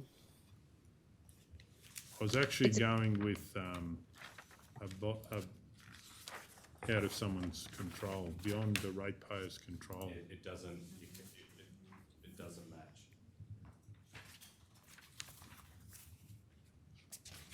You're referring to the provision of a loss of records. Page 51.4, I imagine is what you're referring to.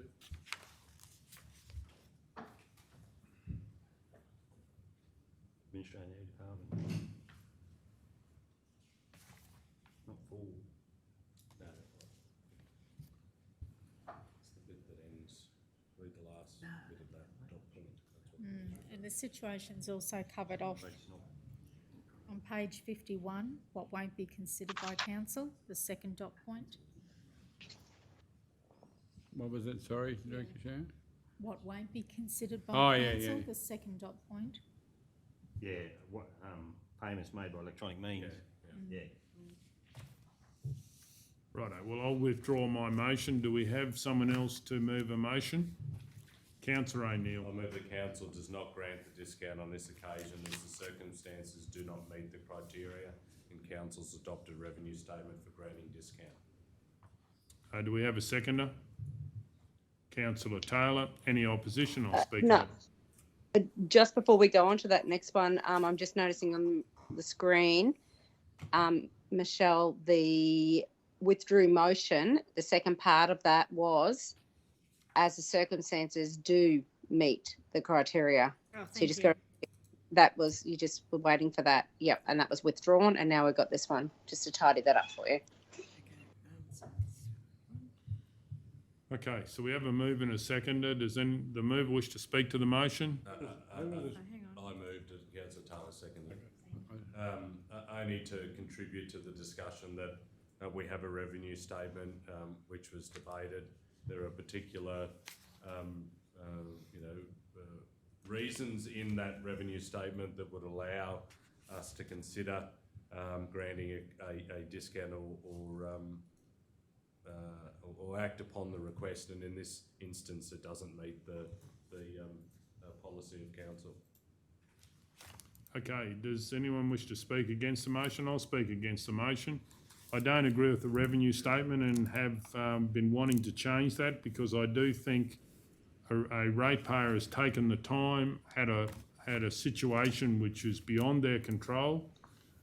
So I don't agree with the revenue statement and certainly will be voting against this motion. Does anyone wish to speak for the motion? Anyone against? Does anyone wish? Mr. Councillor Mayor, Guthrie. I know we're playing with words here, but I do feel that when you're talking about loss of records, it's actually not records, it's actually loss of access to technology to be able to process it, because he did actually say that he tried. So I also support the idea that we maybe need to revisit our policy statement here and just make it a little bit, tweak it a little bit more with technology, I think, because that's a major issue now with a lot of people paying electronically. Okay, does anyone else wish to speak for the motion or sum up? Thank you, Chair. I don't disagree at all, Councillor Guthrie. I think there's an opportunity for us to have a look at the revenue statement. It's unfortunate that you only get one bite of the cherry each year to do that, and that's as part of the budget. So I think we need to file these things away and have it as a broader discussion when we get to that point. We've had an opportunity last year, the year before that, to make changes, and so I constantly hear the need for us to do that. Well, let's do that in 6 months' time to make sure that it's accurate to current situations. Just a question to the director. Wasn't there something that we put in one of the wording where we had some flexibility for council to make a decision? It was. I thought it was that There was some wording and it. clause on page 50 at the bottom. Acknowledge that there is occasional payment by PDS not achieved through circumstances beyond the control of the ratepayer. Oh, yeah. Oh, that's it. This is, So That's that it. does. Cover that, doesn't it, really? Yeah, So it's this- not- this is a closed document. Our discretion. But is the revenue statement public document? Yes, the revenue. That would be on the public record, that part, yeah. Oh, well, we're just talking about the public record for a revenue statement. It is, I suppose in this instance, if, we're in open. Technically, it's money. did you want to lay this on the table? Yeah, I too? do actually, now that Next I've read that. meeting. Because that It was beyond contradicts the what, It control does, of the ratepayer. contradicts what it says earlier on. I'm surprised that that dot point isn't included in The other side. the other side. Yeah, we did put that in before the budget, yeah. Once before, yeah. I'd say, see, it's got the revenue statement states the following, and then it goes over to the next Yeah. page. Yeah, Or did you want to with? Yeah, it does. I think if you lay it at the table, but it just says there what's beyond control of the ratepayer, and the next, it flows to the next bit, and what's the definition of what will be considered beyond the ratepayer's control, and that's the actual definition of that statement. Oh, yeah. Yeah, okay. Yeah, that makes I think you might want to lay it at the table if you, till next week and read it and get comfortable with it, but that's what it is. It just flows over the next page. It makes that broad statement, and then the next dot point is actually the definition of what is beyond control, which is those dot Yeah, points. it's very broad.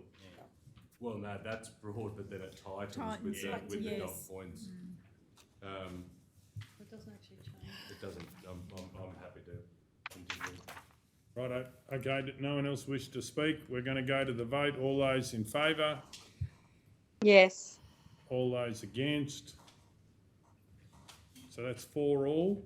Sorry, can I Okay, we'll do it again. All those in favour? But hang on, are we doing a different, like, did that motion No. lapse That's and we're doing staying another as one? so we're Oh, voting okay, on so- the motion as it stands. The original, okay, thank you. And it All is- those in favour? So it's Yeah. O'Neill, Burkett, Taylor and Hancock. All those against? Guthrie, McMullen, Ladbroke and Golder. Just your statement of reasons, Mr. Mayor. And, yeah, I'm going to vote in the negative, so it'll be lost, what will that be, 4-5? 5-4. Oh, 4-5, sorry, yeah. Yeah.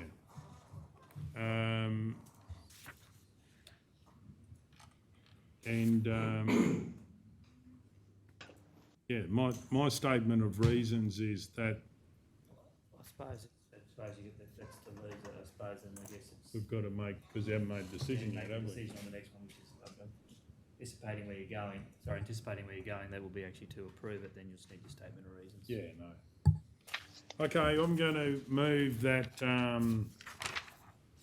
that the C7, request for grant discount assessment number 13012604.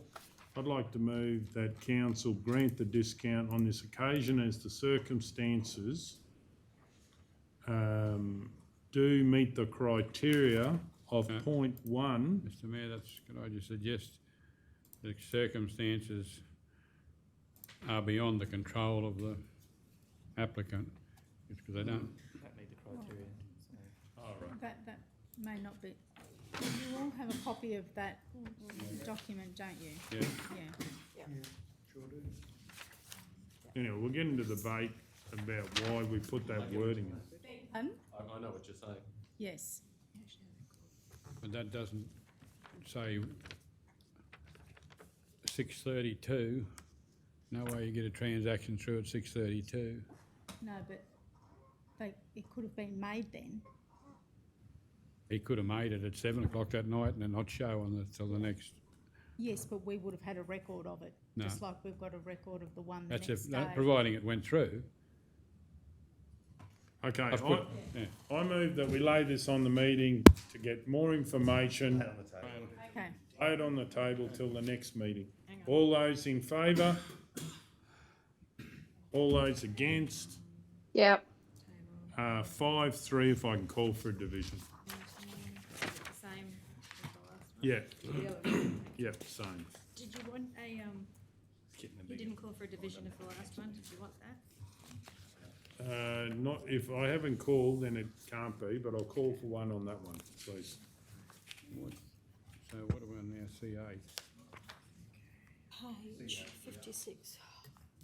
I just need a moment to get that division on. I don't know where we stand with that.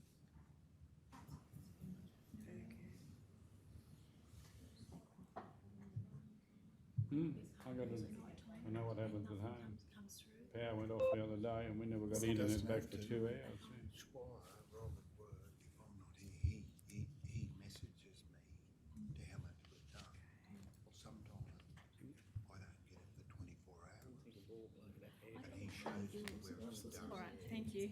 Okay, C8, State Government Surplus Properties, Maranoa Region. I'd like to move that council consider allocating funds in the second quarter review of 2021-22 budget to facilitate the purchase of the property described as Lot 6 on SP 117266. If an agreement can be reached with Queensland Rail in line with reasonable valuations in regards to the acquisition. 2, write to the Minister for Transport. Write to the Minister for Transport requesting assistance in a reasonable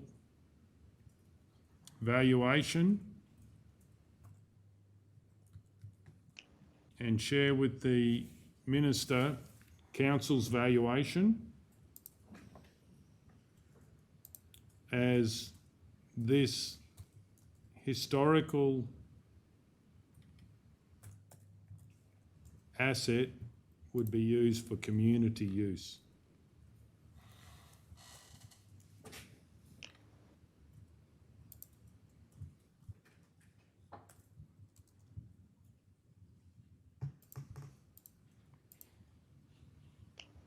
Do we have a seconder? Councillor McMullen? Mayor, just in relation to point 1, Yes. by saying consider implies that it's going to come back again prior to going to the second quarter review. Today's the day we're considering it.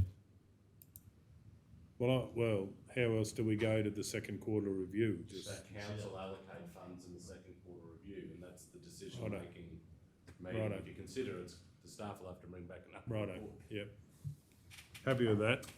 Is the seconder happy with that? Any opposition? Does anyone wish to speak?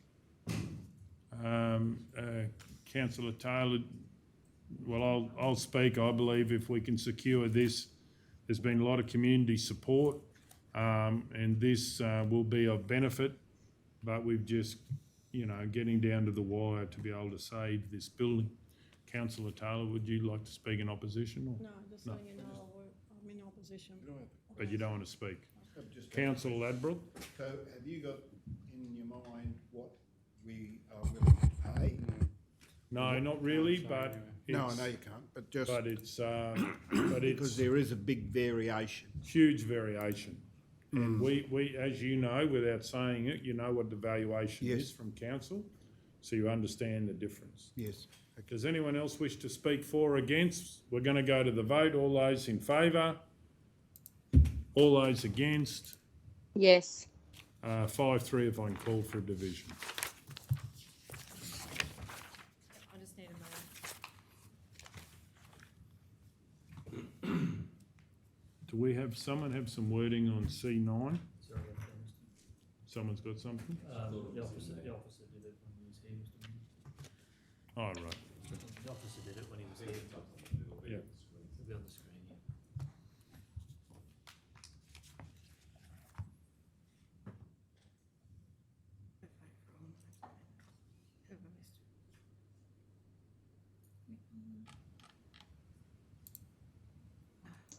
Thank you. Mhm.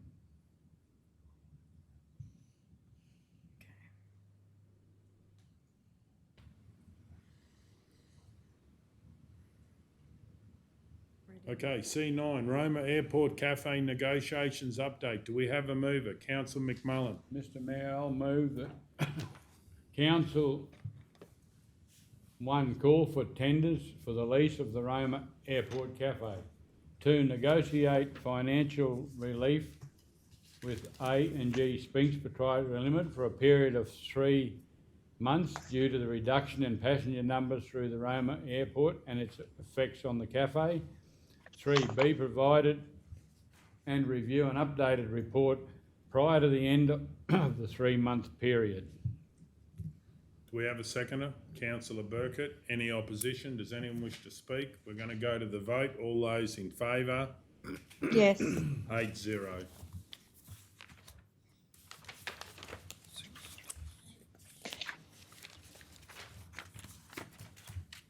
Is that C9 or C8? C9. So C10? Yeah, C10, funding for Roma History Lodge office. Do we have a mover? Councillor O'Neill. I'll move the council, 1, decline the request on the basis of council budget constraints. 2, approve Roma and District Family History Society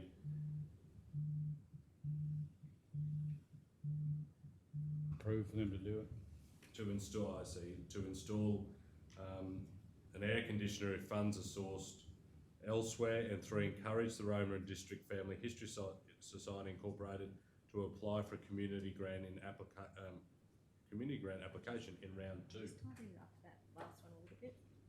Encourage the Roma and District Family History Society to submit a community grant application for consideration during round 2. Yep.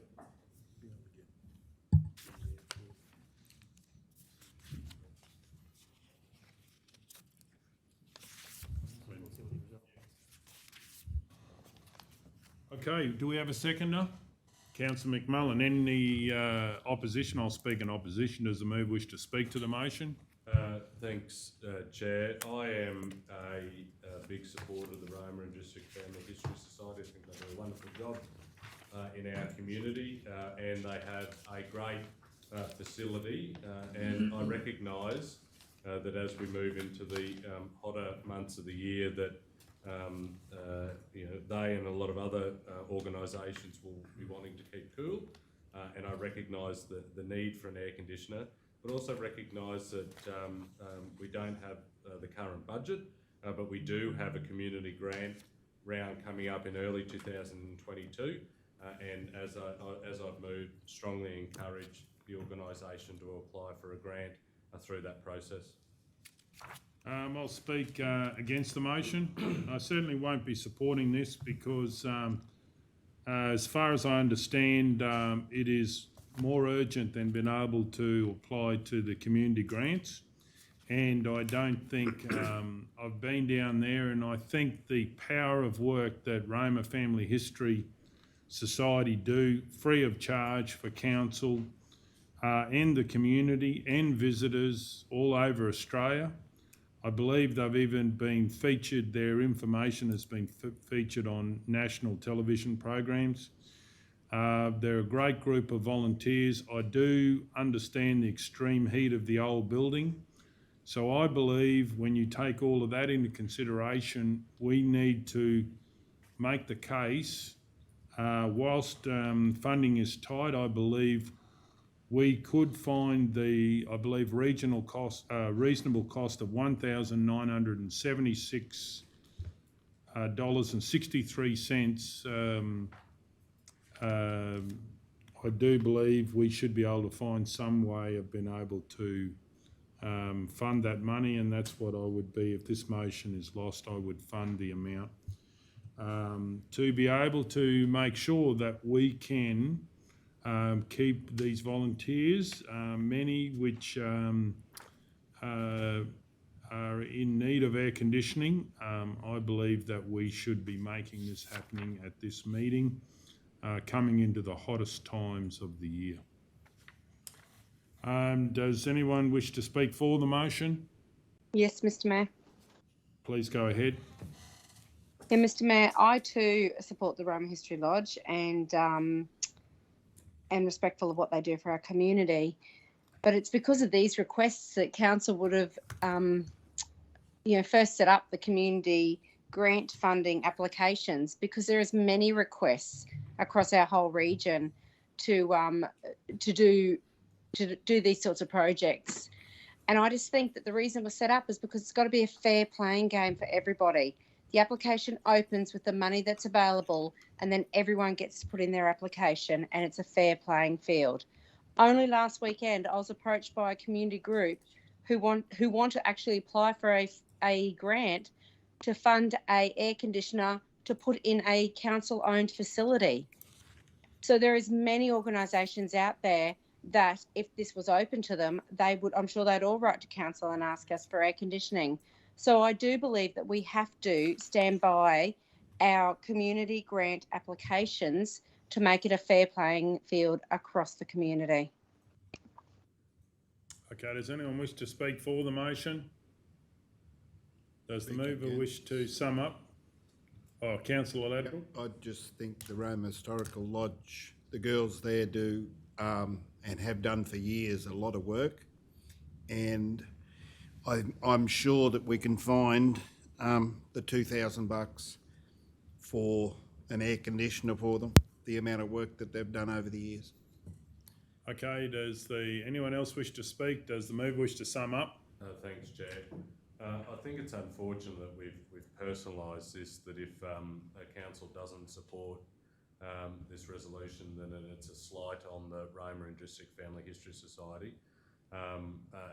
I think the compelling argument that Councillor Hancock has just provided in respect to supporting our community grant application round, and as I've moved in the resolution encouraging the Roma and District Family History Society to apply through that process, does make it a level playing field for everyone. And I'm sure an application of this ilk, given that we have done many of these over the years, would fit the criteria to be considered by council in early February. Okay, we're going to go to the vote. All those in favour? Yes. All those against? 7-2 if I can call, 6-2 if I can call for a division. And there's Councillor Golder and Ladbrokes that was against, to make it easy. And everyone else is for. Okay, moving on. C11, tender 21023, supply and installation of fuel management system. Do we have a mover? Councillor Burkett. I would move that Council 1 select Go Industrial Proprietary Limited as the preferred tenderer for tender 21023, supply and install of fuel management system, noting the price of $208,092.50, including GST. 2, approve the Chief Executive Officer or delegate to enter into negotiations with Go Industrial Proprietary Limited, formalising the terms and conditions of the draft contract if the final terms are acceptable. Do we have a seconder? Councillor Taylor. Any opposition? Does anyone wish to speak to it? And we're going to go to the vote. All those in favour? Yes. 8-0.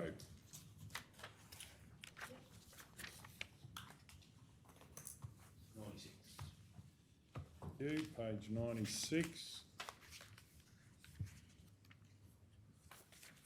C12, rate payment arrangement 1500648. Do we have a mover?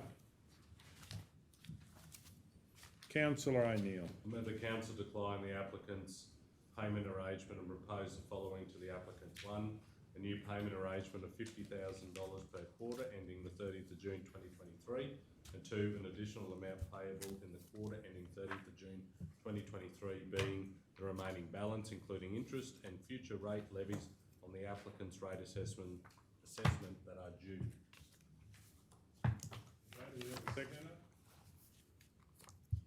Councillor Taylor, any opposition? Does anyone wish to speak to it? We're going to go to the vote. All those in favour? Yes. 8-0.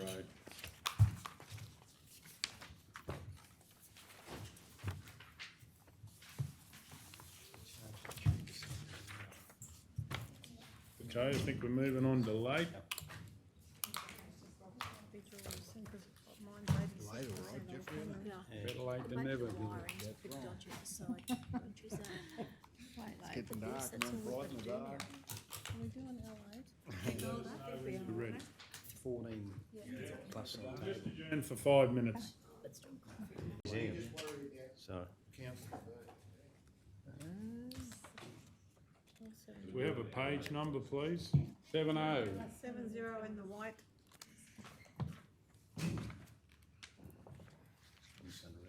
We got some wording for it. Move a change in motion, change in order. Not this time of night. Nice. Well, it's really C3 now. We can go. Gone back. That It happened was earlier. later Going on, back, we've gone so- back to it. Yeah. That's a good point. Was moved. Okay, so It's actually a close, was moved into closed. Yeah, Same that's thing. right. It was moved So to- I just need to probably repopulate a new number for it, but I'll do that out of here. Yeah, tomorrow. Yeah. okay, I would like L8 permission for use of shed at Bassett Park. We don't have any wording for this, do we? Yeah. Yeah. Rather than saying consider, you say council approve. Yeah, council approved the request of using the fashion, we'll put, it's actually the wool Wool provision, right? Everything. wool shed. Wool shed. Council consider, Yeah. yeah, well, it's where the the council can approve the request for the use of the shed at Bassett Park, and then in brackets, wool/fashion parade, so we just know which building. But it's actually, Huh? it's where the Well, fleeces the are. boxing fella still set up, isn't he? The other fella, isn't Is it? he? Well, he was. Yeah, that's where they used it. Yeah, we moved it out for that other. They moved it out into the container for, Oh, right, okay. for Fair enough. Schubert, and I haven't seen there lately. Yeah. Yeah, so we've got that. The shed based at Bass Park wool shed or fashion parade building by Angus Mitchell to teach children's boxing with any relevant fees and charges waived. So how, are we gonna put a time on that? Well, You gotta finish that one off first before you go to it. yeah, so we've got to, yeah. So then, then the next one, do you want to go for a trial period or something? No, okay. You gotta finish that off. You gotta put subject to. That's it. Public And then, at the end of that, I think, subject to. Public liability. for Angus Mitchell to provide a copy of his public liability. So that's number 2, Yeah. to allow him to, or what was it? Angus, To require him to provide proof of his public Like liability. council agreement. to require, Yeah, that Yeah, doesn't- that, yeah. That's council Okay. require, no, I take thought it. sub point get rid of one the was two. subject to, council you know, require, the council. No, you start to get tired when it doesn't make any Um, sense. That council approve, Receive, subject to, sorry, Michelle. Yeah, yeah. This is Yeah. yours, Mayor, but, Rest. the council one approves subject to, receipt of the, 20 million public liability, or whatever it is. May not be 20 million. Subject to relative, liability. Subject to receipt of the relevant public liability. public,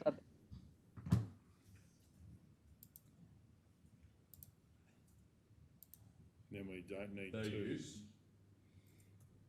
of the, Sorry, yeah, I just go.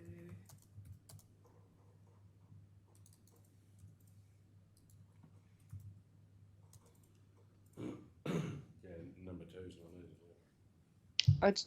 I just have a question. Please go It's ahead. probably not a one anymore either. Please go Just ahead. Just something I've thought about, is, do we need to put in here, just something about, when obviously that building is used for the fashion parade or for other things, we probably need to make sure that it's available at showtime for show, or, you know, I Yeah, think, no, that's a good point. I'll put that in there. So point two, that Angus, point two is that Angus vacates the building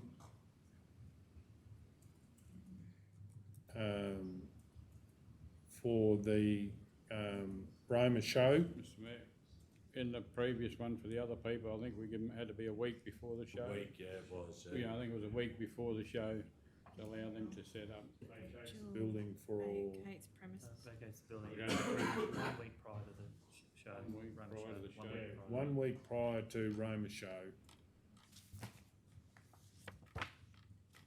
So I think besides vacates the premise 1 week prior to the Roma show. And pending required use of other user groups or No, something? it's Yeah. only the show. No, it's only Fashion show. parade's in a different area really, isn't it? It's only the show. If they want to have a fashion parade. Yeah, so the Angus vacates premises 1 week to the Roma show. No, I'm saying, yeah, for any other time of the year they're talking about. Oh, Yeah, we also probably need to work out what the cost is to waive the fees, because that needs to be included then, that's Yeah. fine. And that'll have to be, come out of the, And would you put a 6 months on it or something, just to make sure everything's all right, or? A trial period. What did you charge? It was all waived altogether with Schubert. yeah, it was. can we just tidy this up for a bit, because it can't be that council one approving that council Oh, two, so that that's- Angus. Mm. It's got to be that council requires the Request. premises to be vacated 1 week. That two, council requires the premises to be vacated. Councillor Hancock, if I can just quickly, to the Mayor, I know it's time critical. My best guess is that there is broad support. We need to get the figure as to what we will be waiving. That has to be allocated to a budget. Could we just defer this until next Thursday at the special meeting? So all of these particular provisions that we require could be tidied up? I think it needs to happen today, but do we We'll have to need to get have the that? figures then. I need to go and find the figures, Mr Mayor. Yeah. Oh, no. Well, I laid this on the table to later in the meeting to get that figure. All those in favour? So in this meeting? Yeah, later in the meeting, yep.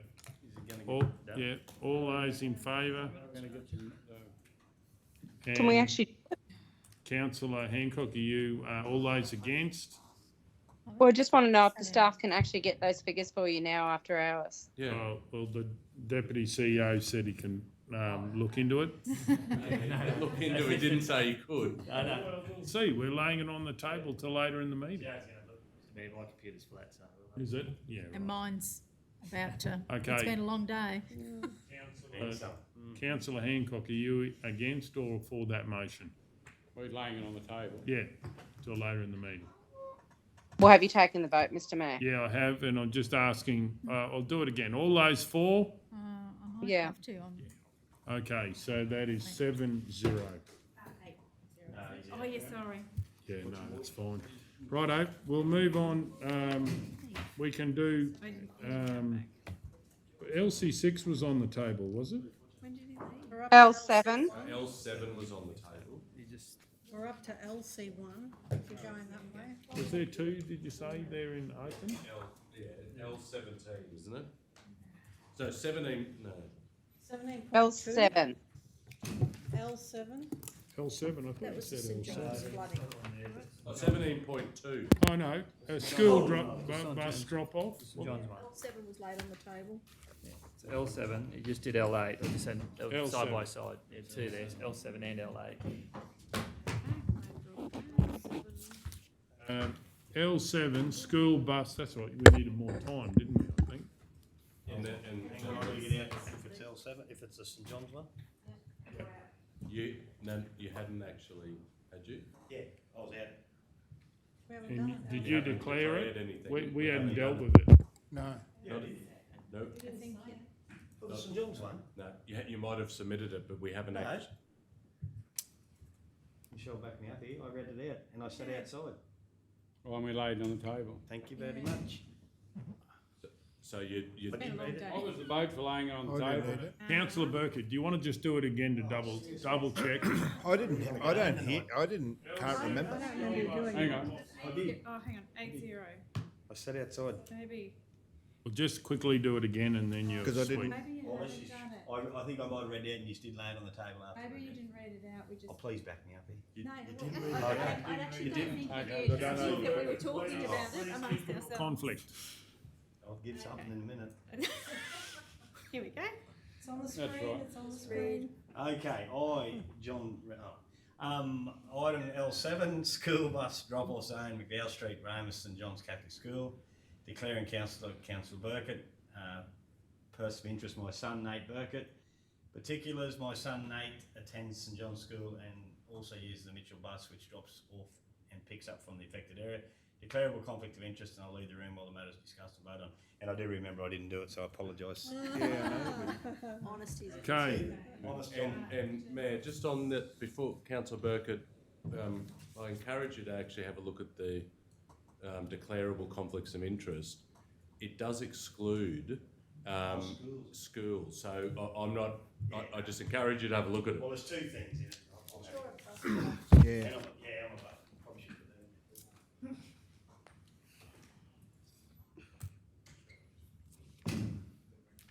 For this one? Oh, brilliant, thank you. okay. Oh, Have we got a resolution? Yeah, Mr Yes. Mayor circulated a report there. Is it this one that's up on the screen? It's just a slightly updated one, Michelle. Yep. Want me to send it to you?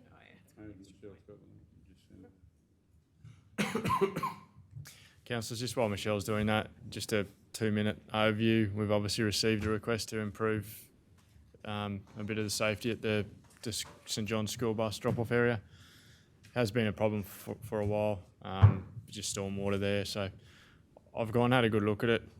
I think there's a more permanent solution that needs to be investigated to try and get some stormwater underground or other options. But for the purposes of trying to, I suppose, think outside the box and see what we can do in the interim, I'm recommending that we just box out a little bit of behind the curb where the kids walk and where the buses drop off, put a bit of gravel in there so it's not just a big pile of mud there. It sort of works twofold in the fact that it will help get the footpath up a bit higher so it's not going to be inundated with water, but it'll also allow the buses to potentially pop up and straddle the curb. So at the moment they're sloped down into the curb, and when they open the doors they're at the lowest point, but by being able to ride up on the curb, Drive up on the curb. it'll put the door up in the air, allow the kids to get on. It's not going to be a foolproof solution, but it's still doing something to try and ease the concerns in the interim. The gravel will always be used for something there, whether a footpath's put in there in the future, but I'm just reluctant to put concrete in there, because one of the options in the future could be that the actual bus, there's enough width there for the bus actually to pull up in that higher ground as a drop-off area. So, Councillor O'Neill. Through the chair, Cam, what size gravel are you talking? And I asked that question because I've had a bus driver raise with me concerns if that we do anything there, we could create a mess in the buses. Yep. Yeah, it's a fair point. I would have probably put some road base down first with some crusher dust on top, which is a fine thing. But yeah, you'll pick up that crusher dust then if it's wet, and you'll walk that through the bus. Potentially could. I would have thought they're picking up mud now when they're getting on the bus, but happy. I've got it in there that we'll work with the bus operators if there is concerns. I can, we can pull it up. But it's a fair point. I'm just not sure at the moment they'd get mud dragged through their bus or not. So. Bit bigger gravel, like crusher dust at the bottom, and put, the coarser gravel on the top, and will that go into the crusher dust, if you know what I mean? It's a fair point. I suppose I initially thought crusher dust, but we could just put a larger, just a road base that doesn't pick up. It's going to be, because we need the road base there. So on the bottom, and then something on top of that, and then. Yeah, I think you just go road base if that's so. But no, I appreciate the comment, because that's probably something that hasn't been. Happy to move. Yeah, please go ahead. I'll move that Council, one, in consultation with St John's Catholic School and school bus operators, undertake preliminary works to help provide some initial relief to the current stormwater issues at the school bus drop-off zone on McDowell Street. 2, undertake preliminary works to the extent of removing existing material and replacing approximately 3 metres width of raised gravel along the back of the curb at the school bus drop-off zone. 3, investigate longer-term options to improve the safety at the school bus drop-off zone at St John's Catholic School, including the construction of additional stormwater inlets along McDowell Street to help remove some overland stormwater flow from the road and footpath surface. And 4, write to the applicant, St John's Catholic School and bus operators through the Department of Transport and Main Roads, advising them of the actions planned as part of the resolution and the operational intent of the preliminary works, while a more permanent solution is being investigated. I'll second that. Any opposition? Does anyone wish to speak to it? We're going to go to the vote. All those in favour? Yes. 7-0. We got any more in there? So we're back to closed again, aren't we? I think. That's everything in that agenda I've got. What about 17.2? Oh, 17.2, beg your pardon. I'll just put, just gonna bring directly Sorry, back in in. the late agenda though, Wendy, Yeah. that's all done. There's no 17. No, yes, it's all done. It's in this one. Yeah, Just the ordinary. No society, Oh, that was near the end, wasn't it? 143.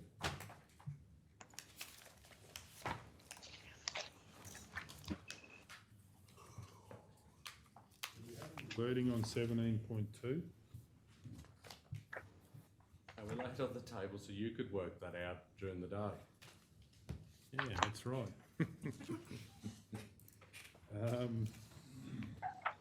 We've got a meeting next week, haven't we, for this one? You're going to have a long meeting. No, I think that's fair though. There's no point in hashing this out this afternoon. Yeah. I move that we lay 17.2 on to the on the table till a future meeting. Next week. And that works, Mayor, because there's another bit of correspondence that's come from the Show Society today, not to get you conflicted, which could be wrapped up together. Sam, I think the council just said that they want that one for the special meeting next week, so. Yeah, I'm just gonna do that. Thanks, council, thanks guys. Okay, all those in favour of laying it on the table? Yes. 8-0.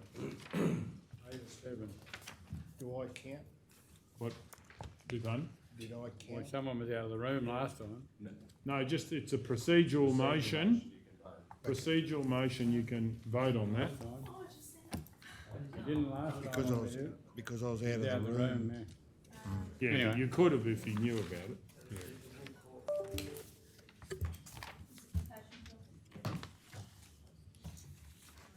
Okay, getting back onto the LC1. LC1, Roma Sayard's multi-purpose facility. Councillor Burkett. I'll move that council receive and note the report by what? All right. Oh, sorry. Page 9. That's right, sorry. It's up on the screen too. So I move that council, one, approve the appointment of Cause Chamber Westgarth to investigate the defects at Roma Sayard's multi-purpose facility. Two, approve the appointment of the experts required for this investigation as recommended by Cause Chamber Westgarth, with the engagement to be funded from GL 2271.2094. Okay, we have seconder from Councillor O'Neill. Any opposition? Does anyone wish to speak to it? We're going to go to the vote. All those in favour? Yes. 8-0. Okay. 17, thank you.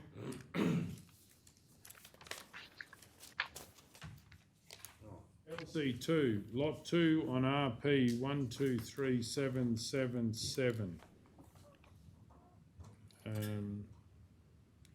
I'd like to move the council receive and note the report by way of an update to resolution OM/10.2021/129. And do we have a seconder for that motion? Councillor O'Neill. Any opposition? Does anyone wish to speak to it? We're going to go to the vote. All those in favour? Yes. 8-0. Okay, moving on. Three, the table to upcoming meeting, that's the one. No, we haven't done it. Budget. Yeah, a little bit, I think it's getting a bit Oh. tired, so.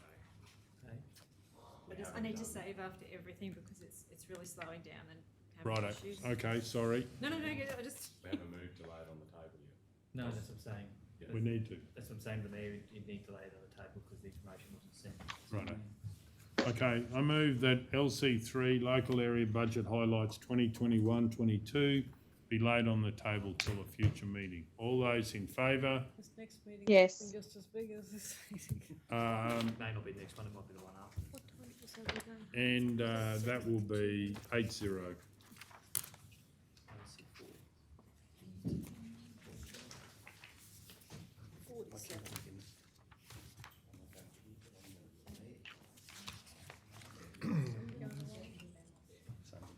No,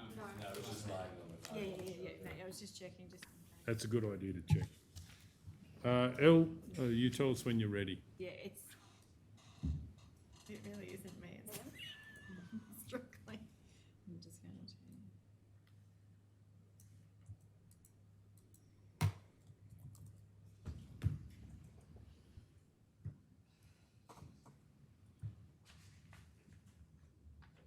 I'm just gonna save it.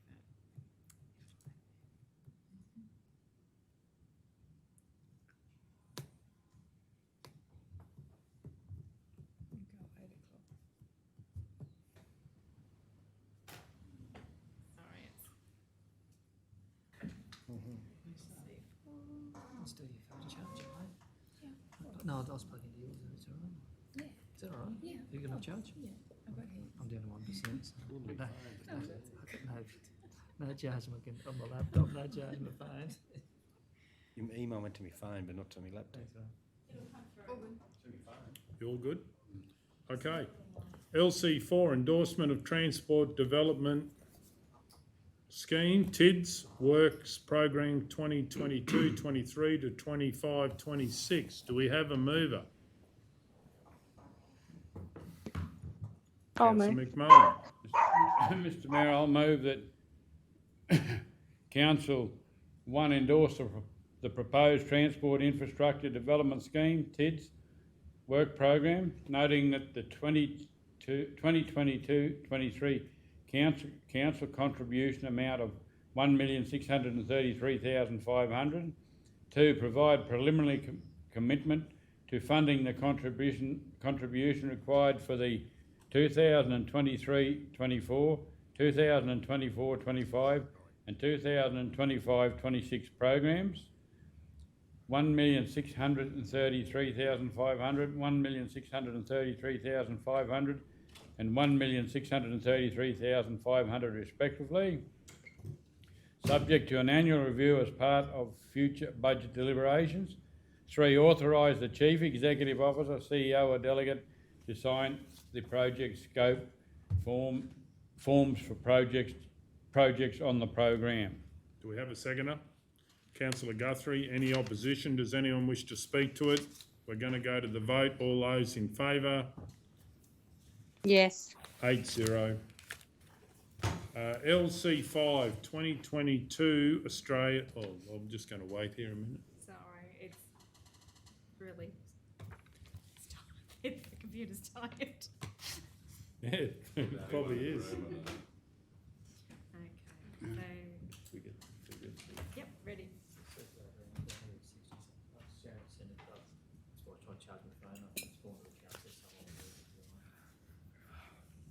Councillor O'Neill. I'll move the council accept the recommendations from the awards assessment panel for the 2022 Australia Day Award recipients for the Maranoa region.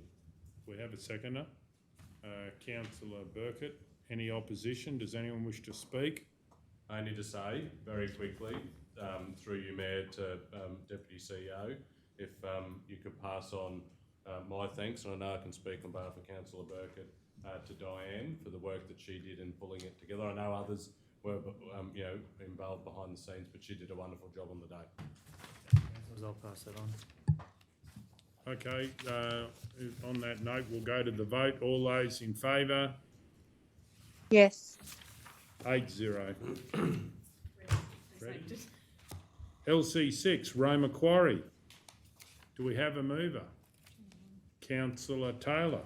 I'd like to move that council undertake the actions detailed in this report. Do we have a seconder?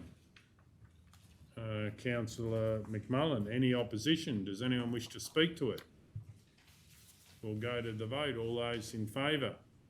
Yes. 8-0. Yep. Ready to go? Cool. L7, Australian Government Local Roads and Community Infrastructure Program. LC7? Yep, Australian Government Local Roads and Community Infrastructure Program, Phase 3. Do we have a mover? I'll move. Councillor Hancock. I move that Council 1 authorise the Chief Executive Officer or delegate to sign the grant agreement to accept the offer for the Australian Government grant under the Local Roads and Community Infrastructure Program Phase 3. 2, be presented with a list of eligible projects to consider for funding under the Australian Government's Local Roads and Community Infrastructure Program Phase 3 at an upcoming briefing session. Do we have a seconder? Councillor Ladbrook, any opposition? Does anyone wish to speak? We'll go to the vote. All those in favour? Yes. 8-0. Righto, we're moving on. 108. No, 106. 106. 106. LC8, application for funding under under Queensland Government 2022-23 Walking Local Government Grants Program. Councillor Burkett. I'd like to move that Council 1 apply for funding under the Queensland Government's 2022-23 Walking Local Government Grants Program for the development of Maranoa Region Walking Plan, incorporating the towns of Roma, Mitchell, Surat, Injune, Wallumbilla and Ulbar. 2, reallocate the required 50% co-contribution from the work order 2204-24 if the application for funding is successful. 3, authorise the Chief Executive Officer or delegate to sign the funding agreement and any other necessary documentation if successful. Do we have a seconder? Councillor Ladbrook, any opposition? Does anyone wish to speak? We're going to go to the vote. All those in favour? Yes. 8-0.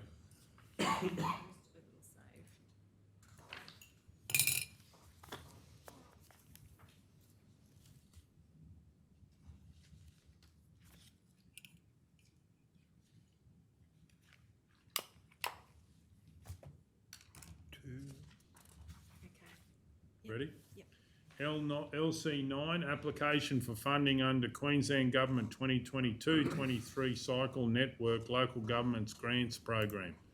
Councillor Taylor. I'd like to move that Council 1 apply for funding under the Queensland Government's 2021-22 Cycle Network Local Government Grants Program for priority design treatment for the principal cycle network loop in Roma, consisting of Miss Campbell Street from Cottle, Curry Street, Bowen Street and Spencer Street to Queen Street.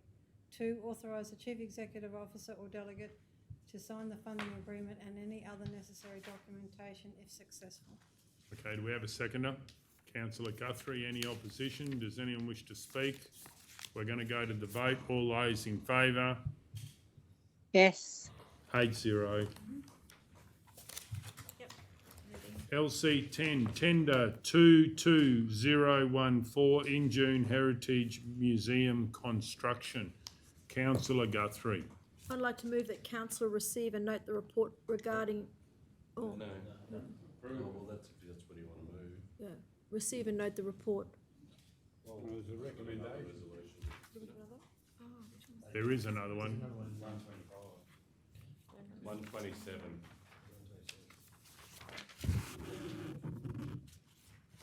Oh. Can I start again, Mr. Mayor? Please go ahead.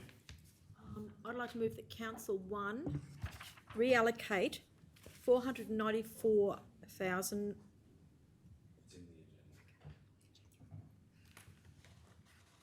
She'll catch up, she'll go get it. She's got it up. She's good. In the report. That's what you're looking for. Are you good, Michelle? Yeah, no, that's what. It's all right, it's literally populating. 127. All right. Reallocate 494. Yeah. Sorry, Councillor Guthrie. I'd like to move that Council 1 reallocate $494,992 of budget from WO 19808 energy upgrades to council facilities to the Injune Heritage Museum construction project. 2, select SM&KA Duff Builders Proprietary Limited as the preferred supplier for tender 22014 Injune Heritage Museum construction, noting the submitted price for the main museum construction only of $1,492,668 exclusive of GST, including GST of $149,267 for a total price of $1,641,935. 3, authorise the Chief Executive Officer or delegate to enter into final negotiations with SM&KA Duff Builders Proprietary Limited and form a contract to construct the Injune Heritage Museum if terms are acceptable. 4, refer to the mandatory provisional items for the project to an upcoming quarterly budget review for consideration. And 5, refer the desirable provisional items for the project to a future meeting of council when considering nominating projects for funding or allocating projects for funding that council has received. Just a question, should we put in there about a time frame, like to try to get before the 100 years? Money's got to be spent Part of the by June. specification Money's got to be and spent by specs. June, doesn't it? Is there a time that was got? Was in the actual tender. Through you, Mr. Mayor, was in the tender the expectation for delivery, and that it has taken a couple of weeks to get this through, but the council. So maybe that's just part of the final negotiations as you work that out. It'll be something that we'll just work with the tenderer with the view of trying to deliver. It's our understanding that we want to deliver it before the centenary. Thank you. Okay, so Councillor Burkett was happy to second, I believe. Okay, any opposition? Does anyone wish to speak to it? We're going to go to the, please go ahead. I was just going to say it will be a great opportunity for in June to actually get this up and running, and particularly with the centenary next year. Okay, does anyone else wish to speak for or against? We're going to go to the vote. All those in favour? Yes. 8-0.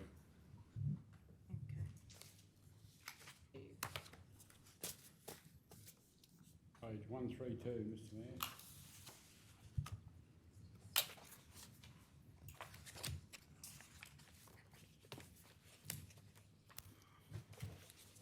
LC 11, review of supplementary rate notice, assessment 1501970.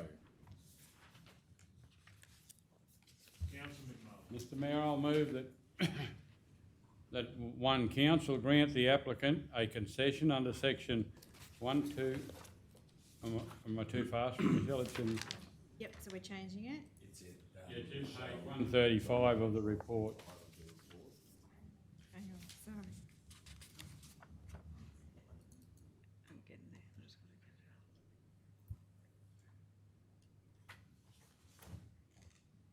No, wrong one. Yeah, you're right, Jeff. You right? I think Michelle is going to populate it out of the report, and then Get it to stay still. we'll I get can a read on. munch. Yeah, okay. One, council grant the applicant a concession under section 120(1)(c) of the Local Government Regulation 2012. Two, the concession is a concession be applied from 2nd of July 2021 to the 30th of June 2022 as follows. General rates concession amount for the period of 2nd of July 2021 to 31 December 2021 is $1,785.51. General rate concession amount for period 1st of January 2022 to 30th of June 2022, $1,795.26. Okay, so do we have a seconder? Councillor O'Neill, any opposition? Does anyone wish to speak to it? We're going to go to the vote. All those in favour? Yes. 8-0. Taking a minute to load resolutions. We might deal with LC7 next. I think we got that information, haven't we? Yes, I'm just getting. Right. It's on you, the fees, it's been, you said you sent it to the council, it's the fees for the, building. Oh, yes. What is the number? Yeah, it's there, yeah, might keep going on that one. Righto, okay, sure. GL again. Down the bottom, 25. So LC7 was it? No, we're going to keep going. LC12? So it must be LC12. 11. 11? Page, no, Just did 11. LC 12, page 146. Yeah. Did the, LC12, application for rating concession assessment number 130130024, 130130032, 1201110, 130130099, 130130008, 120130090, 130141961, 130146162, 1450798 and 150-14087. Okay, do we have a mover? Councillor O'Neill. I'll move the council not grant the applicant a concession under section 120 of the Local Government Regulation 2012. Do we have a seconder? Councillor Taylor. Any opposition? Does anyone wish to speak to the motion? We're going to go to the vote. All those in favour? Yes. 8-0.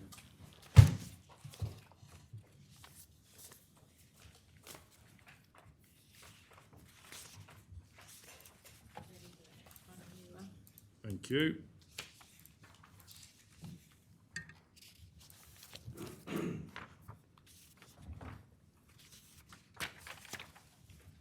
Do we have the page number for 195. Thank you. LC 13, Employee Code of Conduct. Do we have a mover? Councillor Taylor. I'd like to move that council receive the feedback provided by employees on the draft employee code of conduct through the broader workforce consultation process. Do we have a seconder? Councillor Ladbrook, any opposition? Does anyone wish to speak to it? We're going to go to the vote. All those in favour? Yes. That's 8-0. Ready when you are. Thank you. LC 14, correspondence from Rex Airlines. Councillor McMullen. Mr Mayor, I'll move that council receive And consider. And consider. and note the correspondence from Rex Airlines. Yeah, it's in light, obviously, there's going to be a letter to go back. We'll have a letter to go back probably tomorrow there, but just saying that we received a note or that. So council, it could just be council received and note correspondence from Rex Airline, and I imagine what you're looking at doing, and reaffirms its resolution from. Reaffirms the last resolution. Last meeting, wasn't it? To this special? But the copy of the letter Was is actually included in the report. Was it the special? The mayor's report, the correspondence is included there, so. So it's the last special meeting. Here it is, sorry, I've got it here. Was it a special meeting? And two was reaffirm the, Was the only one we did the other day, wasn't it? the letter dated the council letter dated the I don't think it says. 3rd of December 2021.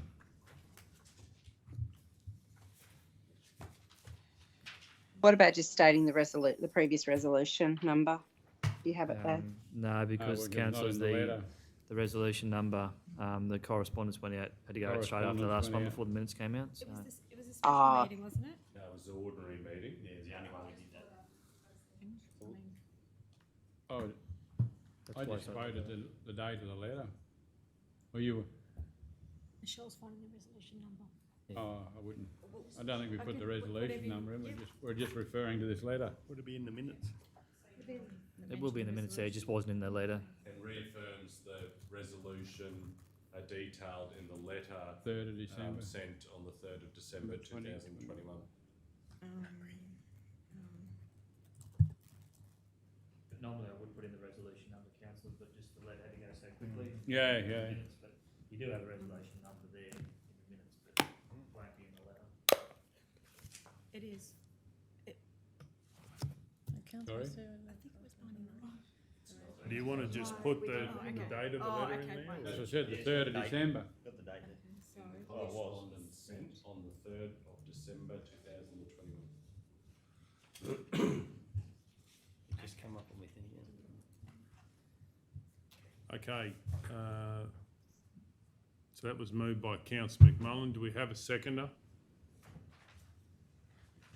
Councillor Ladbrook, does the mover wish to speak to the motion? I know, Mr. I think I said enough last time. Okay, sorry. I'll speak against the motion. I certainly don't agree with this motion. I believe that we've got an opportunity to look for affordable fares and volume and increasing the schedule. So I certainly won't be supporting this, and I believe we should be in close correspondence with the airline to get on a path where we're looking at really getting everyone in the region that would fly affordably to fly and get a schedule that would be completely different to what we've expected in the past. And I believe the only way we're going to do that and get affordable flights and the frequency that we need is to work on agreements where both parties can agree on something. Okay, does anyone wish to speak for the motion or against? Does anyone wish to speak? Does the mover wish to sum up? No, Mr. Mayor. We're going to go to the vote. Settle it. No. All those in favour? Yes. All those against? 7-1 if I can call for a division. Okay, Did we? Seven. Back to LA? Yeah, L7 or LA? LA. Did we have that information? Yeah. I just have to go out there. Okay, thank you.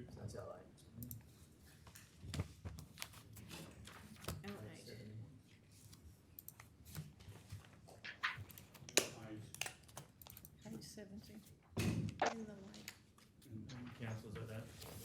Councillors at the meter probably have access to that email there, so just in light of the information Sharon sent around, is you might want to fill in the last little bit there.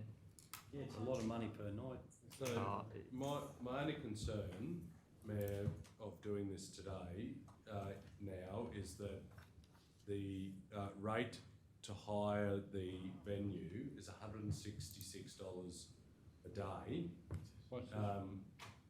That's the fashion show building. And so if you use that figure, because that's all that's in the fees and charges, for the year, that's $60,590 we would be waiving. But Mr Mayor, can I suggest we go back to what we did last time for the other fella? I don't think it was that much. No, it wasn't. We waived a fee, I know we did, but I can't remember what it was. Might have been a different fee. I just would like to test this and get this happening tonight, so I don't mind if we do it for a shorter time and get a report back on it. So, Is it only 1 day a week? no, I think they'll be keen. They'll be doing it every day. No, but it gives them access every day if he wants to. But we can, correct me if I'm wrong, through the chair to Director Sharon, we can update the fees and charges at any point, can't we? Correct. And I was going to So can we come up with a monthly fee? I that's got what I was $100 in my head. It's not in here. No, but I mean what we did in a resolution. I can't remember how we did it. that's what I was going to suggest to you, councillors. You can say and then so point 1 is you approve it. Point 2, that the actual weekly or monthly fee for the use of the actual venue be added to the fees and charges, and then subsequent fee then be waived against your in-kind. And what's the recommendation of a monthly fee? I'm saying bring it back to you. Yeah, good. How can you approve him to go in there to waive it without knowing that? We can just do a short term For an a week? amount. Well, unless you want to do it that meeting, but I'd do it till February and we're going to be waiving it anyway, so it's not going to be a problem. I didn't think I don't know what we did for the last. For the arms. We never got it back. Do So they do- want to start today? Is there a reason why they can't approve this on Wednesday next week? No, I think, no, he's keen. If he can get his thing, he'd want to be in there. He's got 15 kids, so. But that's the concern, because there's budget implications here.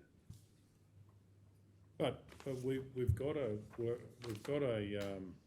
number, so we've got a. $166, so if you do it next week, what's that? I'm sure you can find something to do for a week without it. We'd have to waive 1,162. Yeah, for a week. No, I'd let it, I think he'd be right for a week. Mr. No, but Mayor. what the councillor O'Neill's saying, if we do that for a week, we've got to find 1,000. No, I'm saying if he can hold off Oh, okay. for a week. Because that's So the we're whole. talking about next Wednesday. That's the whole building there. As I said, we're seeing this for the first time today. What I would probably recommend is we probably replicate. You've already put someone through that with a similar resolution. I would have just copied and pasted the previous resolution for the previous person there. As Councillor McMullen said, there was a fee outlined by council on that. So, Have to be in the fee and charge though. well, not a fee. I'm just trying to think Not about unless one we you had made a previously special, there. I don't know what we Council did. made a I know- special rate for that last one. I can't remember what we did, I should say. So Director Sharon, have you got the copy of the? So I'd just like to get it going and then we can bring it back to the next meeting and tidy it up. But it's still got budget implications. Yeah, but. Mr Mayor, I'd like to move a motion that we lay this on the table until the next meeting of council. We don't have all the information to do it tonight, and it's only a week. All those in favour?